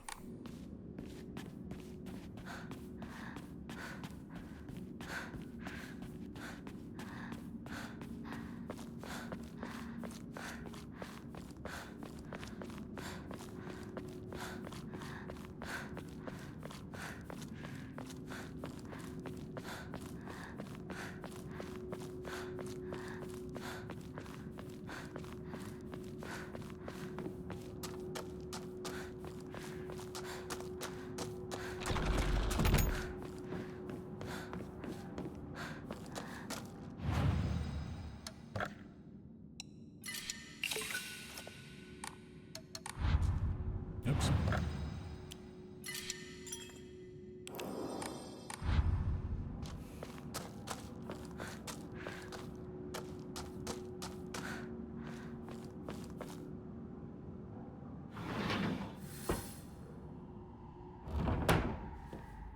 Box Crest puzzle.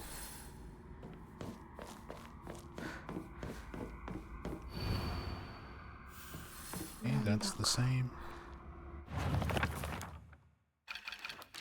Oh yeah, stuff updates. Just the mural. Whitebird flies free from her cage. Her shadow follows close behind her. Fox raises a lantern as he watches them fly away. There is nothing he can do now.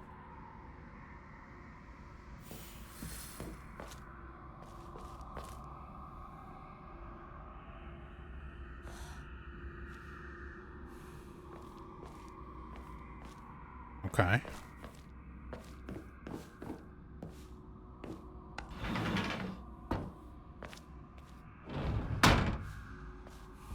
Have a good night, Tech.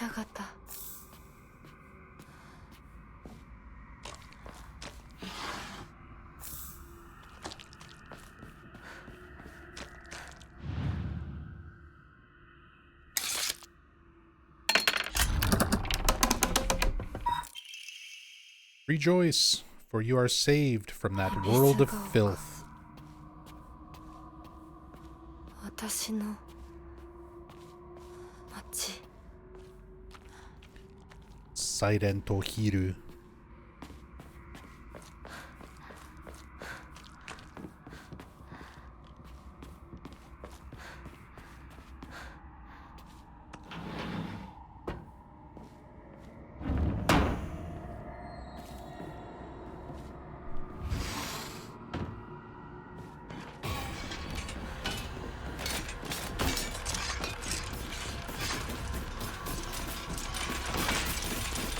Look at all the friends.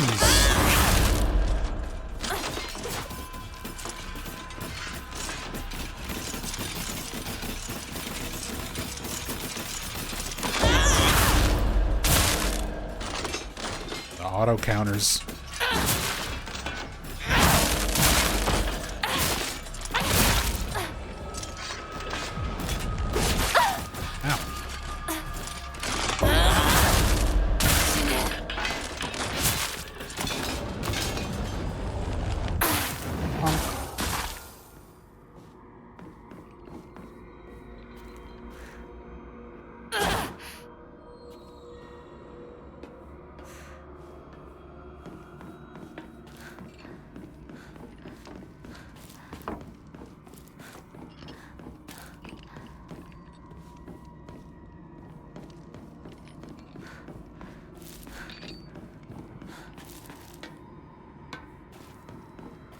Okay, so this one is just a little torture room. I was curious about going the wrong way here, because I don't think I had. Maybe I did once. I know I went the wrong way on some of the later Fox rooms, but I couldn't remember if I went the opposite way on this first one.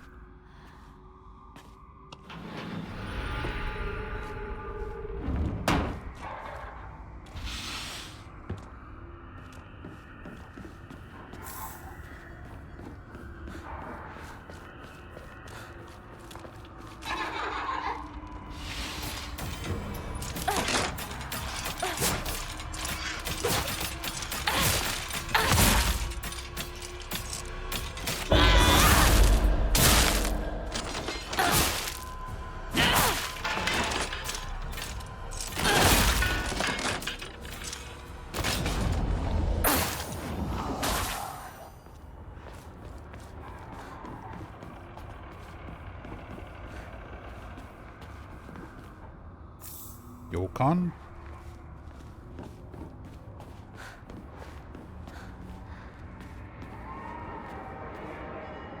Yeah. That's exactly what's going on, Random Ivy. You pull out the thing, the object, which is like an arrowhead or a spear tip from the Fox statue, and it turns towards the door that you're supposed to open, the way that you're supposed to go. I noticed that on the first playthrough, but I was curious what happens if you go the wrong way.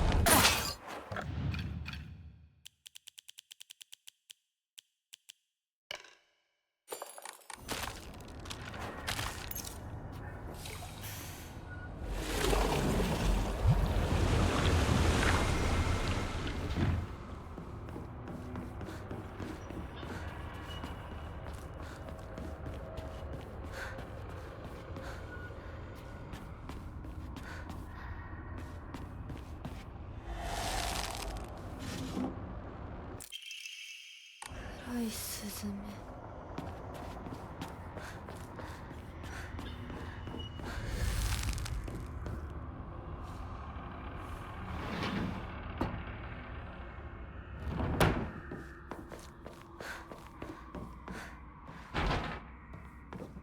Can't open it. Scroll of pity. Rejoice, for you are free from your ignorant, uncultured parents. 不教養かもしれないけれど。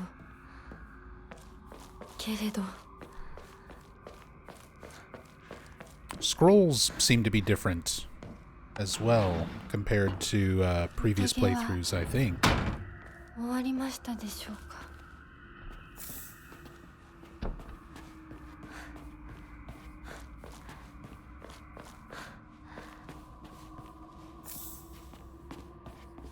More divine water.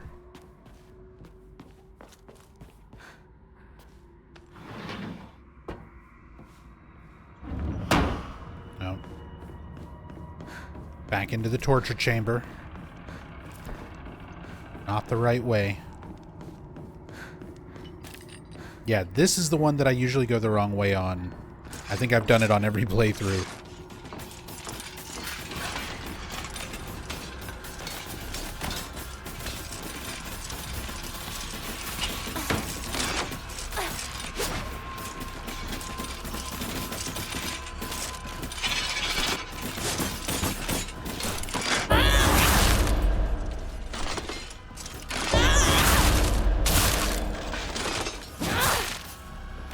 Because you don't have the statues.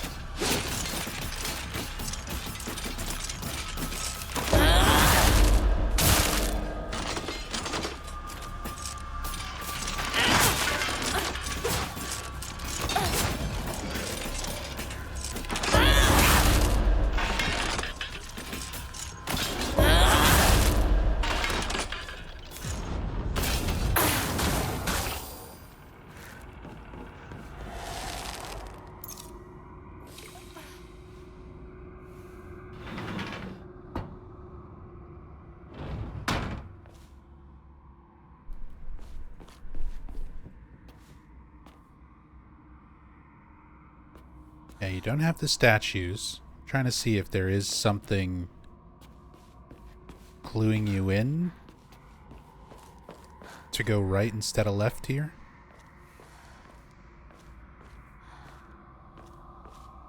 There's like bloody splotches in both directions. There's lanterns by each door.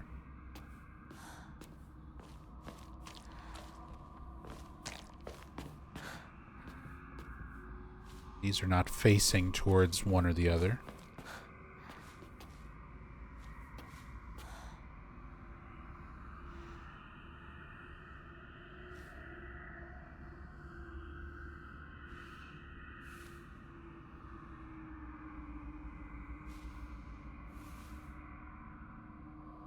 QB biting a man on the leg. A representation of Kotoyuki when he was bit.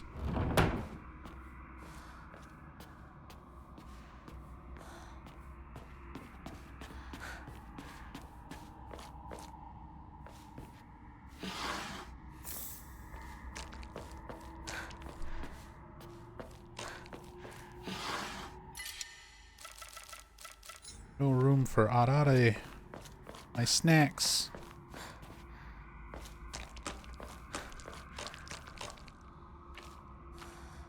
Yeah, and then this one, you don't have a statue to pull the arrowhead or spearhead out of.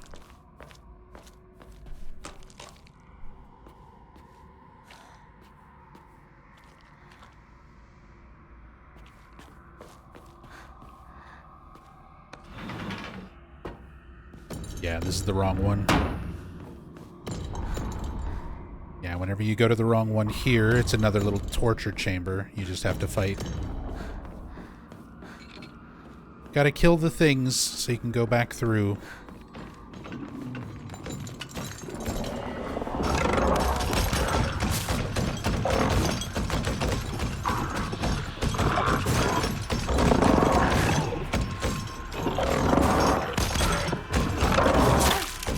No.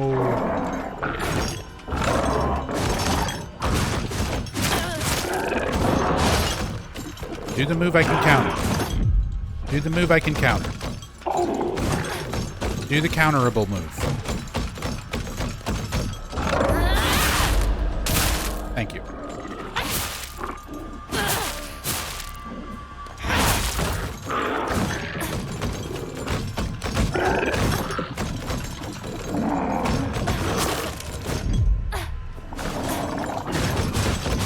Do it.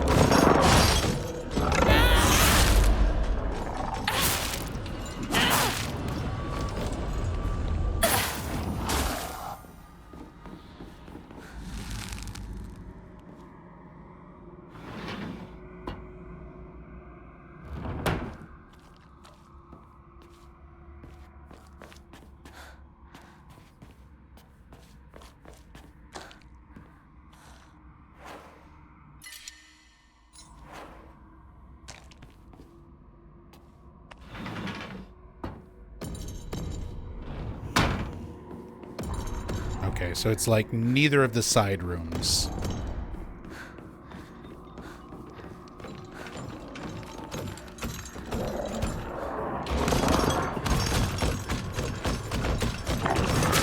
Ow.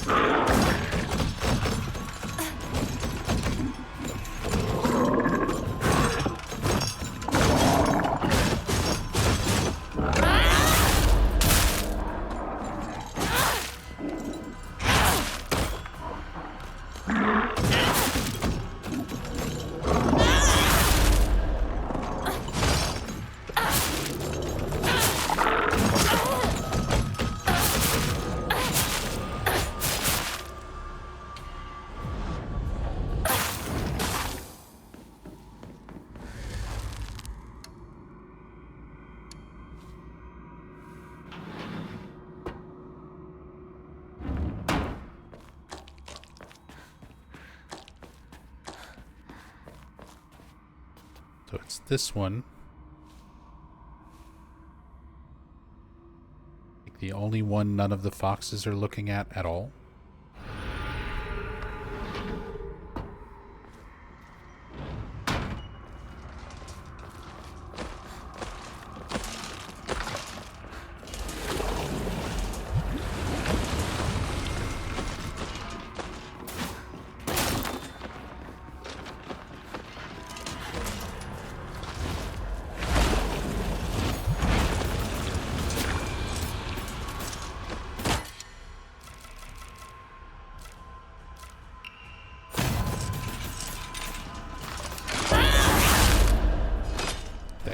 From so far away.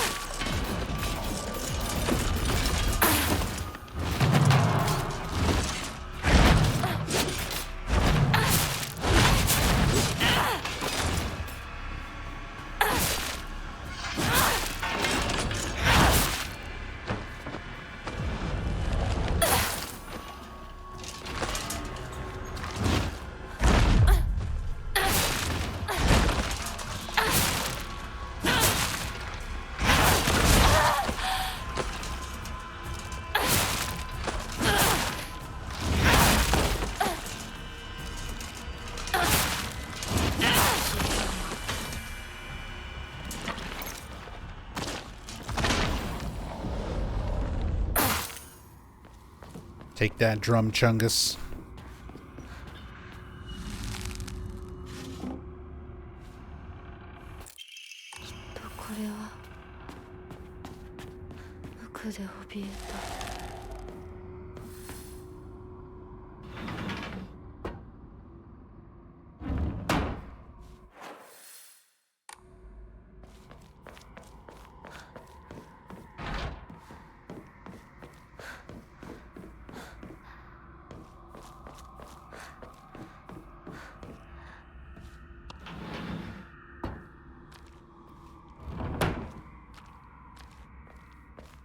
this should have one. Yeah, where we can pull out the arrowhead.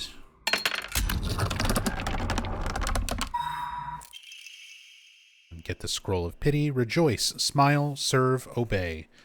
For every last drop of blood shall be sacrificed. どうしてここに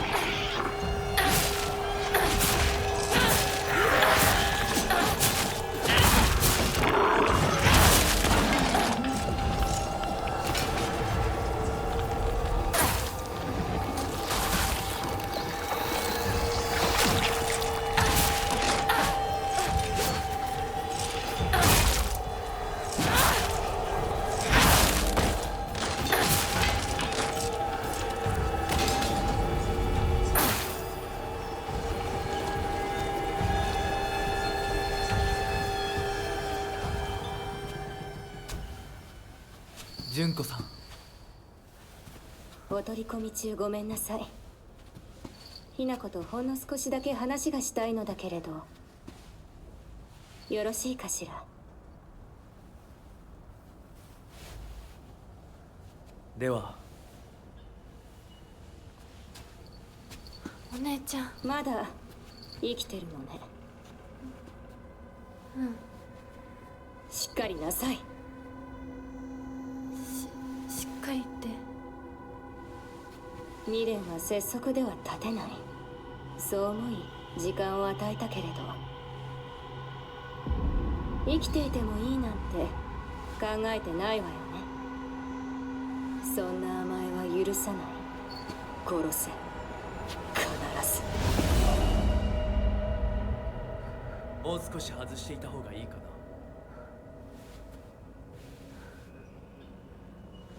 いいえ。お時間をありがとうございます。それではこれにて。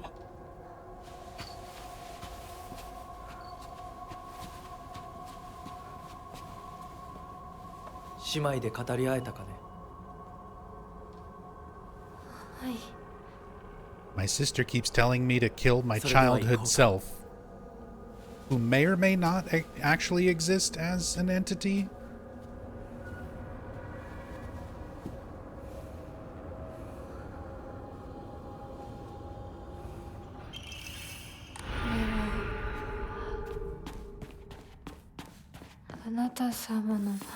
Still slightly unclear on that.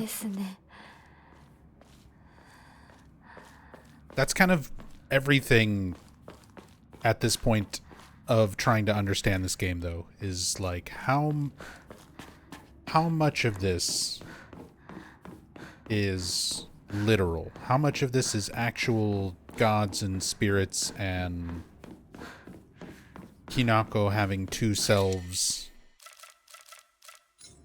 versus is how much of it is metaphorical, if all of it?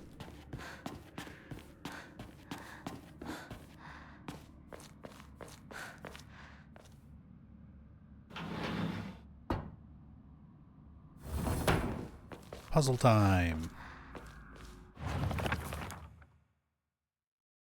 Whitebird flies free from her cage. Her shadow follows close behind her. Fox raises a lantern as he watches them fly away. Okay. This is the lantern. This is the... Thank you. Prompt. Fox raises the lantern.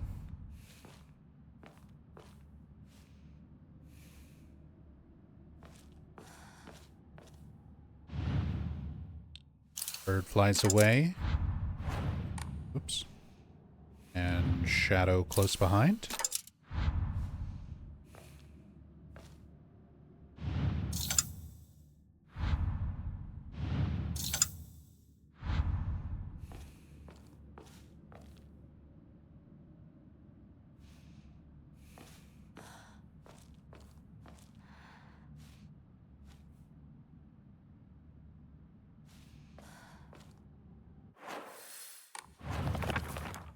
Whitebird flies free from her cage. Shadow follows close behind her. So, I mean, there's only so many of these that are not in a cage. Could be these. Especially if you consider the Shadow being close behind.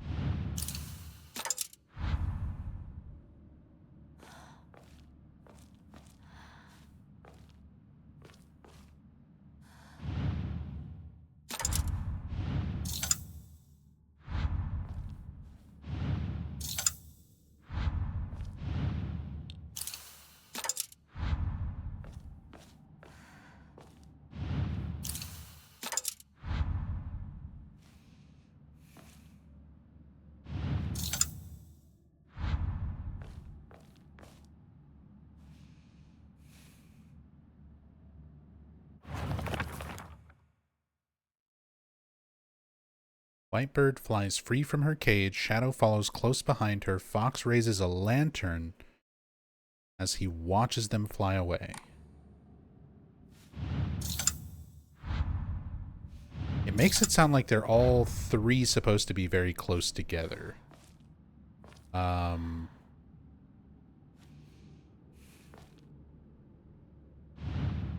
This could be the lantern being raised.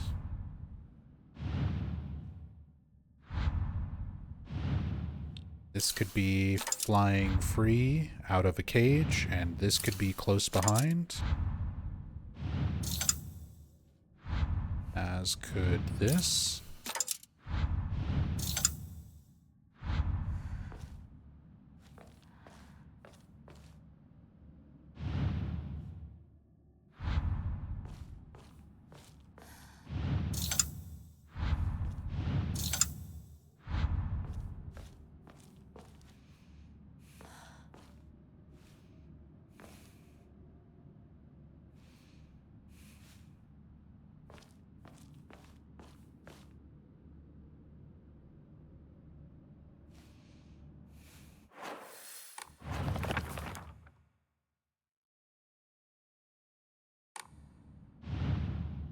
This could be Fox.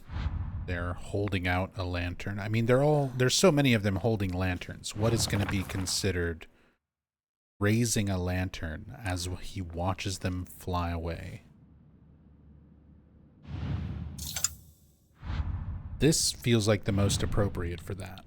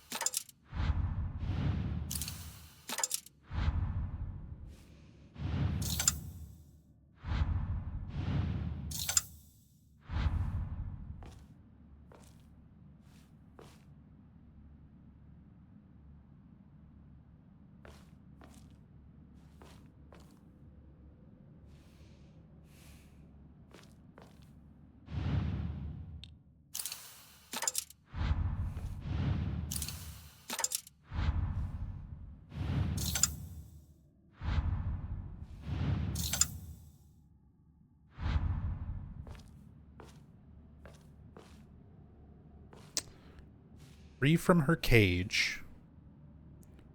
So I feel like it has to be in one of these 3 spots. That is just... There's only 3 spots that are not in cages. Shadow close behind might be this one.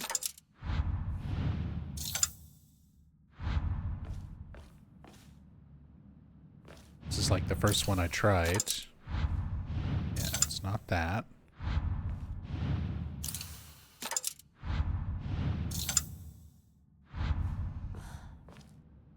I mean, we can just sort of try this everywhere, and that'll narrow down if one of the other 2 is in the wrong spot.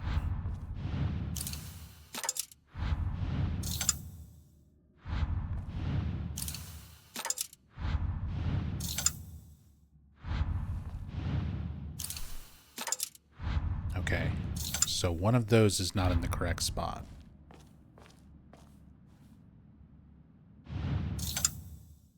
Still feel like that is going to be the most, like, Fox raising a lantern appropriate one. So let's try White Sparrow in the fan.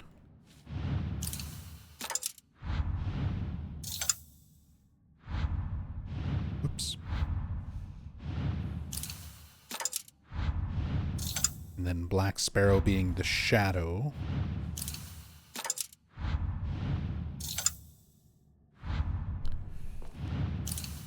Says following close behind, so I doubt it's going to be this far from the White Sparrow. But let's try. So it's not any of those. Maybe that is the wrong Fox placement.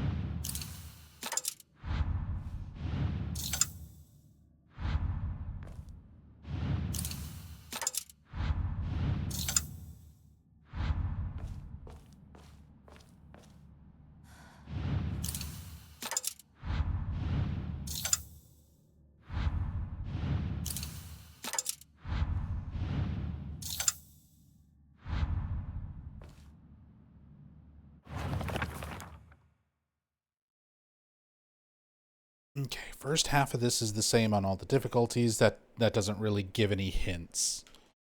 It's just place the crests. White bird flies free from her cage. Her shadow follows close behind her. Fox raises a lantern as he watches them fly away.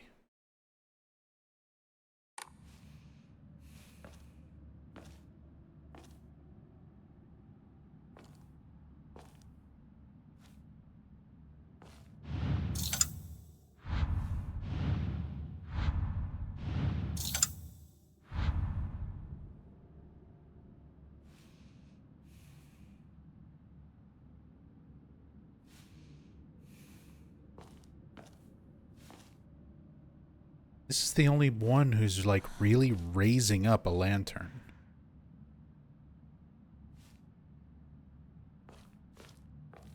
Like this one up in the front.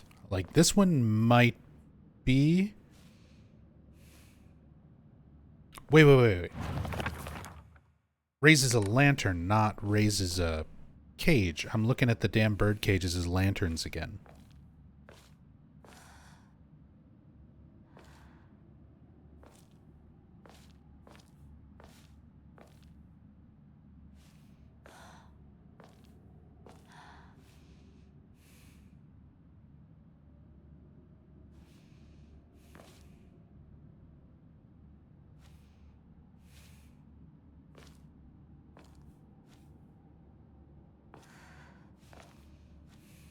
mean, if those are all bird cages, none of them have lanterns.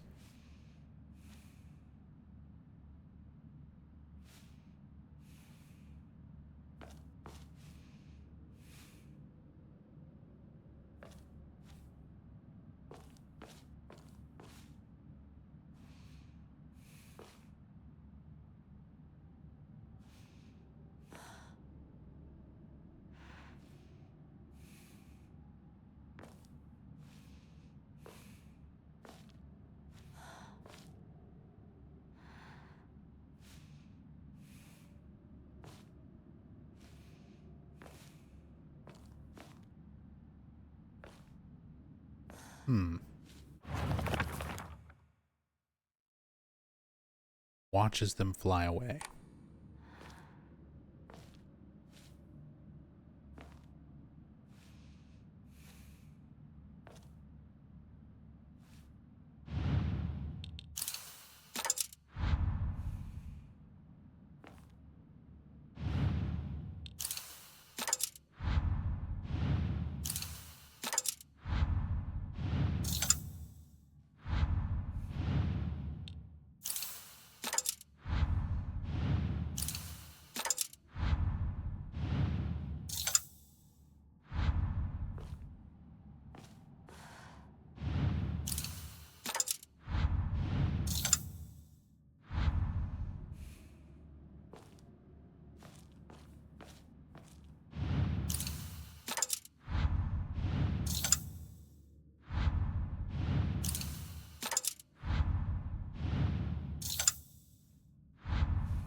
I feel like White Sparrow has got to be in one of these spots that's not a cage.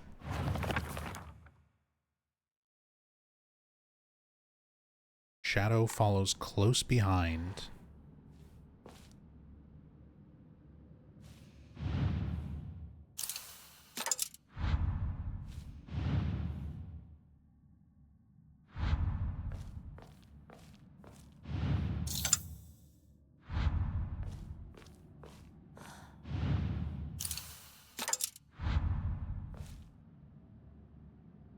There's only so many of these that are close.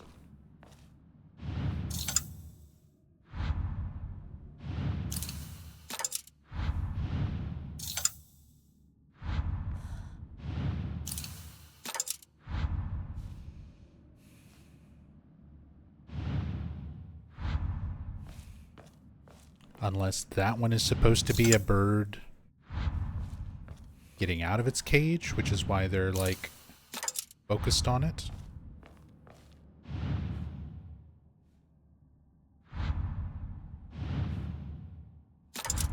Oh my god, I hate the interface for this puzzle.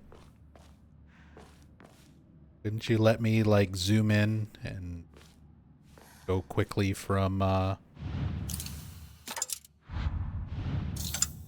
spot to spot?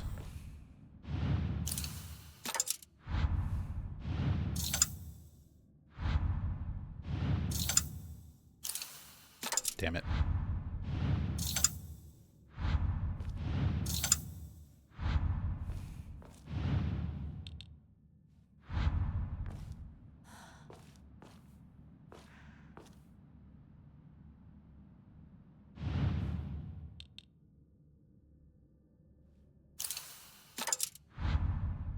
Fox. Cageless bird, shadow close behind. Both in view of the fox.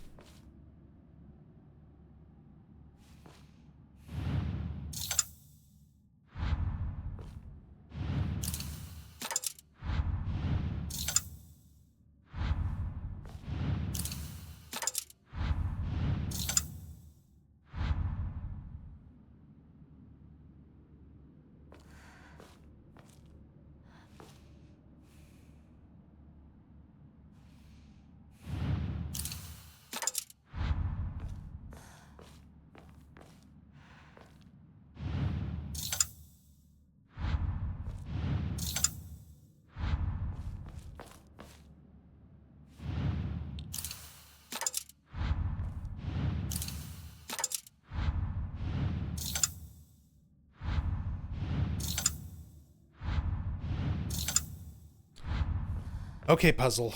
What is the logic? What is the logic you're looking for from me? The white bird flies free from her cage. Her shadow follows close behind her. White bird is not in a cage. Black bird is somewhere close to the white bird. Fox raises a lantern as he watches them fly away. Watches them fly away implies that it's somewhere close enough to the other two.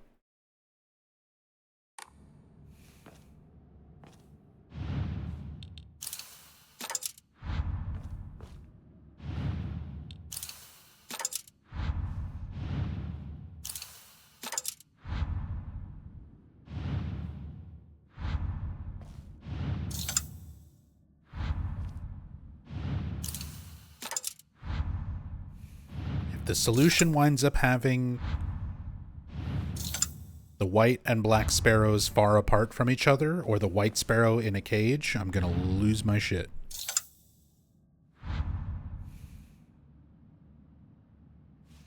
What is... That's the thing.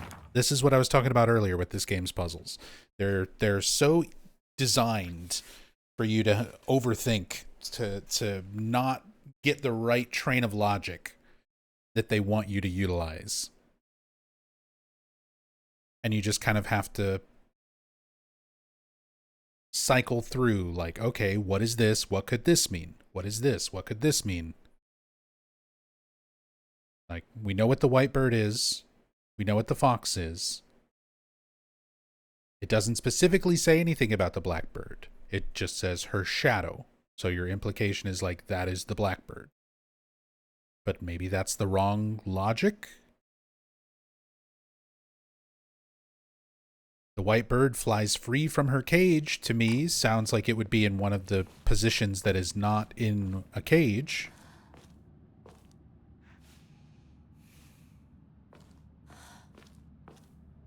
But flying free from her cage, are we supposed to interpret that the bird is, like, on its way out of one of these cages?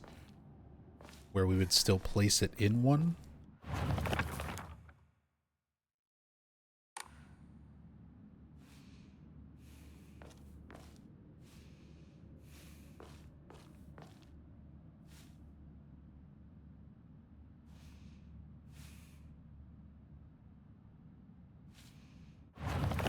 And then Fox raises a lantern as he watches them fly away.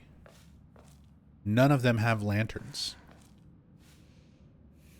If these are all meant to represent bird cages. But the first time I was doing this puzzle, I thought these were lanterns as well. I couldn't figure out if they were lanterns. And in one of the other difficulties, it's established that these are cages.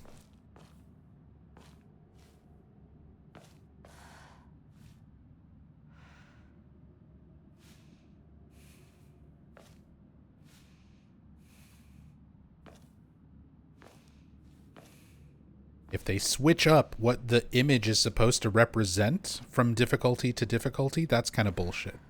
If it is like, oh, on Into the Fog, they're bird cages, but on hard mode, they're lanterns.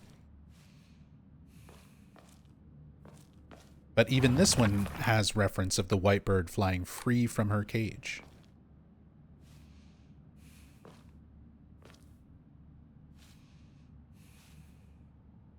Like, visually, how am I supposed to interpret these cylindrical objects that the foxes are carrying? Are they cages? Are they lanterns? Are they both?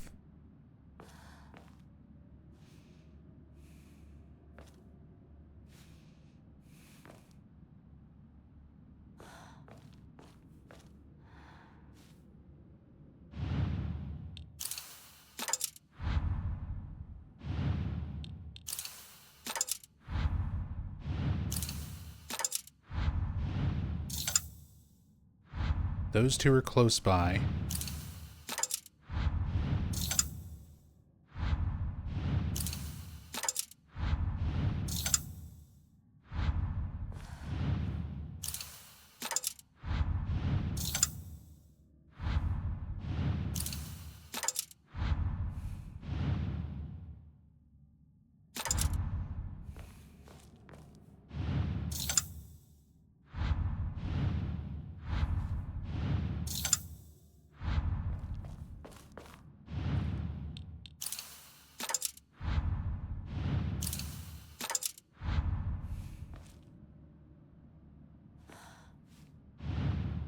None of these options seems right.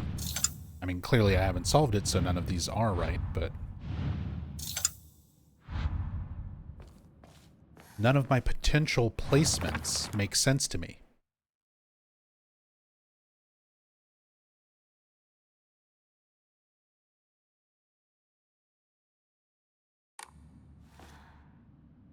Whitebird free from a cage. Shadow is close behind. So if the fan, the cart, and the back of this fox are the only things that are not in a cage, we can assume the white sparrow goes in one of those. And that the black sparrow is in something close to it, following close behind. Let's try this.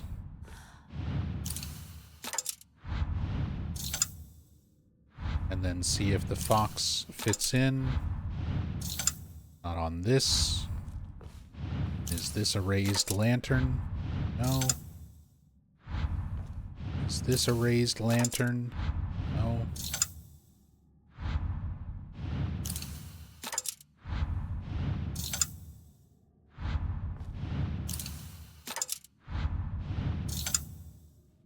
No.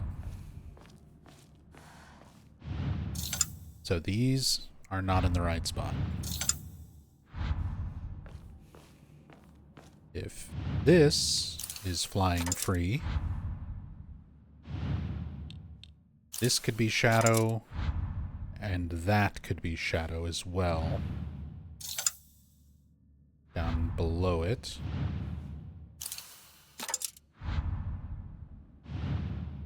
Fox here. No. Fox here. No.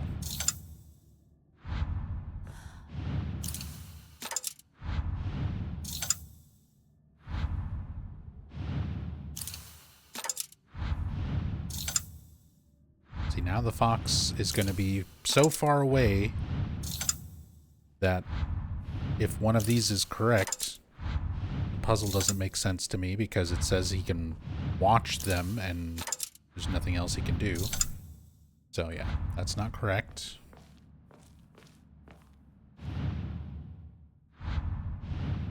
Let's move this to here.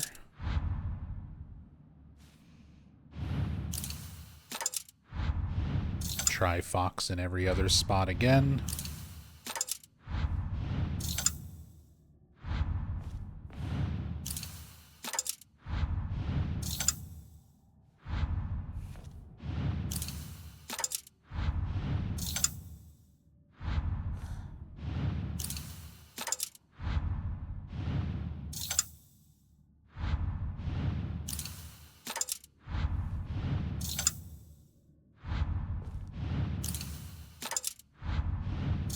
Definitely the best original Silent Hill in a long time. Yeah.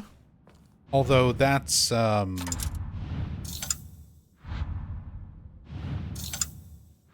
kind of a low bar.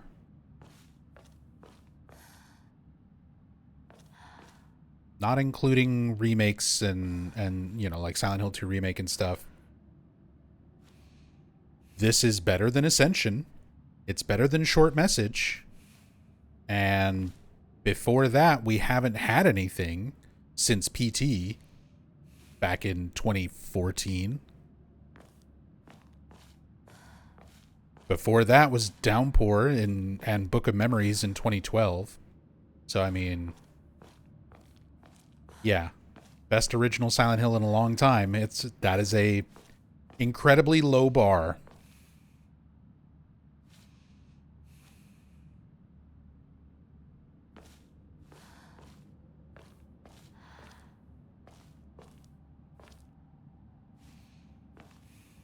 Also, hey, Crimson. Hope you're doing well.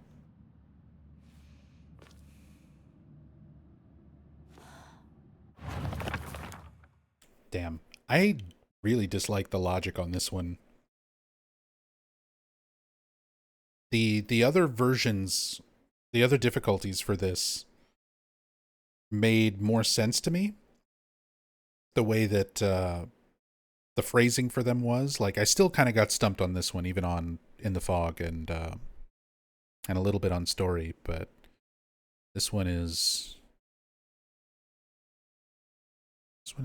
weird.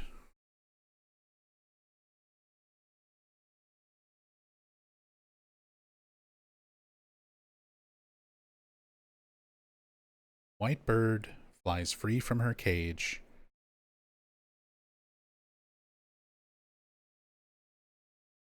Shadows close behind. Fox raises a lantern. Again, I hate the fact that visually I was reading the mural, like the things the foxes are carrying as lanterns the first time around. And that threw me off from getting the solution because I was supposed to be viewing them as bird cages.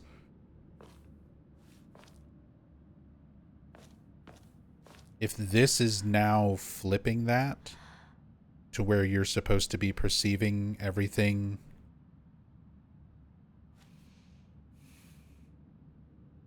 like the actual imagery different, like sometimes it's a bird cage, sometimes it's a lantern, that kind of sucks.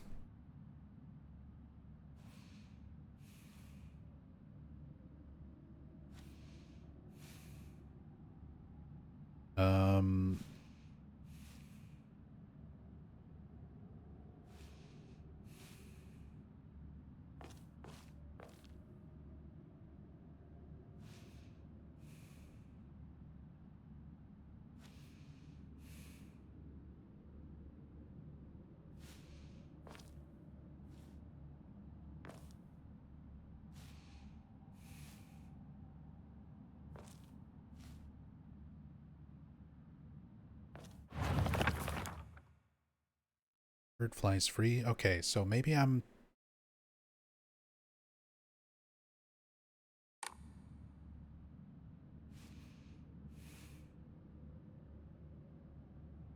I'm trying to push my other train of logic. That's the hardest part about these puzzles. Once you get on a wrong train of logic, it's hard to put it out of your head. Because I'm like, there's gotta be, the white one's gotta be in a spot that's not in a cage.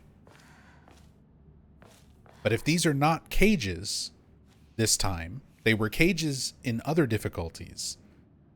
But if they're lanterns now, then like, this is the only fox that's really raising a lantern.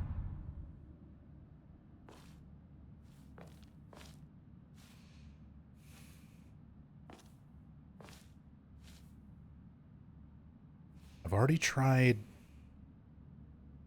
these. Already tried these. Is it these? Is it the two foxes that are like leaving, going the opposite direction?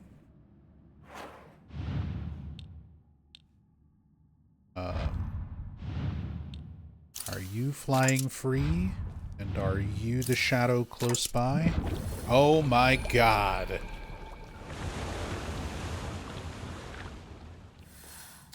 They did it. They turned the cages into lanterns, depending on what difficulty you're in.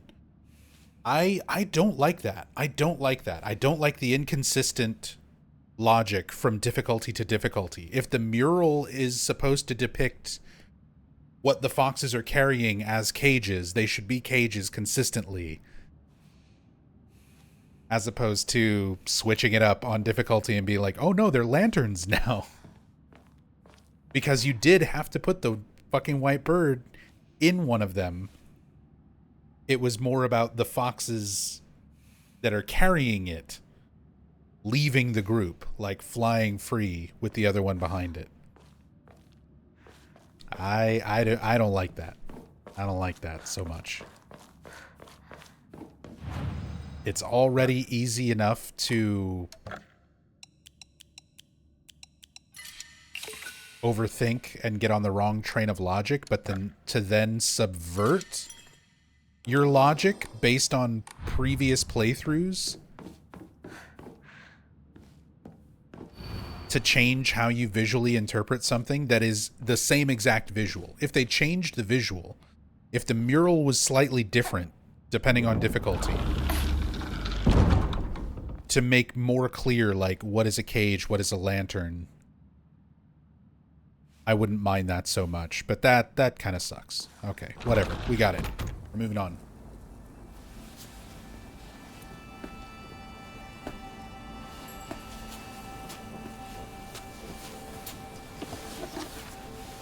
これが君のものだ。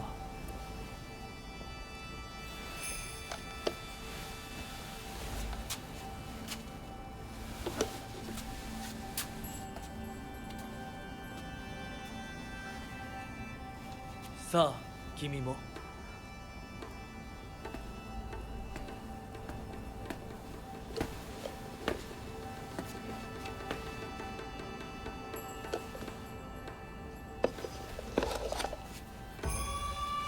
Time for the vine boom.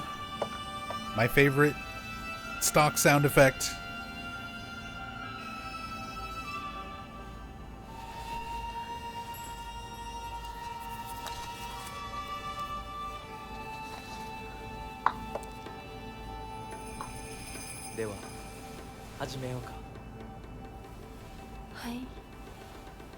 Random Ivy says that explains why I had so much trouble with this puzzle. First run did hard puzzle. In subsequent puzzles, I chose different difficulties and felt dumb as hell. That's how I feel right now. I did this on Lost in the Fog first.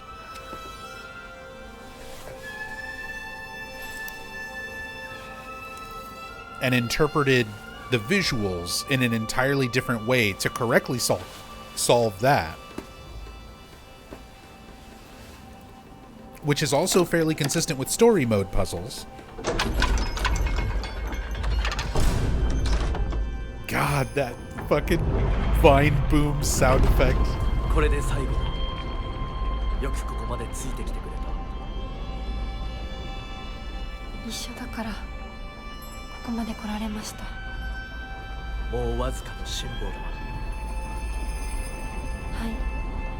Is it possible the mural puzzle is dependent on the ending you're locked into at this point? Maybe. It might be New Game Plus dependent if you're going for different endings. It might be because of the change in difficulty. Until I do more playthroughs, I won't know for sure.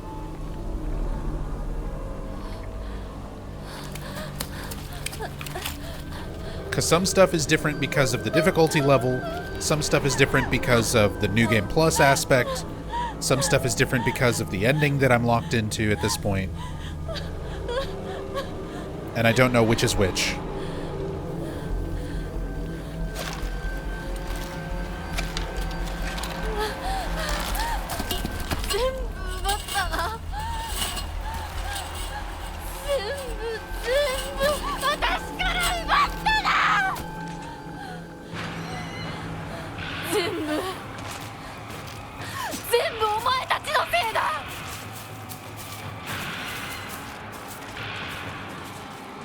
Oh.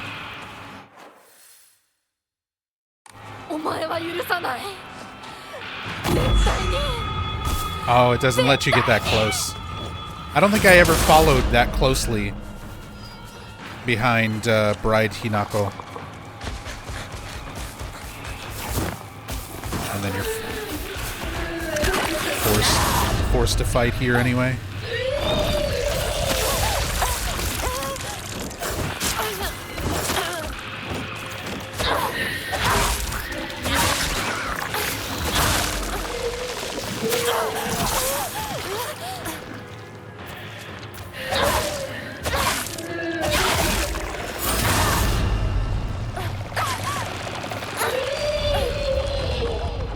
Combination of enemies is so annoying.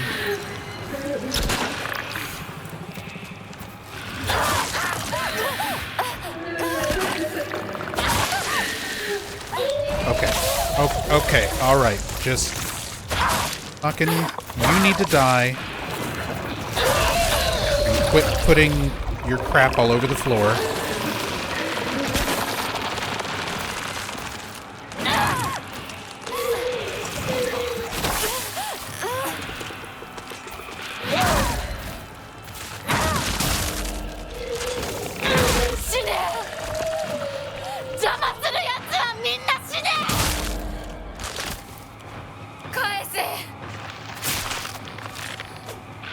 せだった日々を今すぐ返せ。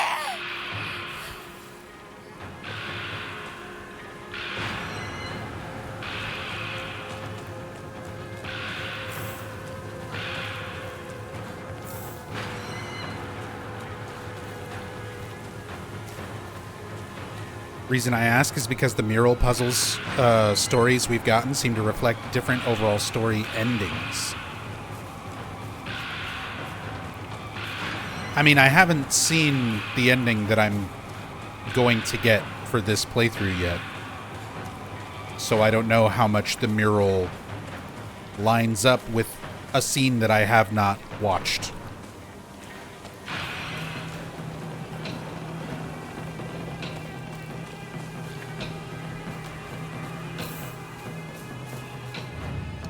Like, that seems like insight that you would have after having done all of the puzzles and seen all the endings.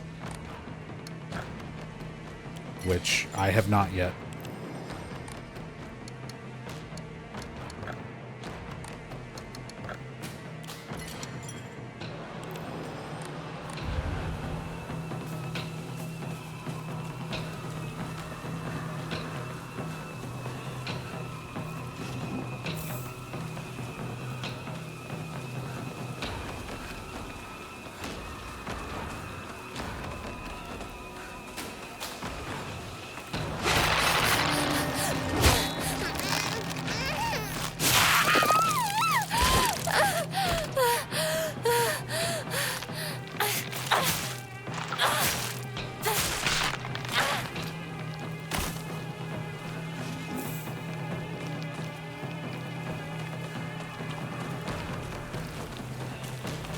何もかもめちゃくちゃだ。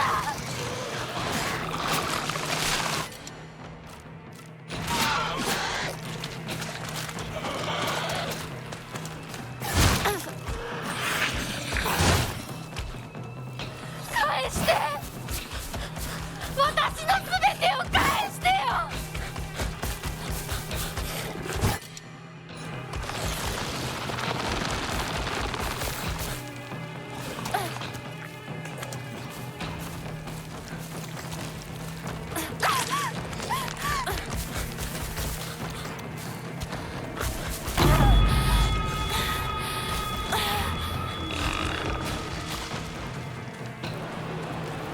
私の大切なものを全て奪ったな。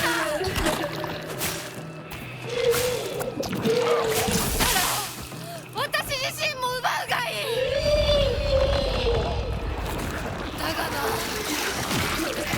ただで済むと思うなよ。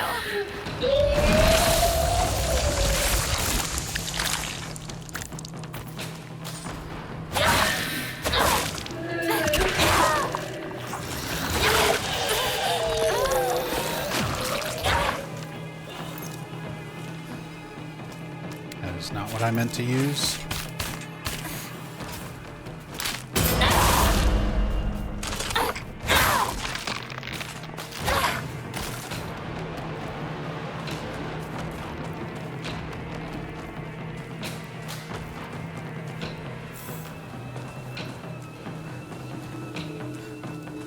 This part's really laggy.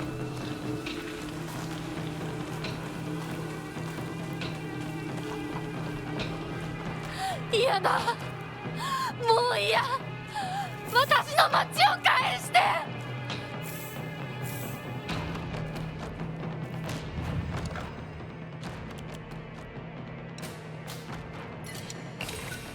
Might as well keep these items. Because I can't draw Omamori anymore. So the only reason to cache stuff in is if I find an Emma.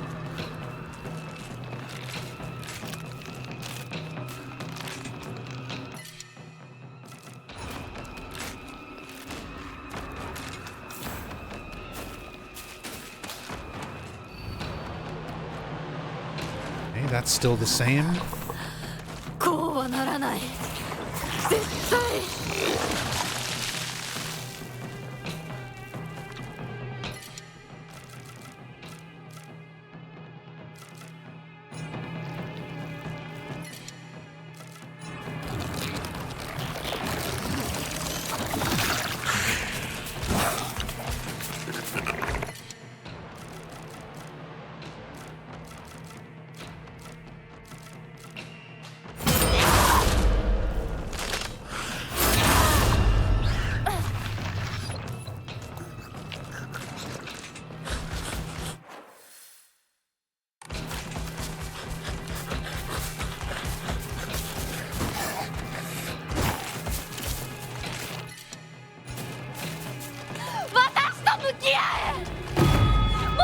になさいよ。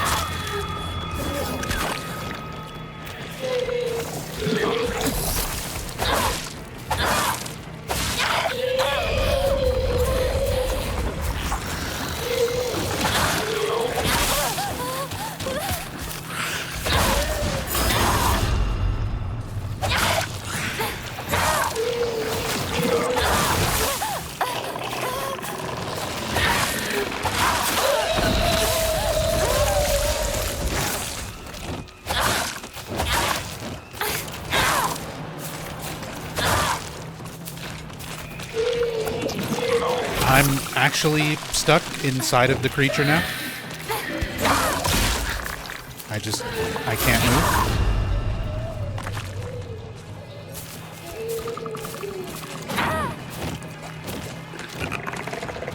Okay, you know what?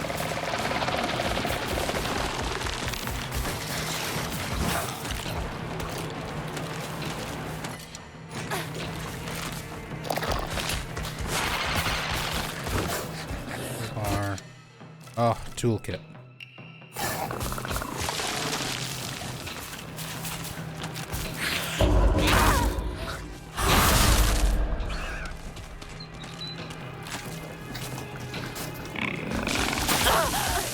Get out of the way, God.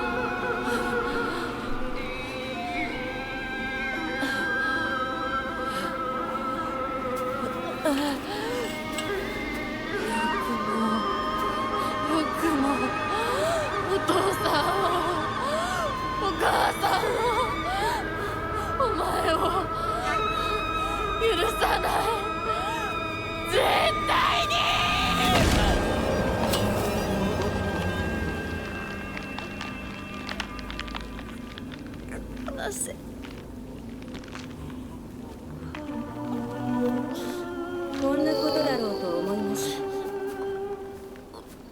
お姉ちゃん、助けて。これがどれだけ失礼なことか、あなたにも十分分かっているはず。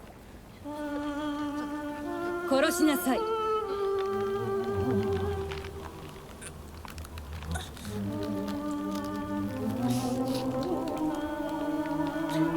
殺しなさい。さあ。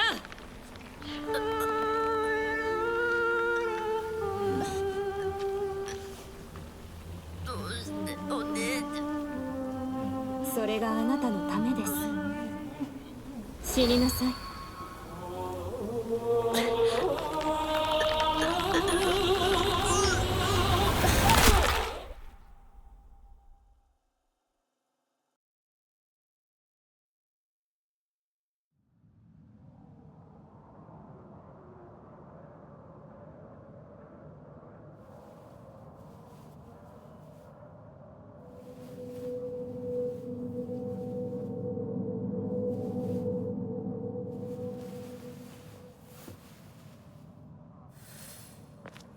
あらあら、本当に属性の娘、かように貧弱な嫁事は。どうか心安らかな日々を。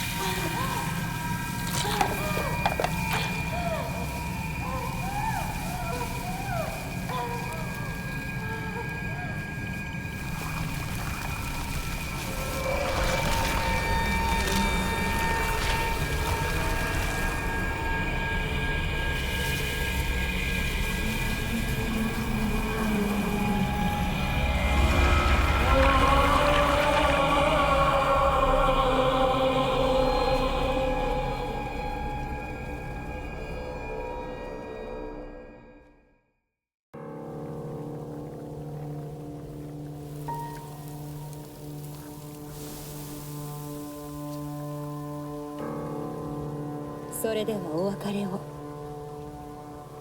あなたが幸せをつかんでくれることを願っています。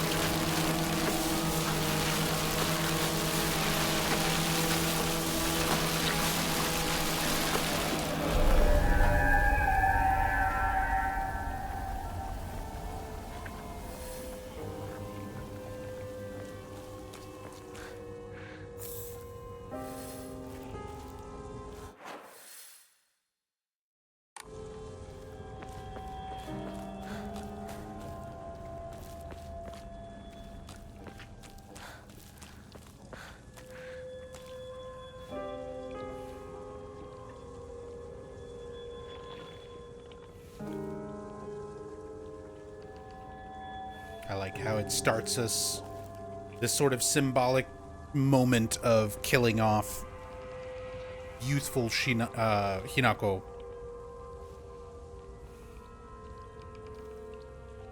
And we're right back in front of the candy store. Cam hack is going to be fun.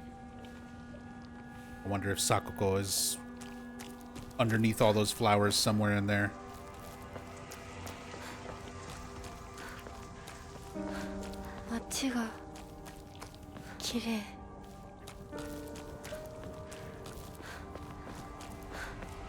Anyway, time to do forced combat gauntlets all the way back home.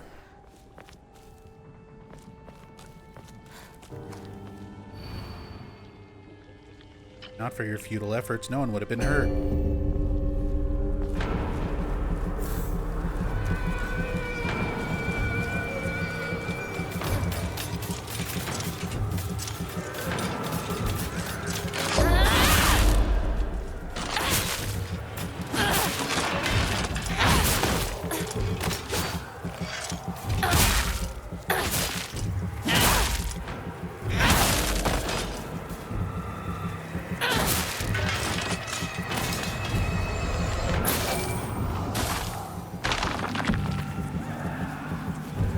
私の邪魔しないで。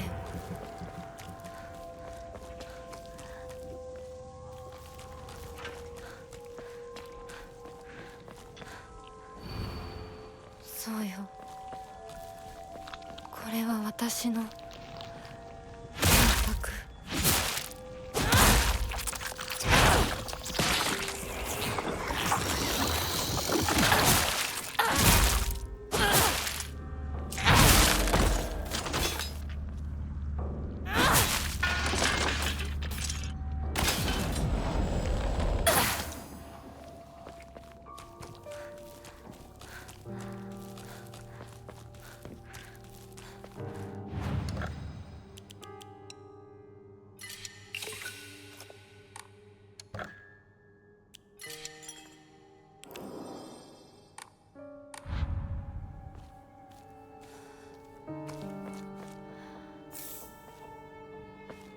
Alright. I don't feel like doing the gauntlet right now. So we'll finish this up tomorrow. It's pretty late. My sleep schedule's ruined. And I kind of hate this part of the game. Just going to each doll and having to fight each wave of enemies all the way back to the Shimizu house. Gets really old. And I'm tired, and my head hurts, and I don't want to do that. So we're going to call it right here.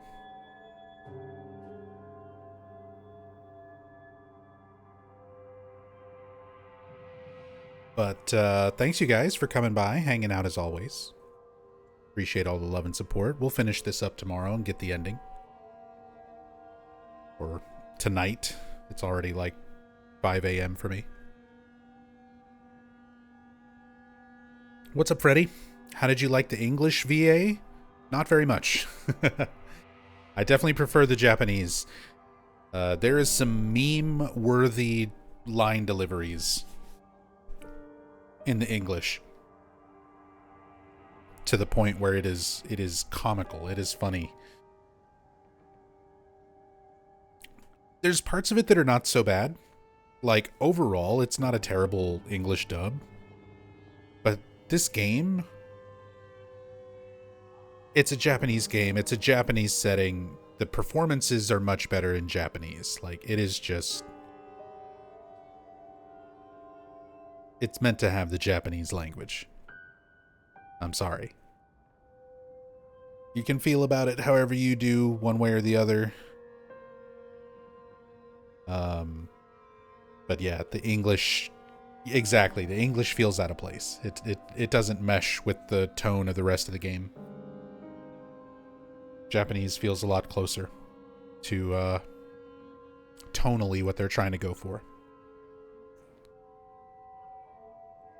But yeah, thanks you guys so much. I appreciate y'all coming out. Like I said, I'll be back later tonight about, I don't know, 12 hours from now or something. A little later than that. But I'll be back. I'll be back tonight. Keep an eye on the Discord. Let me get links. Let me get links for everybody.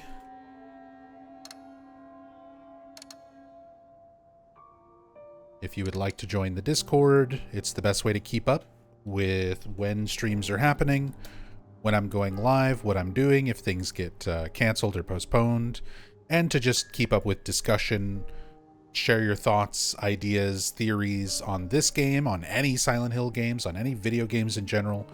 We do a lot of game discussion and info sharing and stuff like that in our Discord. Not to mention just chatting about whatever. It's a good way to keep up with our community. Let me also get some YouTube links.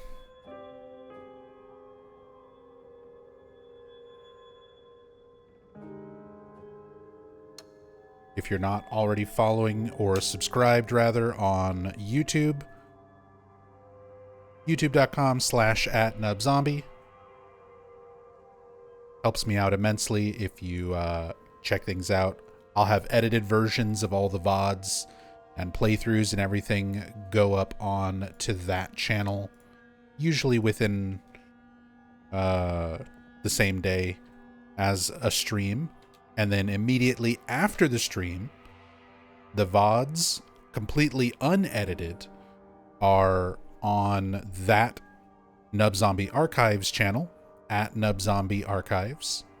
So if you want to watch the whole thing, that's going to immediately get uploaded as soon as the stream ends, because I don't have to do any edits or anything to it. It just goes up completely raw if you want to see the raw stream archive.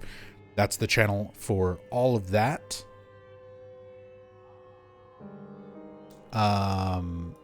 And last but not least, if you are interested in picking up Silent Hill F for yourself, click on my link there. I am partnered with Fanatical.com, so you can click on that link, pick up a Steam key for Silent Hill F. You can get the standard or the deluxe edition if you want to get the extra costumes and in-game items. And you can get it for 25% off. So instead of getting the standard edition for like $70, you can get it for like $50. Instead of paying like $80 for the digital deluxe version, you can get it for like $60. So much, much better than buying the game at retail. If you're just going to play it on Steam and have a digital copy anyway, you might as well get it discounted. And if you're going to get it discounted, you might as well get it through my link through Fanatical, because that also helps support me and support the stream and helps me keep doing what I'm doing.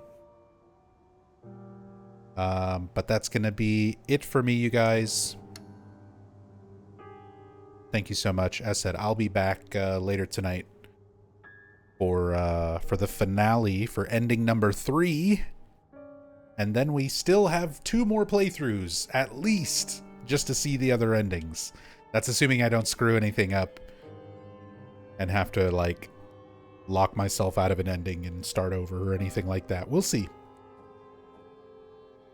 But yeah, till next time, be good to yourselves, be good to each other. Much love. Peace.